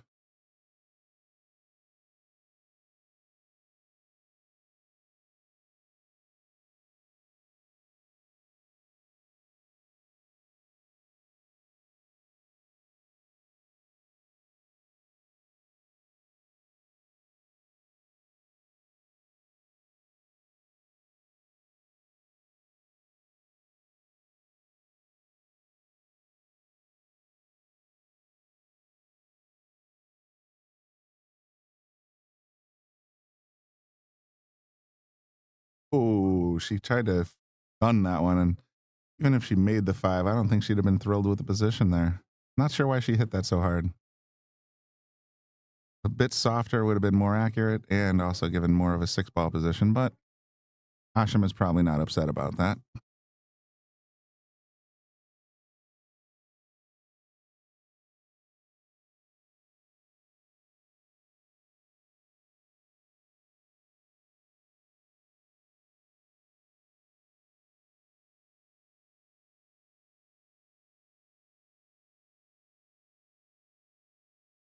It a little bit, but still not a bad miss.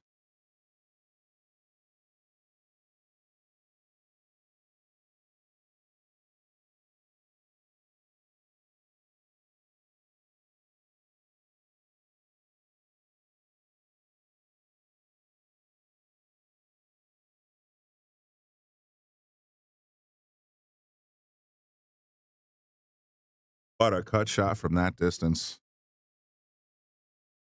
That was really nicely done.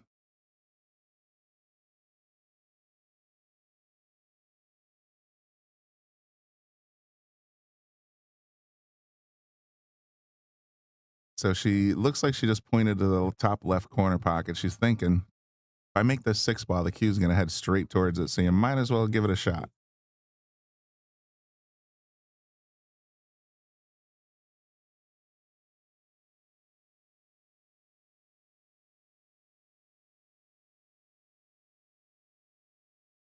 Oh, she just thinned that one a touch.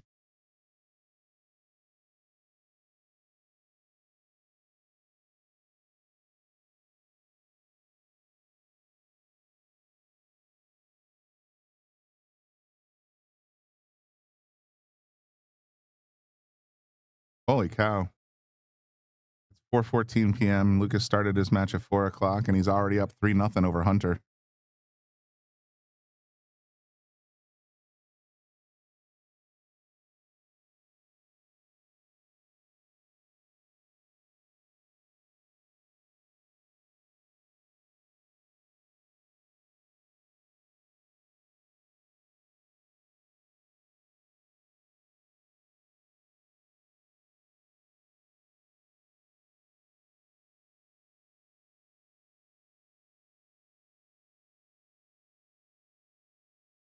It's there.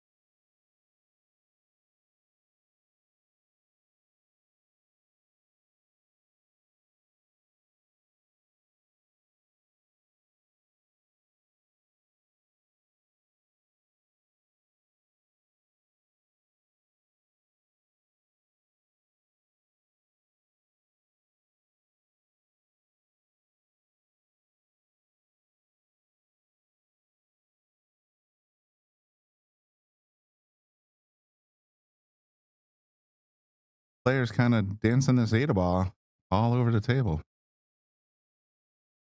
We just saw Susie make a cut just like this from a long distance about 4 shots ago. If she's going to go for it. Yeah, she's definitely lining it up.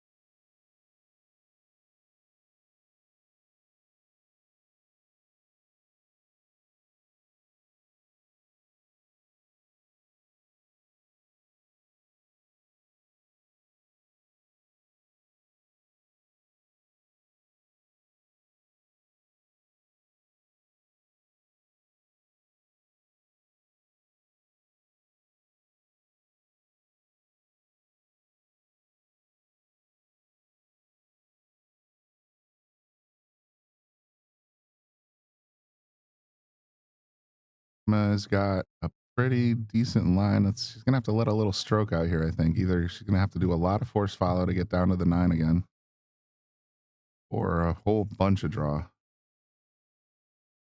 So she's going high. Oh, changed her mind.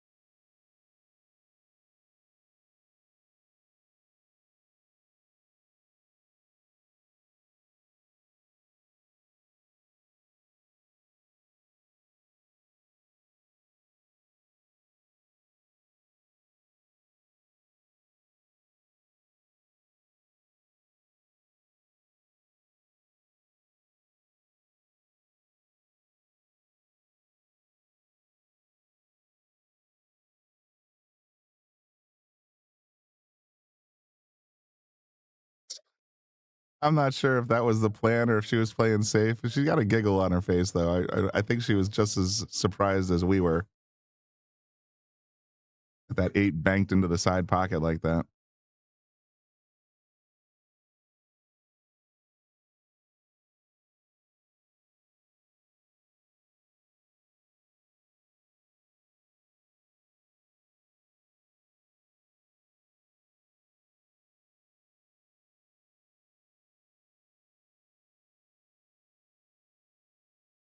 She's going for that corner pocket shot.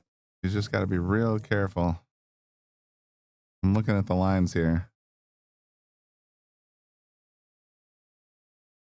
Depends on the actual English she uses. She might be, if she uses draw or follow, then she might be okay.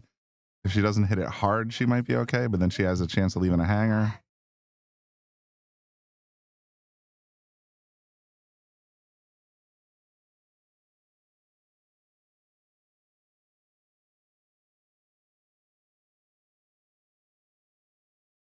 She almost, yeah, see, if she actually hit that shot in, she had a good chance of scratching, in my opinion. So now Ashima's going to have to reach out, but I tell you what, if there ever was a definition of a tap in, you do have to cut it, but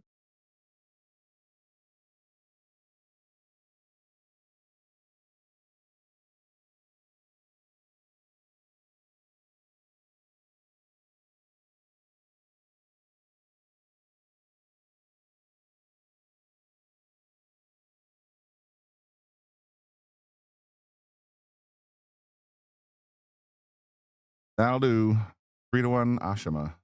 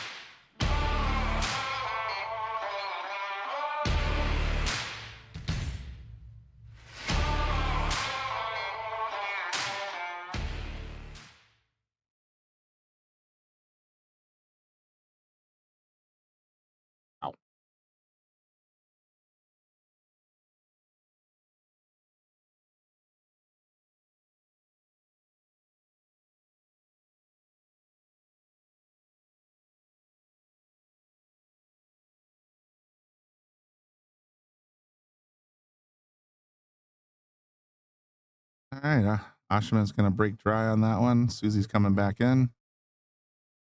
And she's got a pretty decent look at this one ball, I think.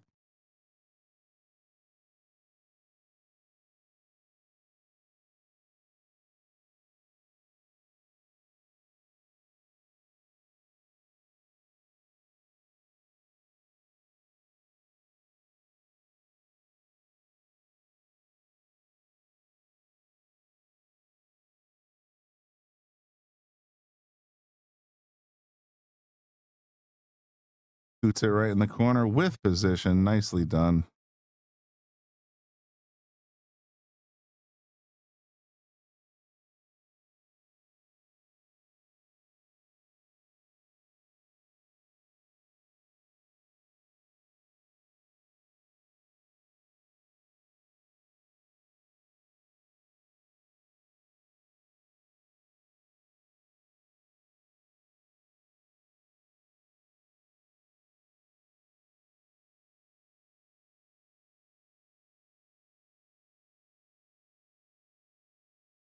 She rolled forward on that. I'm a little surprised by that.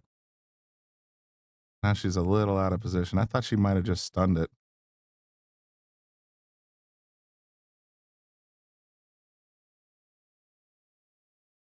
Yeah, that's. Ooh, she hit it a little hard for what she wanted. I think she was trying to dump it behind the 5-9 and keep the 4 in the bottom right. What's this 5-9 dressing up, I wonder?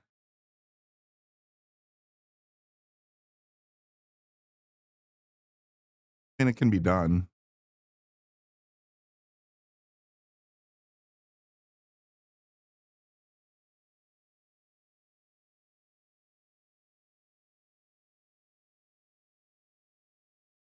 But we're not there yet.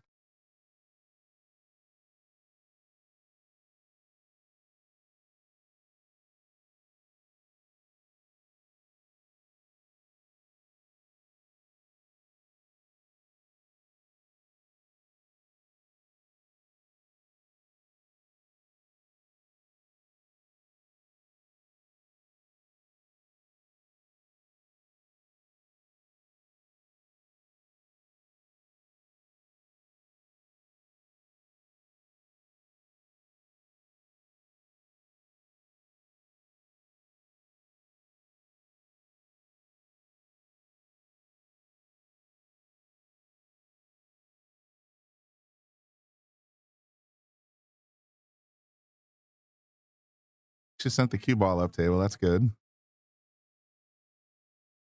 Ooh, it's going to be close.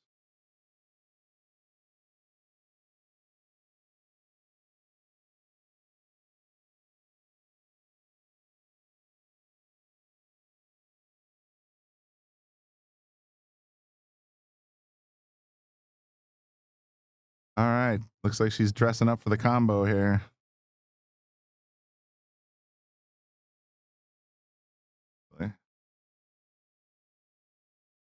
How close that is.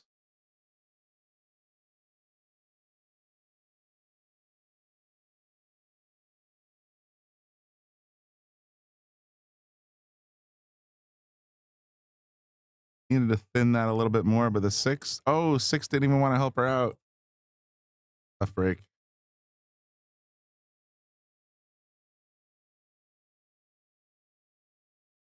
Try though.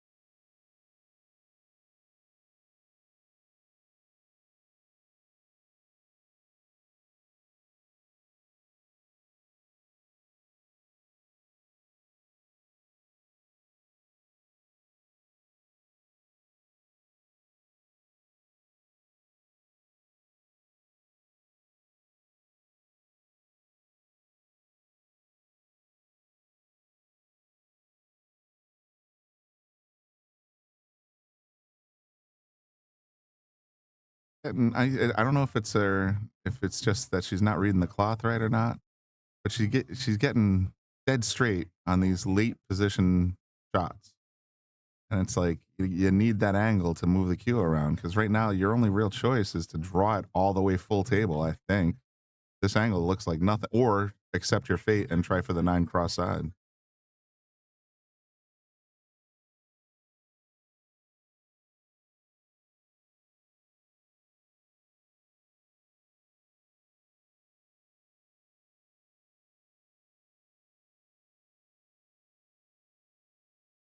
Guess we're going with plan B. Accept your fate and try to get the 9 cross side. From there, though, the cue's going to get in the way. Unless she kicks it.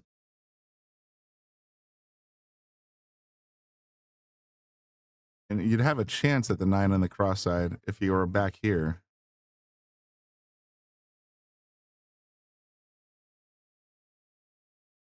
From here, the cue is just going to drift right into the path of the 9.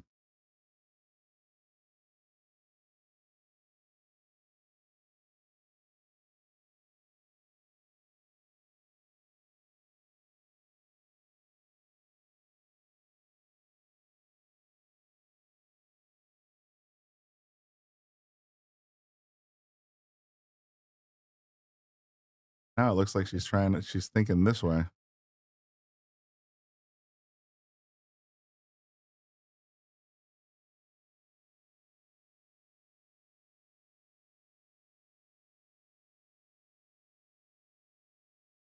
Wow. Okay, she got flirted with the corner pocket there. I think maybe she wanted the thing up here. That would have been the safe play.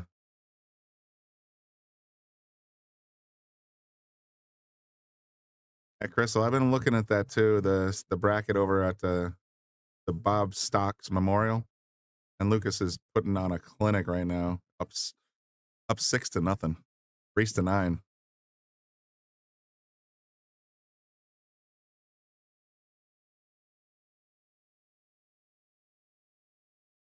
That is game.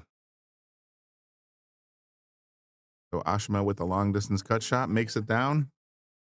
She is now up 4-1 over Susie Wong.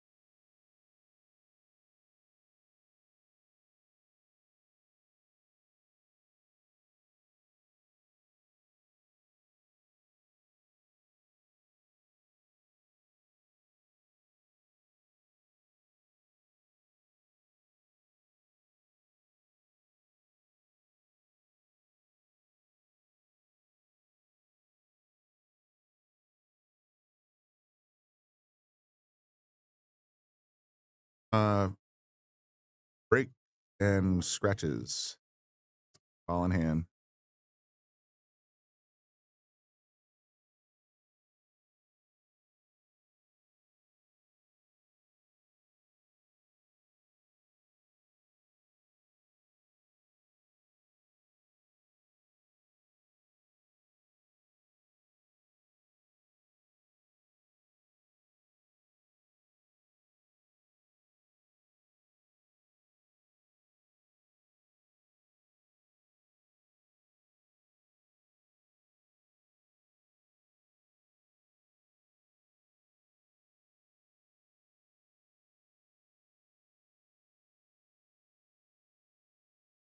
Guessing rail first here for the 2. Yep.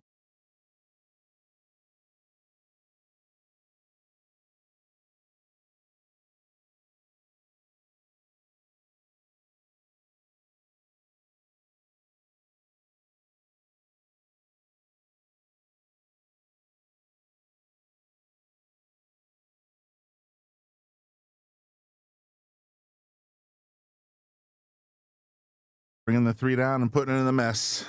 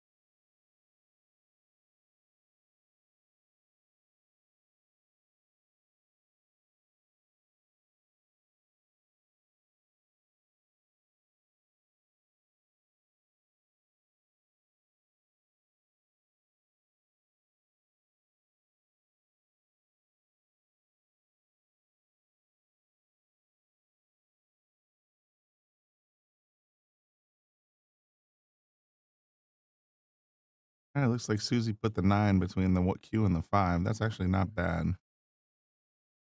There's probably a window there between the 8 and 9 to kick at the 2. Yeah.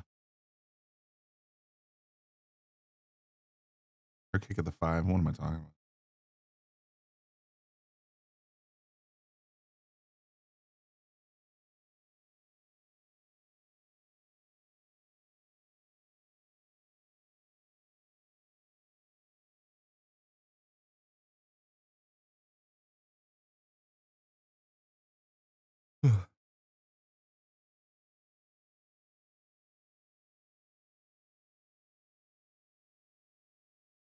Lucas is up to 8-0 over Hunter Lombardo. He's on the hill. Man, I almost want to tune in. 30 minutes and he's up 8-0. Damn, I wish we could watch that one.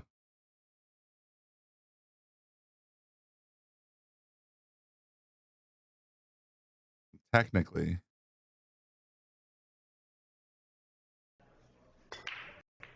That's the last break.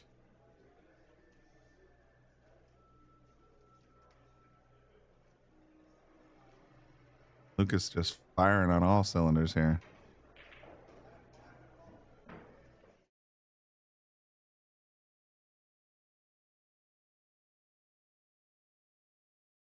Drug test for Lucas. Sean, if you'd ever met Lucas, he is, oh, how do I say this? He's a little bit germaphobic. He's a lot germaphobic. He never drinks alcohol and he's never done drugs. He is, I don't know, what do they call that in the 80s? Straight edge? Literally. No pollutants, no contaminants. He drinks only the finest waters and so on. So yeah, you can drug test Lucas all you want. It ain't gonna show a damn thing. A little bit of a foul there. You rubbed the 7. We're only playing cue ball fouls though, so I don't even know if she noticed that she did it.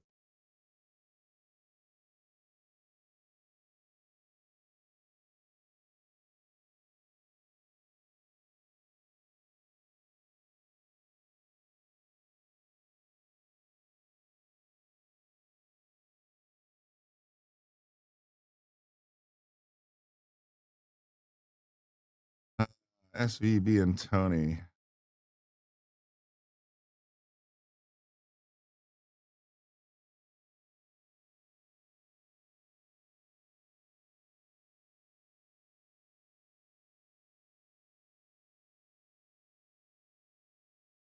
I'm not sure what tournament you're looking at, dude. I don't even see SVB in this tournament.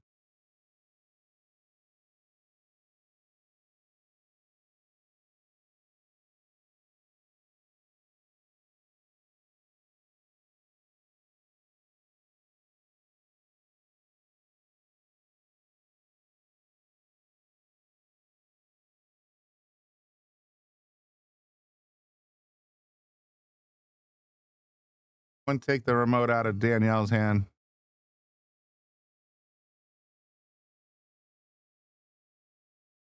Big opportunity here.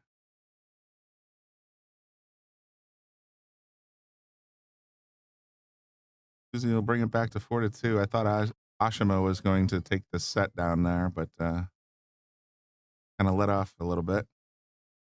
Looks like Susie's back in the hunt. She needs 3 in a row. Ashima needs 1.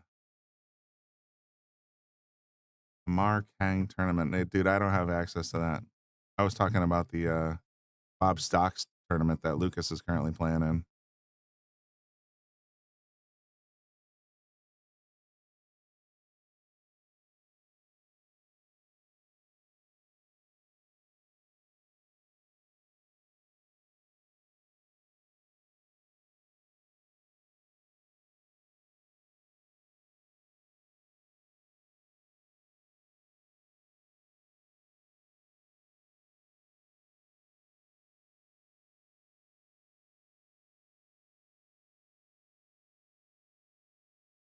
Got the wing ball that time. And she's got a nice look at the 1 ball. So that's a pretty good break there from Susie. Hopefully the scoreboard will update in a moment. It's 4-2 as far as I know.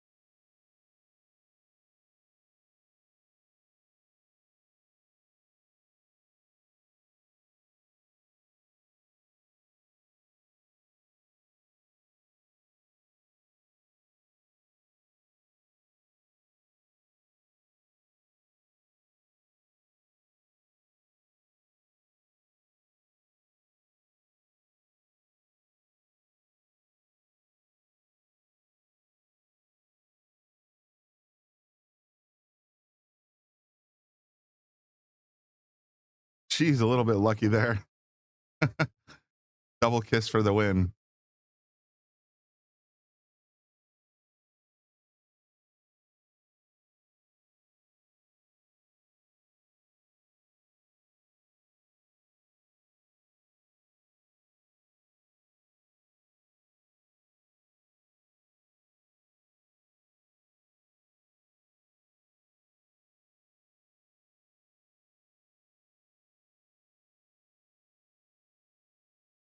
That was a pretty good miss.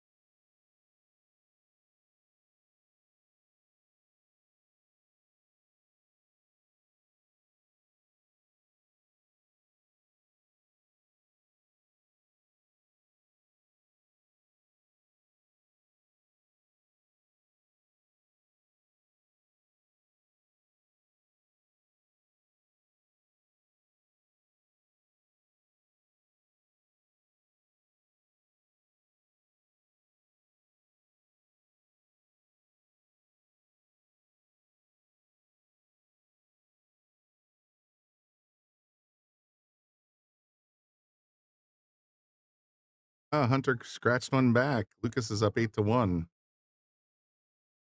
Hunter's still got a long way to go, and Lucas is breaking this rack, so see how it goes.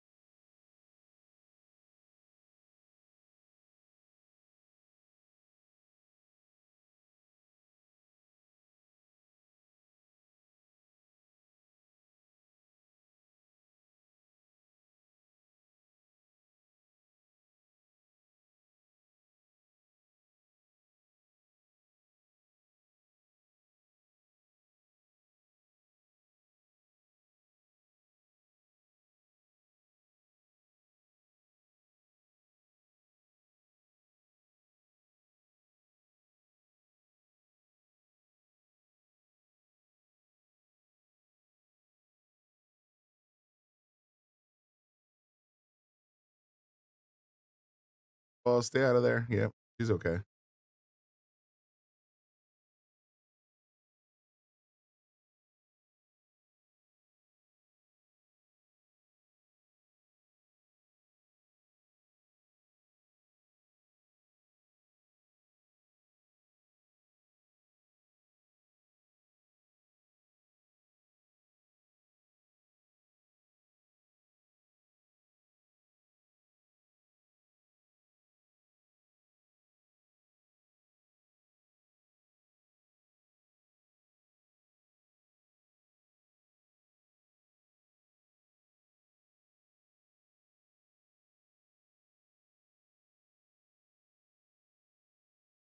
Susie's having a hard time with these late balls. I don't know what's going on there, but he's missed a 7, an 8, and a 9 in the last couple of sets. I mean, she's been playing real strong. Don't get me wrong, but I've seen a couple of late rack mistakes now, and I think this one's going to cost her the set.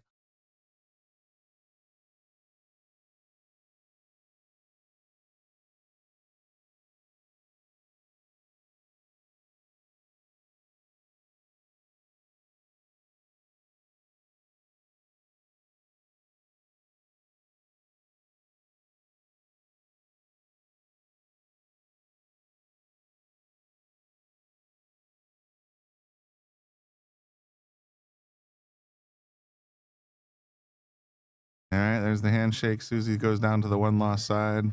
Ashima advances to the hot seat match. Just for laughs, let's see if we can see a little bit of this. Nope, it's over. Looks like Lucas took it down. So we're a little late to that bar or that party. In the meantime, we're just gonna sit here for a little bit, see what happens with the next match.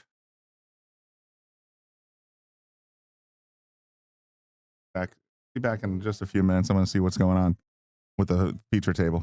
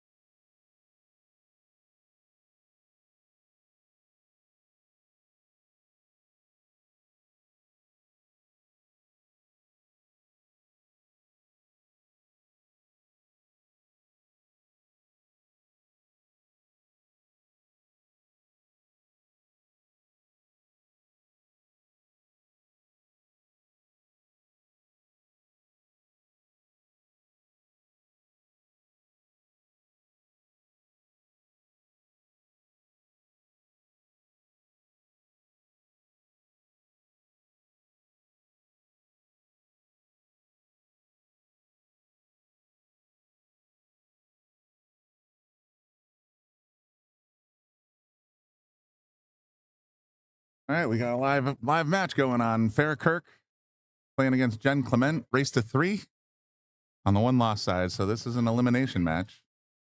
Looks like Farrah won the first one.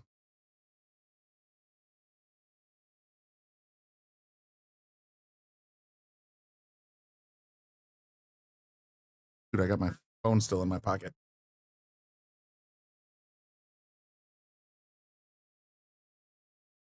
All right.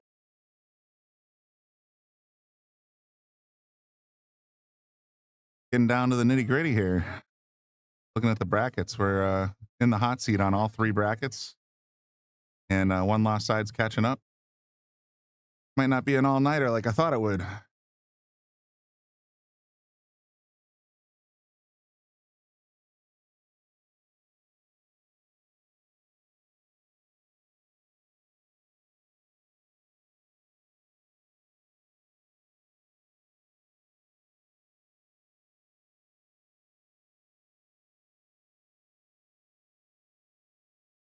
Thought it was 1-0 already, so I'm not sure what's going on, or if that was the lag and this is the first break. I'll catch up in just a minute. We'll see what happens with the live scores.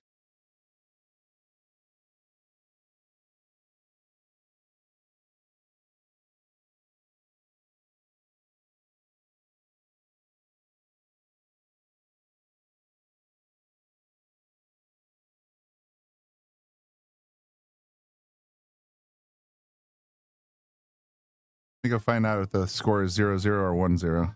Be right back.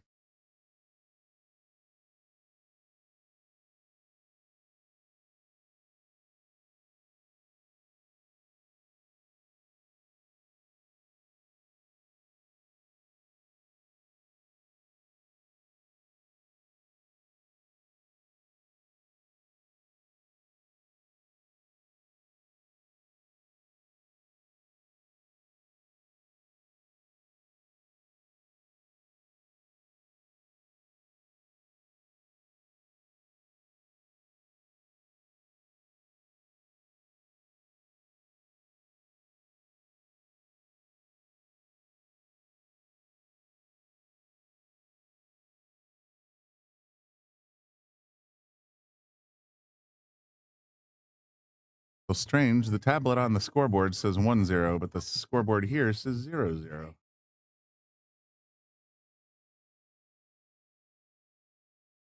Refresh this guy.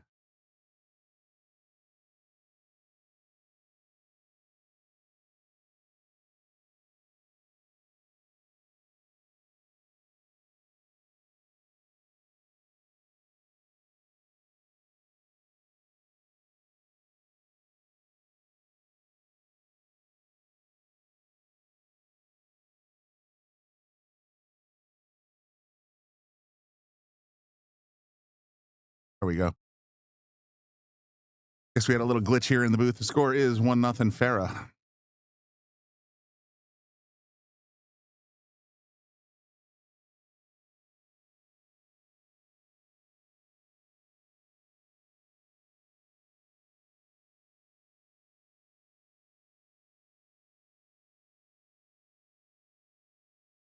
Jesus Atencio.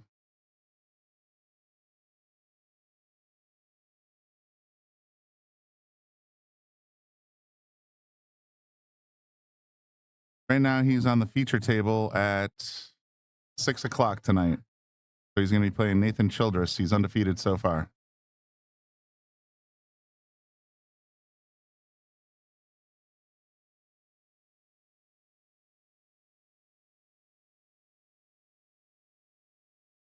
He beat Chris Pyle 9-1. Then he beat Chris Henson 9-1. And Nathan Childress, hopefully, will give him a bit of a run for his money. But yeah, he's scheduled at 6 o'clock today.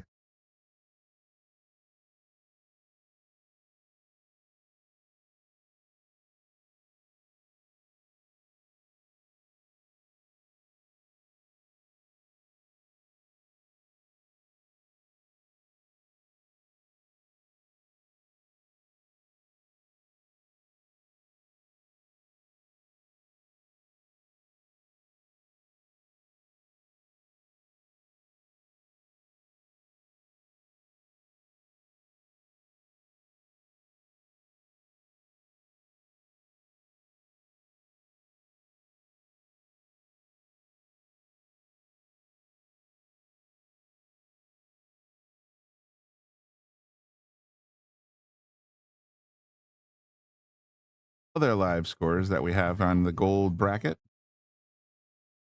Let me go take a look at that real quick.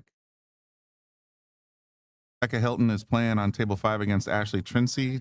Ashley is up 1-0. Jocelyn and Stacy are battling over on table 2, 3-3. And as you see here on table 4, we got Farah and Jen playing 1-0.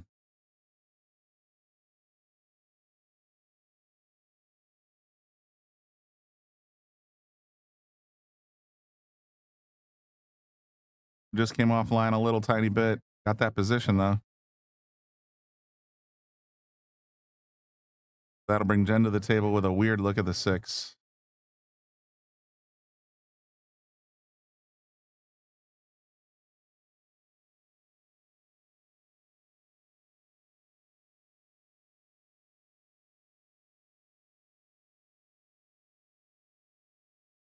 Narrowly avoids the scratch.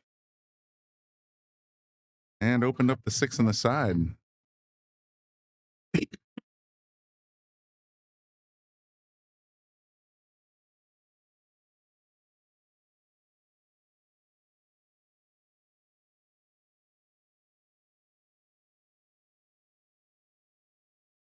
Oh, went for the side bucket hard. Didn't quite get there.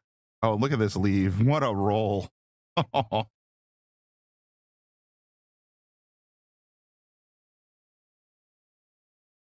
Jen's got to get out of jail here.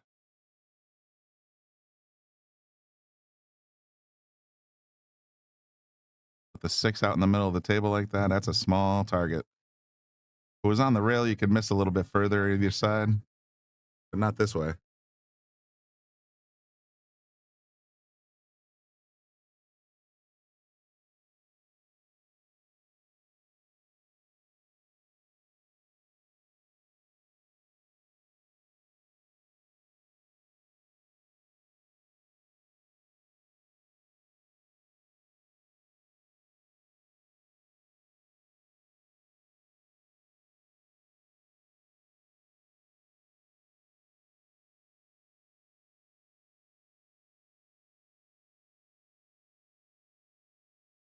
Just by the hair of a chinny chin chin. 7 ball goes in the corner, but now this 8's ugly. Thinking cross corner. Yeah, double kissed.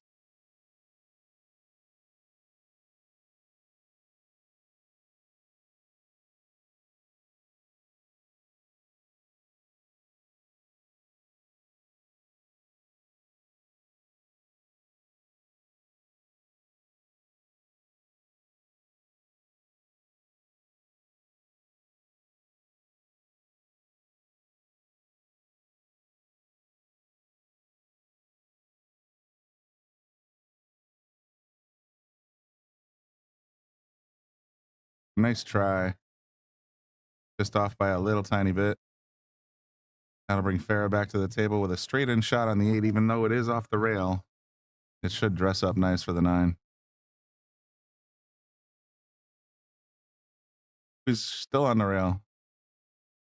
That's going to make this shot a lot harder.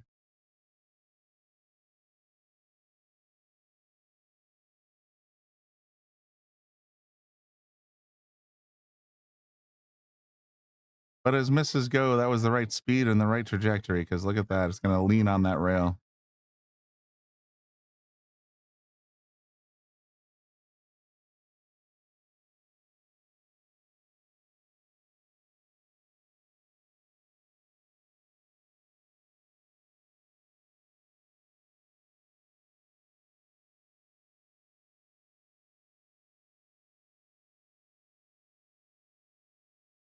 Off the side point. Uh-oh. Well, the good news for her is that it's leaning on the rail. Bad news is I think I've seen Farah make these shots before.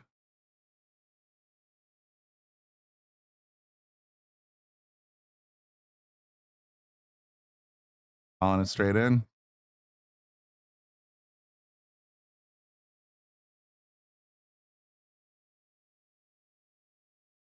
Got a little away from her. That is going to almost automatically be a 9 ball for Jen.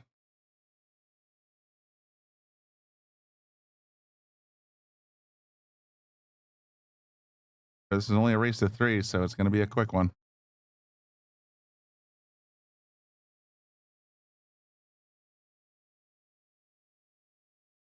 Tie game, 1-1. Be right back.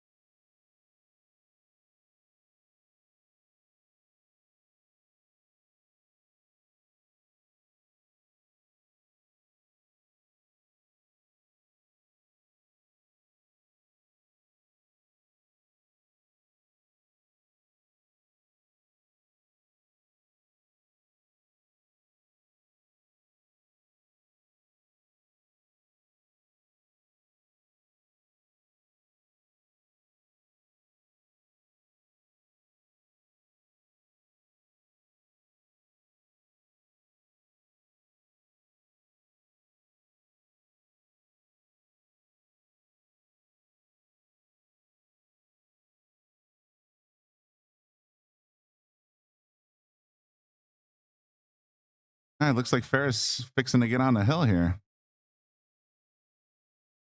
Just went out to check on the status of customer tables, and looks like we have a few opening up. So my buddy's coming down. We'll see what happens.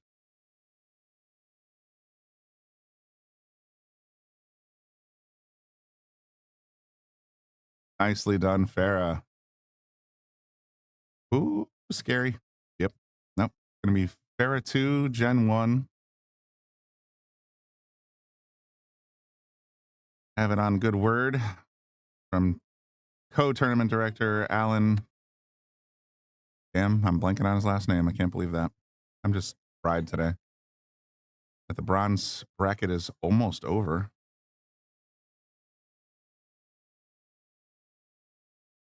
Take a look at that now. Yeah, there's just the hot seat. Both of those in the hot seat are going to the second stage because they're taking 3. So they're going to play a few matches left on the one-loss side. We have 4 players left on the bronze: Stacy Miller, June Bedart, Jennifer Shea, and Elizabeth Longley. Okay, Longley, Alan Longley. Makes sense now. Alina Kilroy and Madeline Mullins are waiting.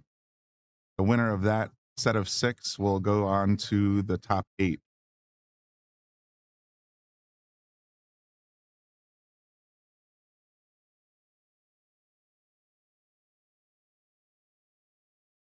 And so Farah broke dry. Looks like Jen's at the table looking for this 1 ball.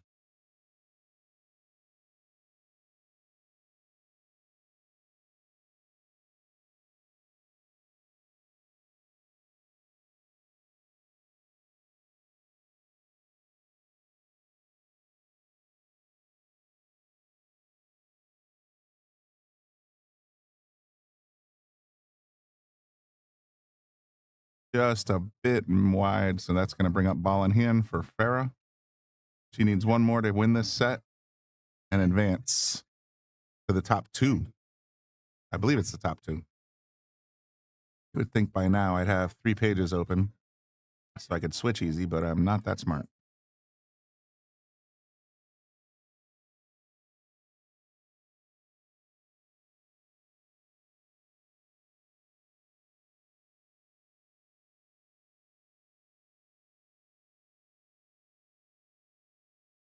Oh, this is Farah and Jen are on the 1-loss side. Rebecca Hilton and Ashley Trinsey are on the 1-loss side. Susie's on the 1-loss side now.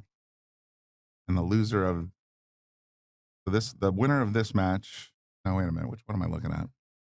Oh, Jocelyn Hurley and Stacy Barbeau are fighting it out right now to get to the hot seat as well. That's coming soon. They're at 4-4.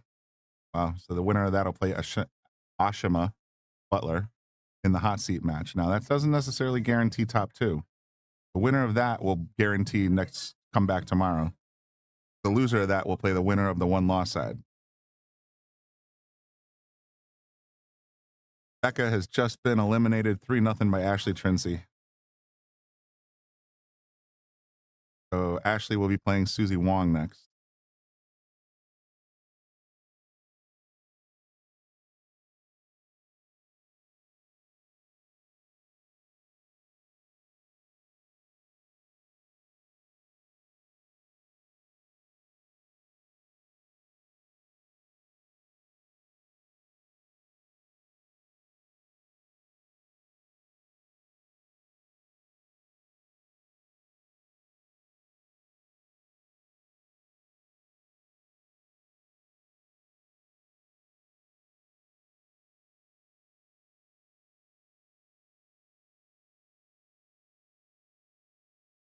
Ball fluke shot just narrowly avoids the side pocket. Now we got the 5-9 sitting in front of her.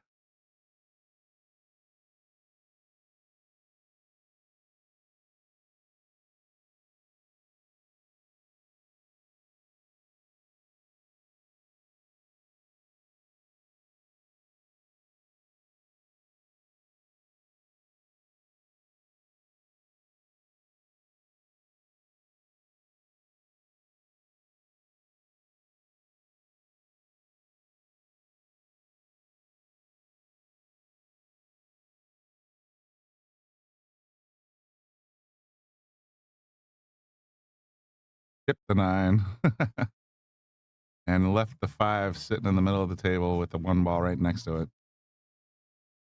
Big opportunity here for Jen to tie it up, and then we'll go hill.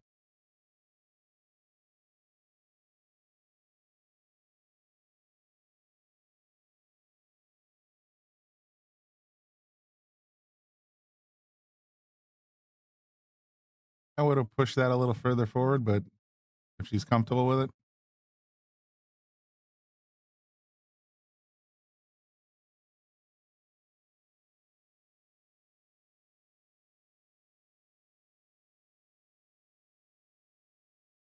Center bucket, and she's going to come around nice for the 8. Wanted a little more speed, but she's okay.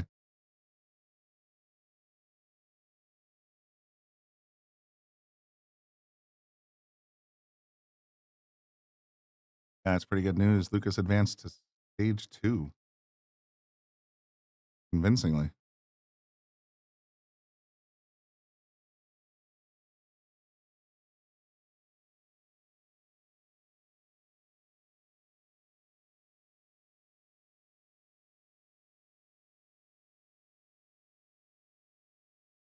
Takes. Oh no.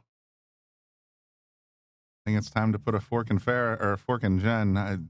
Ball in hand, 2 balls. I'm pretty confident Farron's going to run this out and be done with this set.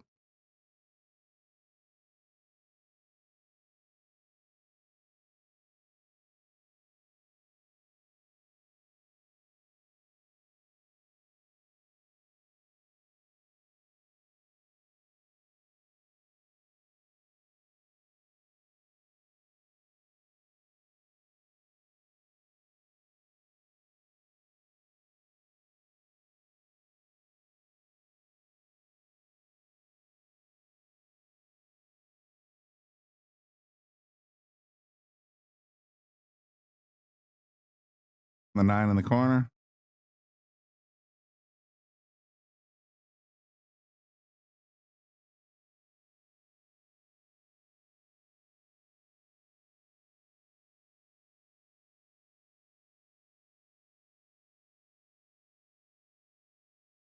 It's tie game now, 2-2.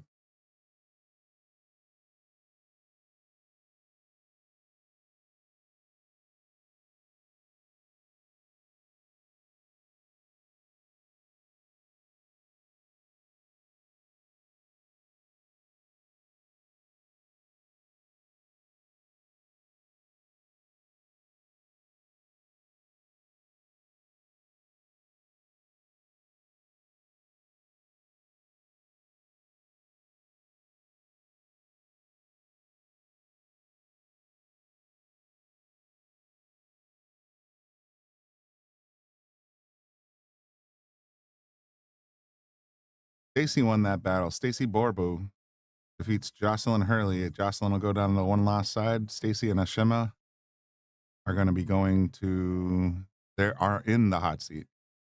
One of the 2 of them will definitely be in day 2.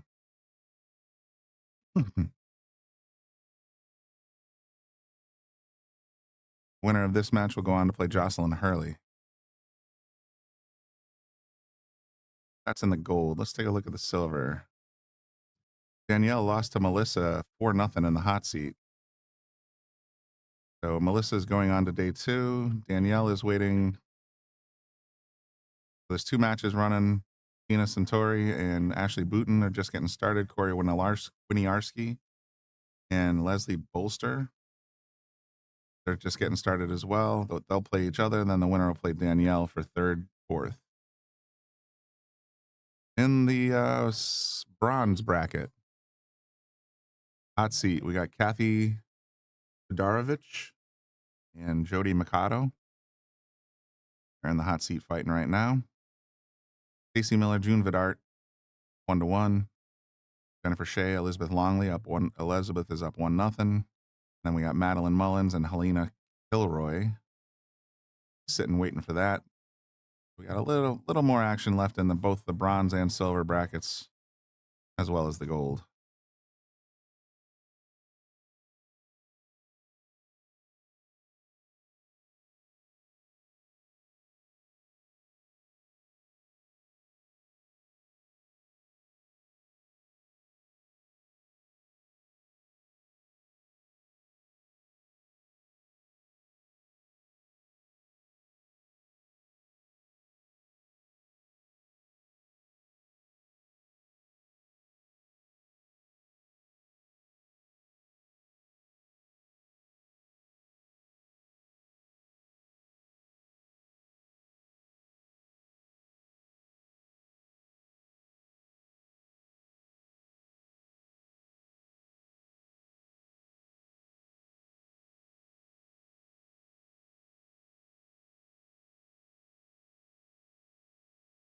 Like Jen has a decision to make here. She's got the 3 cross corner if she wants to get aggressive, or she can try and play safe. Skim the 3 up the table and try to lock that cue ball behind the 4. Or skim the 3 ball and push the cue up table. Either way.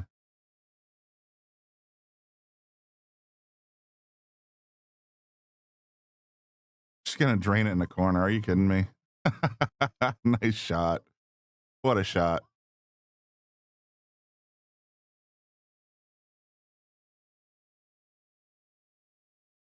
Not out of the woods yet. That 6 ball's ugly.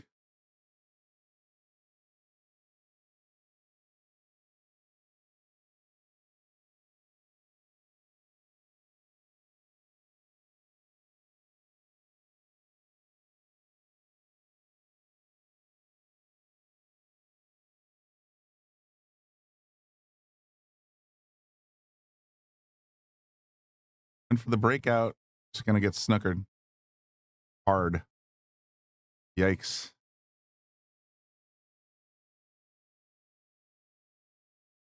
Yeah, that is not a place you want to be. You only got half a ball. Best case.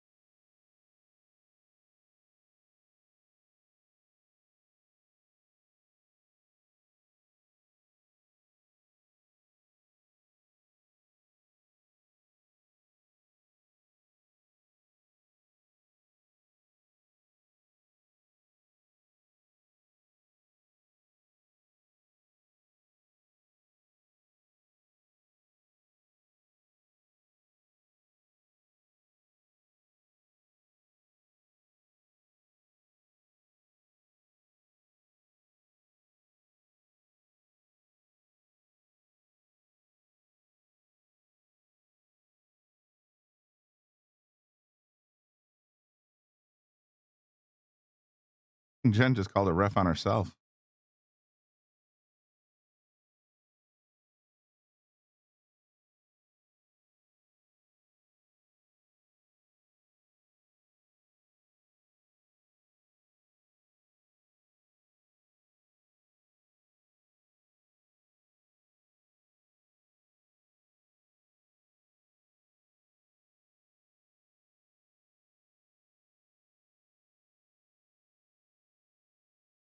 As clean as a whistle right there. Good shot.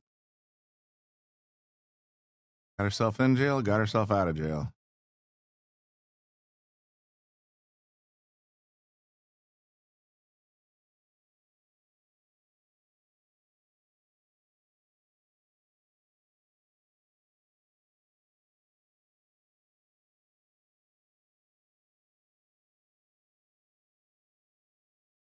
That 6 looks to go right by the 8 ball, so if she can pop it down into that corner, she should be okay on the 7.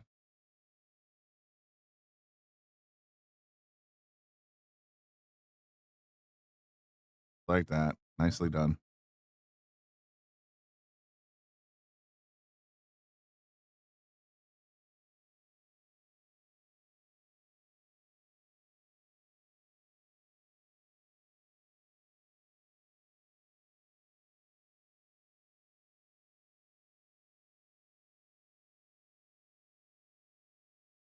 Nice. All right. So 7's down. She's coming across the 8, though. It's going to get a little tougher.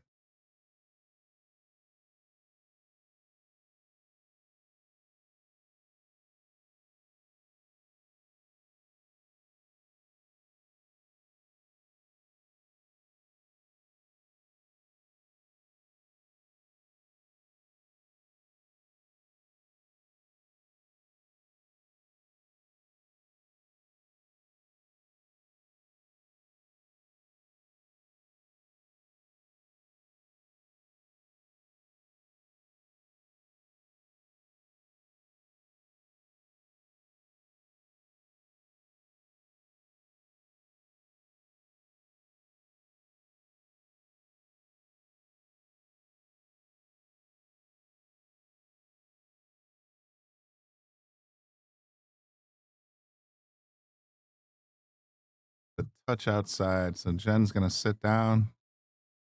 Tara's coming back to the table with a 2-ball run out.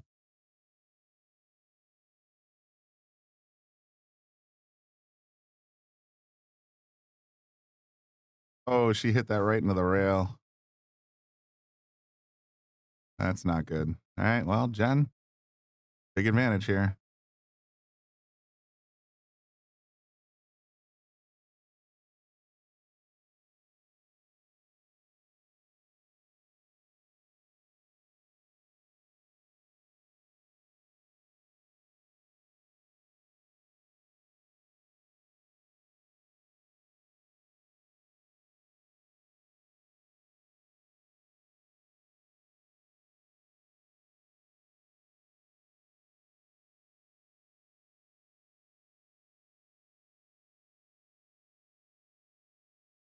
All right, 1 ball left in this set. See who goes home.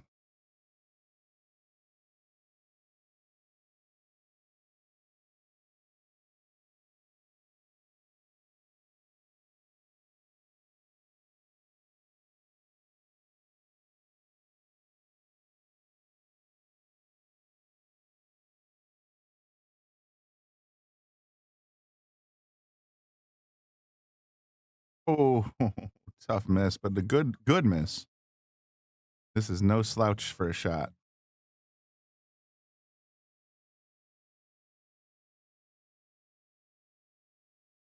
If you're going to miss this one, though, you want to overcut it. That way it sticks to the short rail. Undercut it, you can hang it. Oh, that's the overcut I was talking about. Now let's see if it works out. Oh, that cue ball is going way too fast. This is going to set up pretty for Jen. I think that's about all there is to this match. Coming up next, we're going to have the hot seat match. It's going to be Ashima Butler and Stacy Borbu. Stay tuned. Go, ladies. Good sports. All right, then. So we're going to have another match for you coming up real soon. They're just waiting for the table to free. So in a few minutes, we'll have another match for you, and that's the hot seat match gold bracket.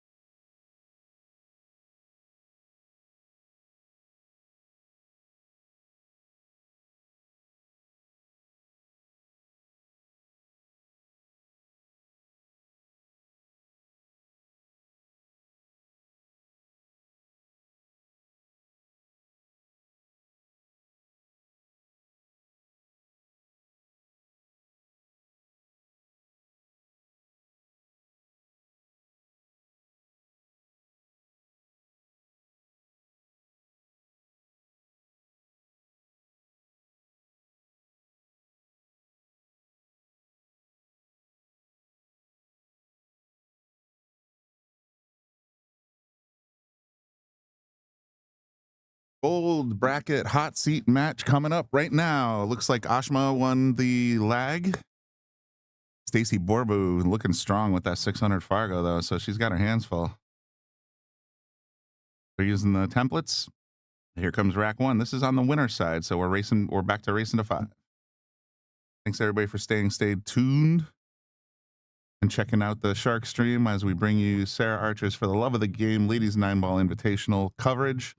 All proceeds and benefits go to Infinite Strength right there in the upper right side corner. InfiniteStrength.org if you want to check it out. It's a charity organization dedicated to 18 to 49-year-old women that are battling metastatic breast cancer. So we just did the raffle. A lot of great prizes went out the door.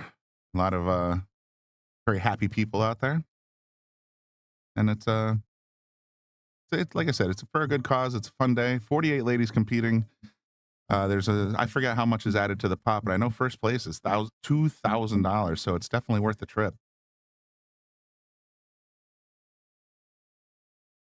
And do a little push out. I'm got a feeling this is coming right back.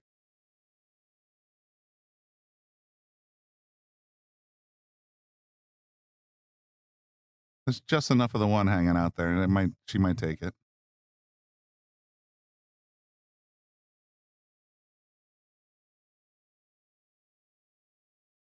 He gave it back. So Stacy's back at the table.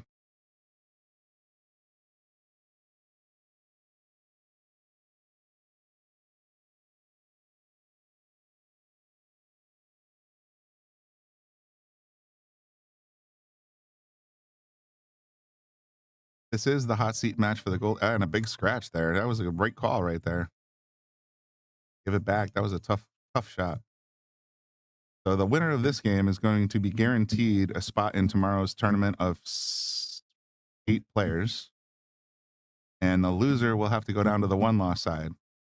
The winner of the one-loss side will then also get an entrance to because they're only taking 2 gold players, which is interesting. Taking 3 bronze and 3 silvers. Links are in the description to the video for digital pool brackets. And you can always go to sharkstreamtv.com if you want to watch any of the tables live. Just have to sign into Digital Pool. It's a free account, and you can watch it for free.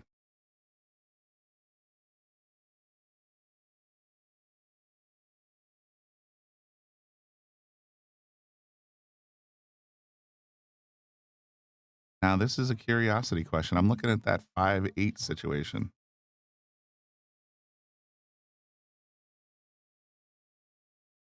Get my little line draw thingy. Oh, I think the 8's going to get her.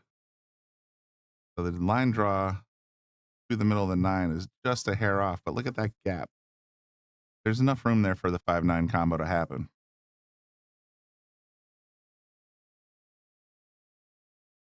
But first things first, purple ball.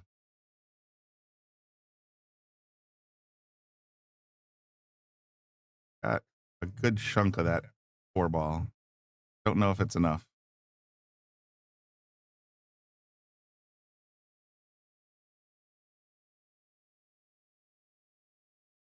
Appears to be enough. Oh, and it messed up the 5 ball. Oh, that's going to take that combo right out of play. Especially since the 8's sitting in the way.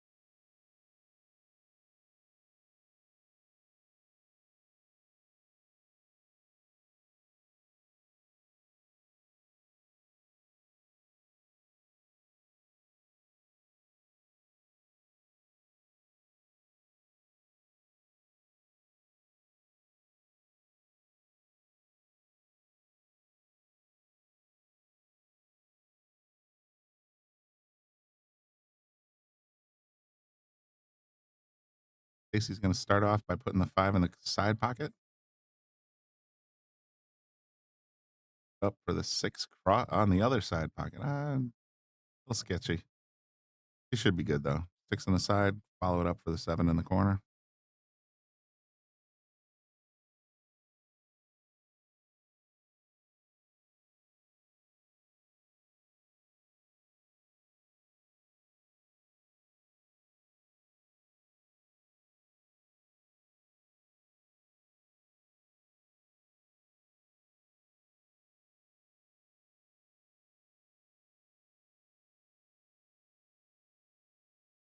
that. Just punches it right out for the 8 in the side.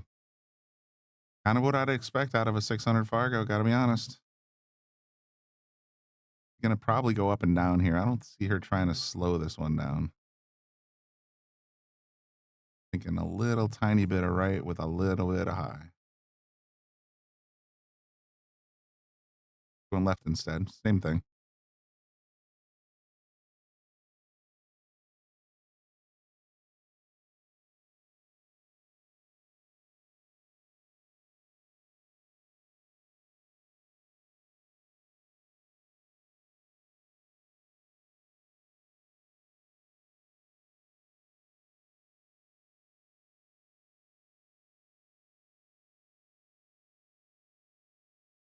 All right, so we got started. It's 1-0 Stacy.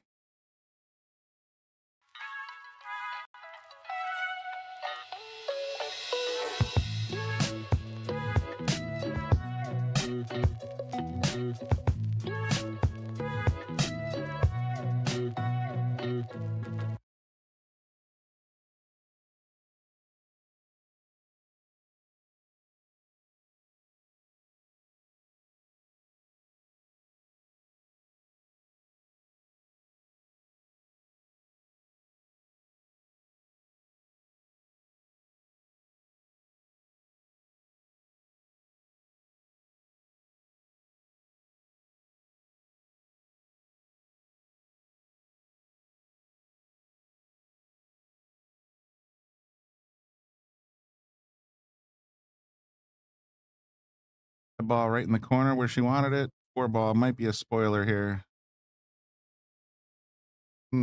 Hard to say. Actually, it looks like she can see the 1 ball. Can she pocket it? And my mouse.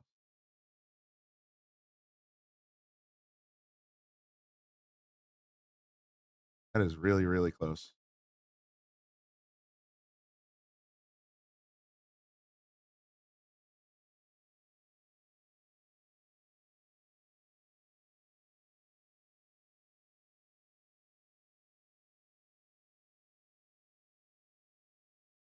Must have had room. She pocketed it clean.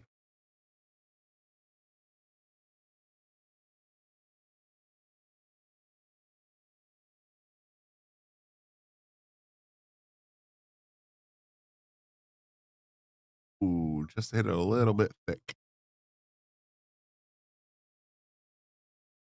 That'll bring Ashima back to the table with a nice clean look at the 2.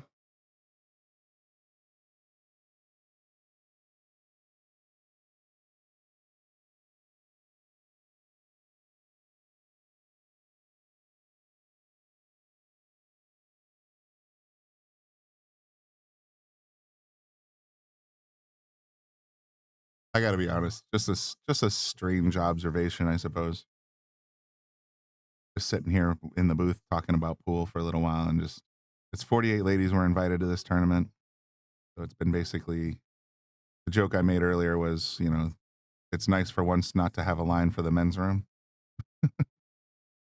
Having said that, the jukebox selections has been very telling as well. There's been a lot of lady focused kinds of songs. Like right now we're playing a little bit of Spice Girls. We've been playing some other femme oriented, let's say, artists. So it's just amusing to me. I don't know. Silly observation.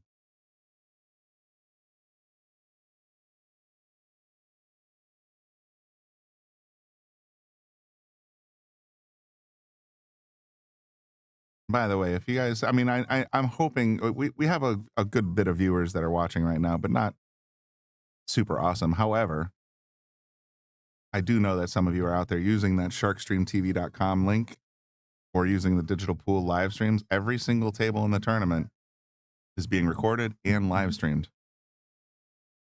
So, and it's for free. All you have to do is get a digital pool account. Maybe, I think next month we're going to start charging for the Sharkstream TV service again, but for now it's 100% free. You can go back and watch every single recording and live stream in this tournament, courtesy of Digital Pool and the Sharkstream.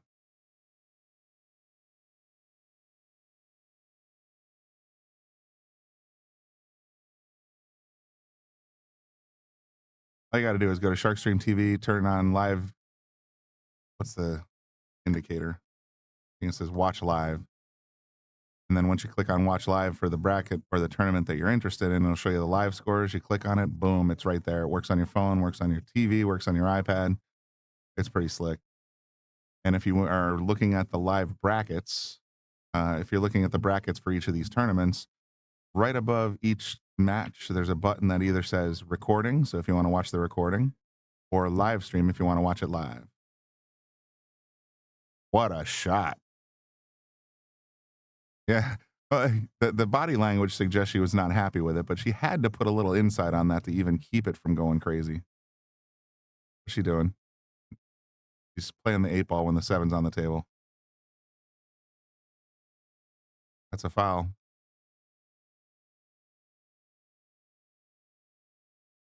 There's nothing to spot. You shot the wrong ball. Oh no.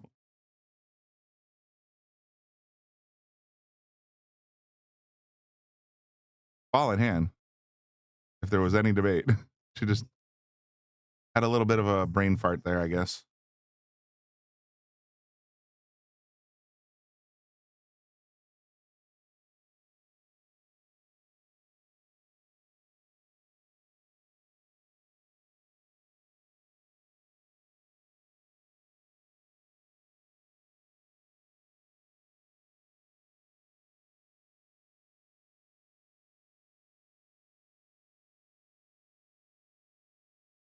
What?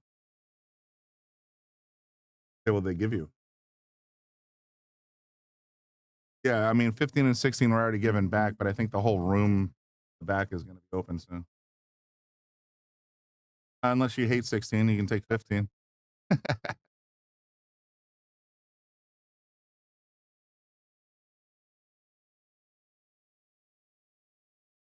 You're right, Sean. It was the Spice Girls. So let's blame the Spice Girls for that mental hiccup there. So Ashma's got one. Stacy's got one because Stacy, she started lining up on the 8, and I wanted to scream through the phone or through the booth, whatever you want to call it. And I was just like, you're shooting at the wrong ball. We've all done it.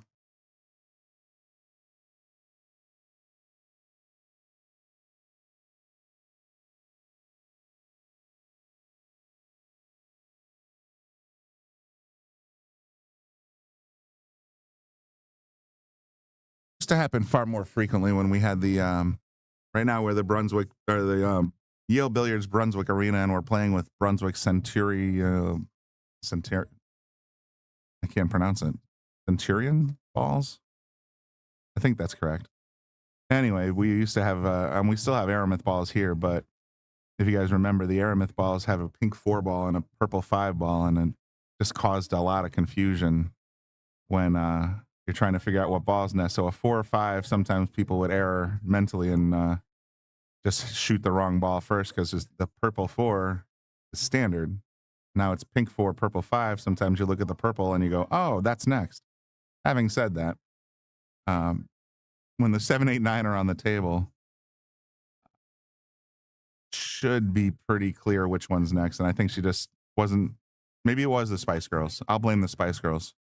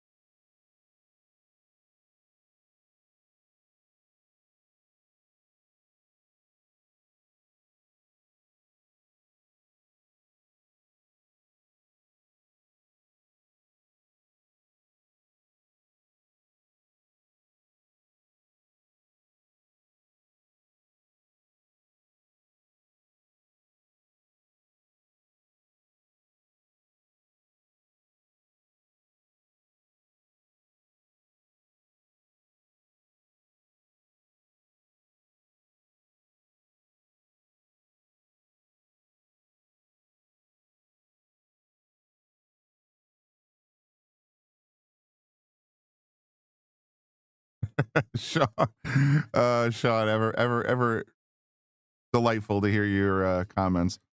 X had a terrible wailing from her car. The guy at the garage told her to throw away the Taylor Swift CD. Now, the reason that strikes a chord is because I can always tell when Danielle, what is it? Trying to find the charts.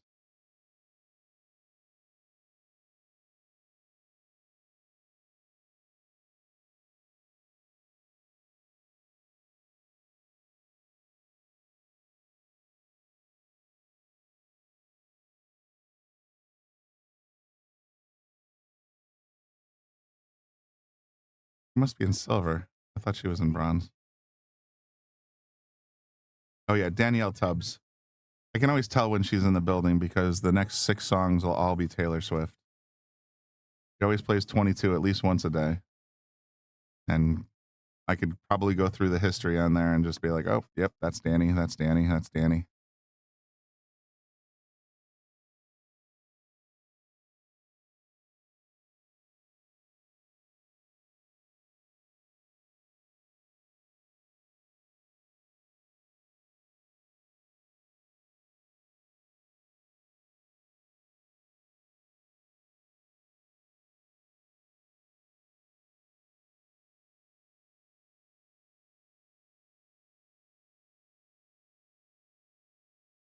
Drops the 3, nicks the 9. Gonna be a little weird on this 4 ball though.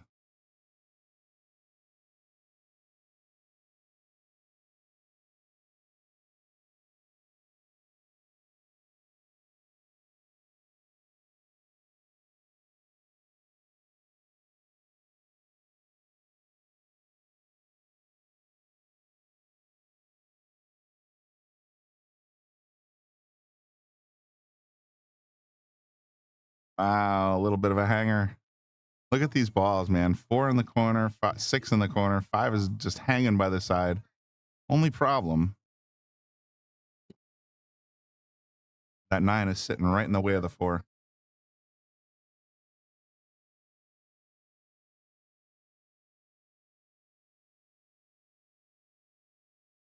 Ooh, interesting tactic here. Forgoes the 5 in the side, goes for the 5 in the corner, but unless you put some stroke on, well, actually, you could probably roll forward and miss the side pocket. She should be okay.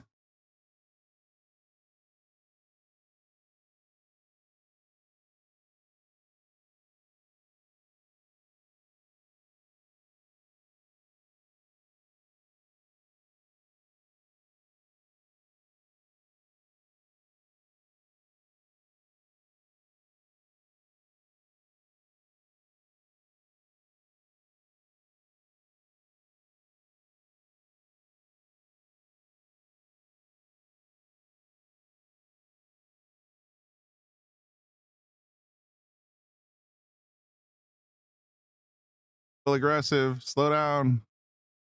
Oh no. He's right on top of the 9. That's going to make this shot a lot harder.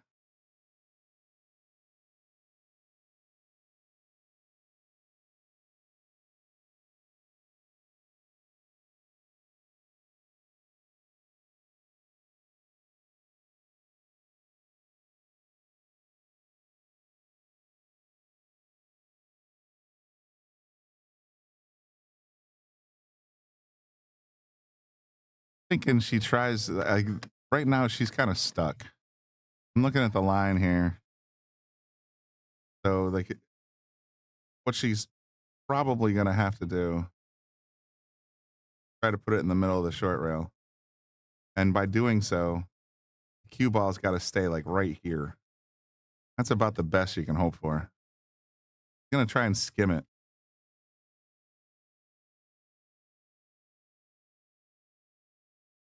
She went for the make. Oh, I think I would have played safe there. I just feel like you're disappointed, but at the same time, you got to play the percentages. And I think the percentages there said, try to get it up here on the short rail and just take your lumps. It's no joke though, because you could easily follow this into the corner.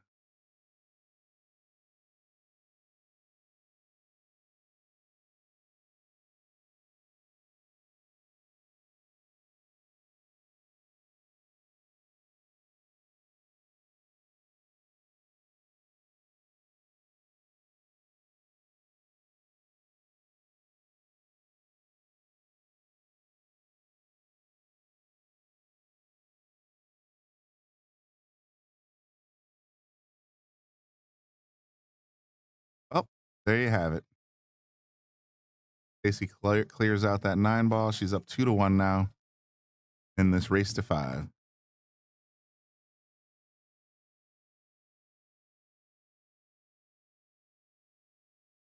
Oh.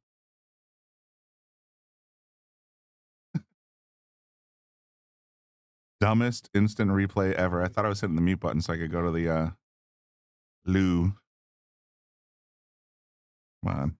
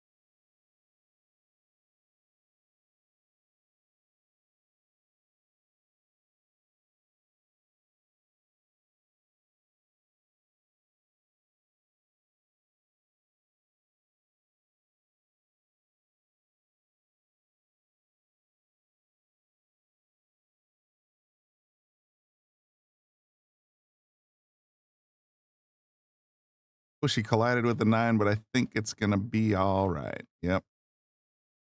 Stacy looking strong here to get out.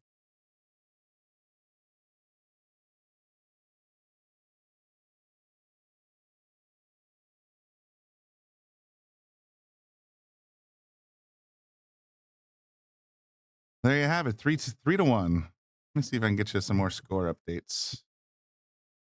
We'll go through one bracket at a time. So right now in the hot seat, you got Stacy and Ashima.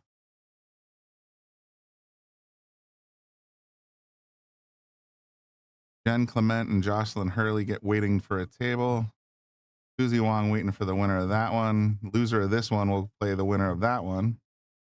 That's how the brackets are working right now. So right now in the gold. Your last players are Jen Clement, Jocelyn Hurley, Susie Wong, Ashima Butler, and Stacy Borbu. Only 2 players will advance to the stage 2 in this format. In the silver bracket, we got Tina Centauri. I'm sorry, let me see. Waiting in the hot seats, Melissa Hayes. She defeated Danielle Tubbs 4-0. Wow, Melissa. Danielle was playing pretty strong too. So down on the one loss side, we got Tina Centuri playing on table 1 against Ashley Booten. We got Corey Winiarski waiting for the winner of that match, and then Danielle waiting for the winner of that match. And that one will go back and play Melissa Hayes. 3 players will advance. So Melissa's already in day 2 or stage 2. It's just the which 2. So Danielle is, yeah, if I do the math right, there's 3 players. Danielle's already advancing to stage 2. We're just waiting for 2 more matches on the silver bracket as well. And then on the bronze, we got 3 players advancing. Right now, the hot seat match is in progress. Race to 4, Kathy Shadarovich is up 3-2 over Jody Makedo. So because they're taking 3, one of those 2 players is almost, well, no, the winner is guaranteed. The loser could end up in 3rd. Okay, so all 3 of both of those players are going forward. June Vidart, Madeline Mullins, Elizabeth Longley, and Helena Kilroy are fighting for the last spot. Winner of those 2 matches will face each other, and the winner of that will advance to day 2.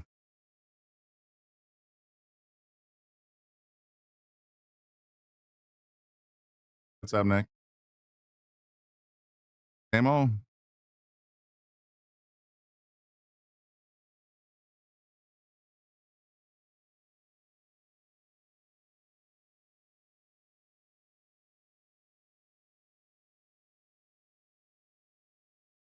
Figure out where this 6 is headed. Actually, it's not bad. Problem is getting to the 7. Oh, figured it out. AC looking strong, and it's no surprise she's the highest seeded player if you were to look at it from Fargo in the entire tournament. You'd think, yeah, she should be doing pretty well. She had a little bit of, she had some challenges along the way. I'm not going to lie. I'm going to go back to the gold bracket on my little browsy thing. Played against Jocelyn Hurley, won that one 5-4. Diana Perugino won that one 5-0. And she also played Sarah Archer herself, won that one 5-2. So the closest hurdle was Jocelyn. And right now she's dominating this set 4-1 in a minute.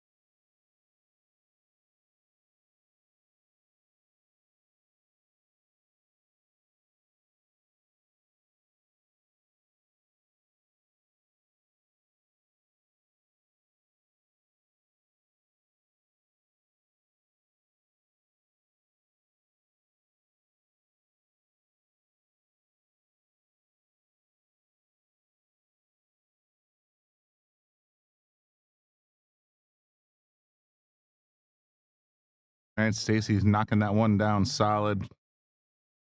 A little iffy on the 2. Thinking maybe cross side, or she's going to cut it.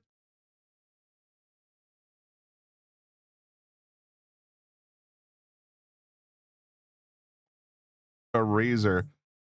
And she freed up the 3 ball. Well, kind of. Also lumen large.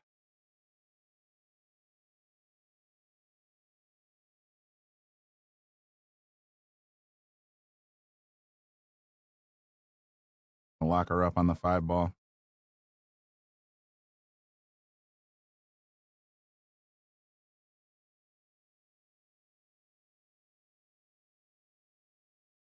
Still not terrible. She can go around the 4, probably even make the 3, but then what's your next shot look like?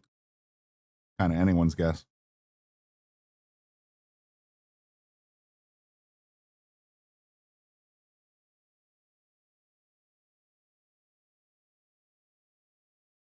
That's going to sail. That's going to sail. Needed a little bit more left on that one to make it work.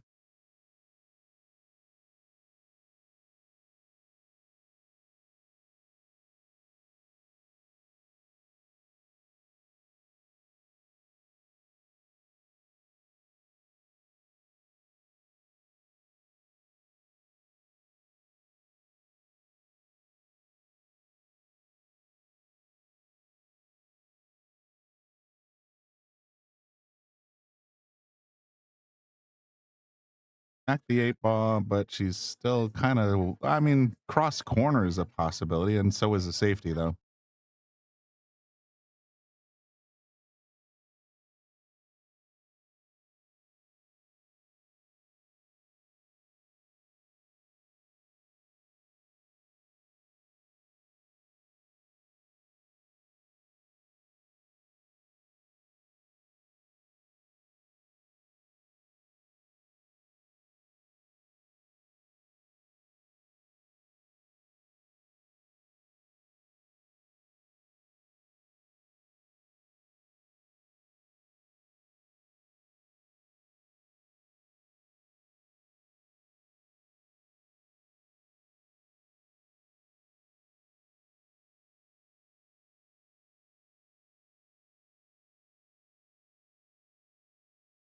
Oh, tried to go for the side pocket, caught the back point.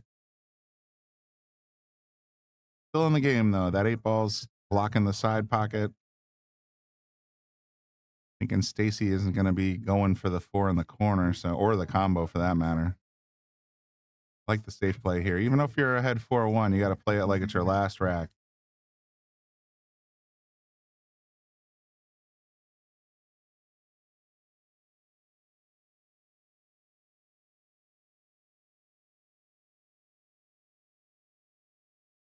I did not think that went by. Holy smokes. She got better eyes than I do. Good shot.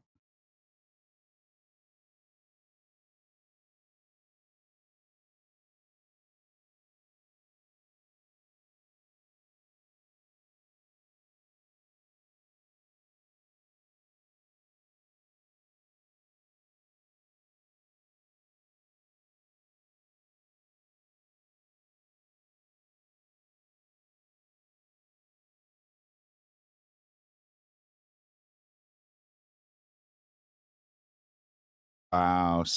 Wow. Just missed the side pocket, and she's got perfect aim on this 8 ball.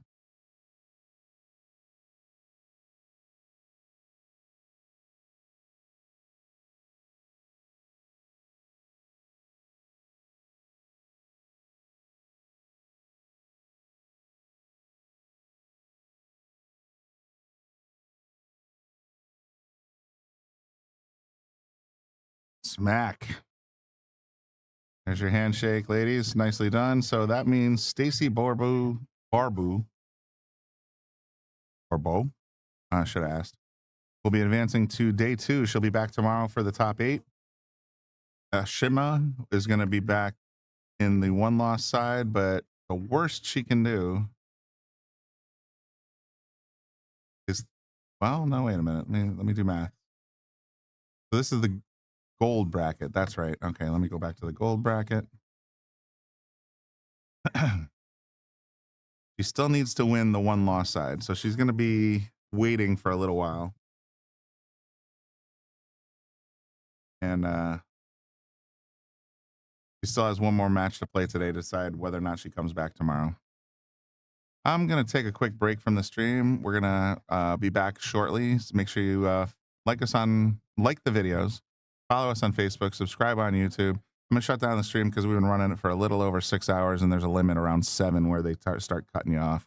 But Like I said, turn on your notifications. We'll be back with a little bit more coverage from the Sarah Archer for the Love of the Game Ladies Invitational Tournament shortly.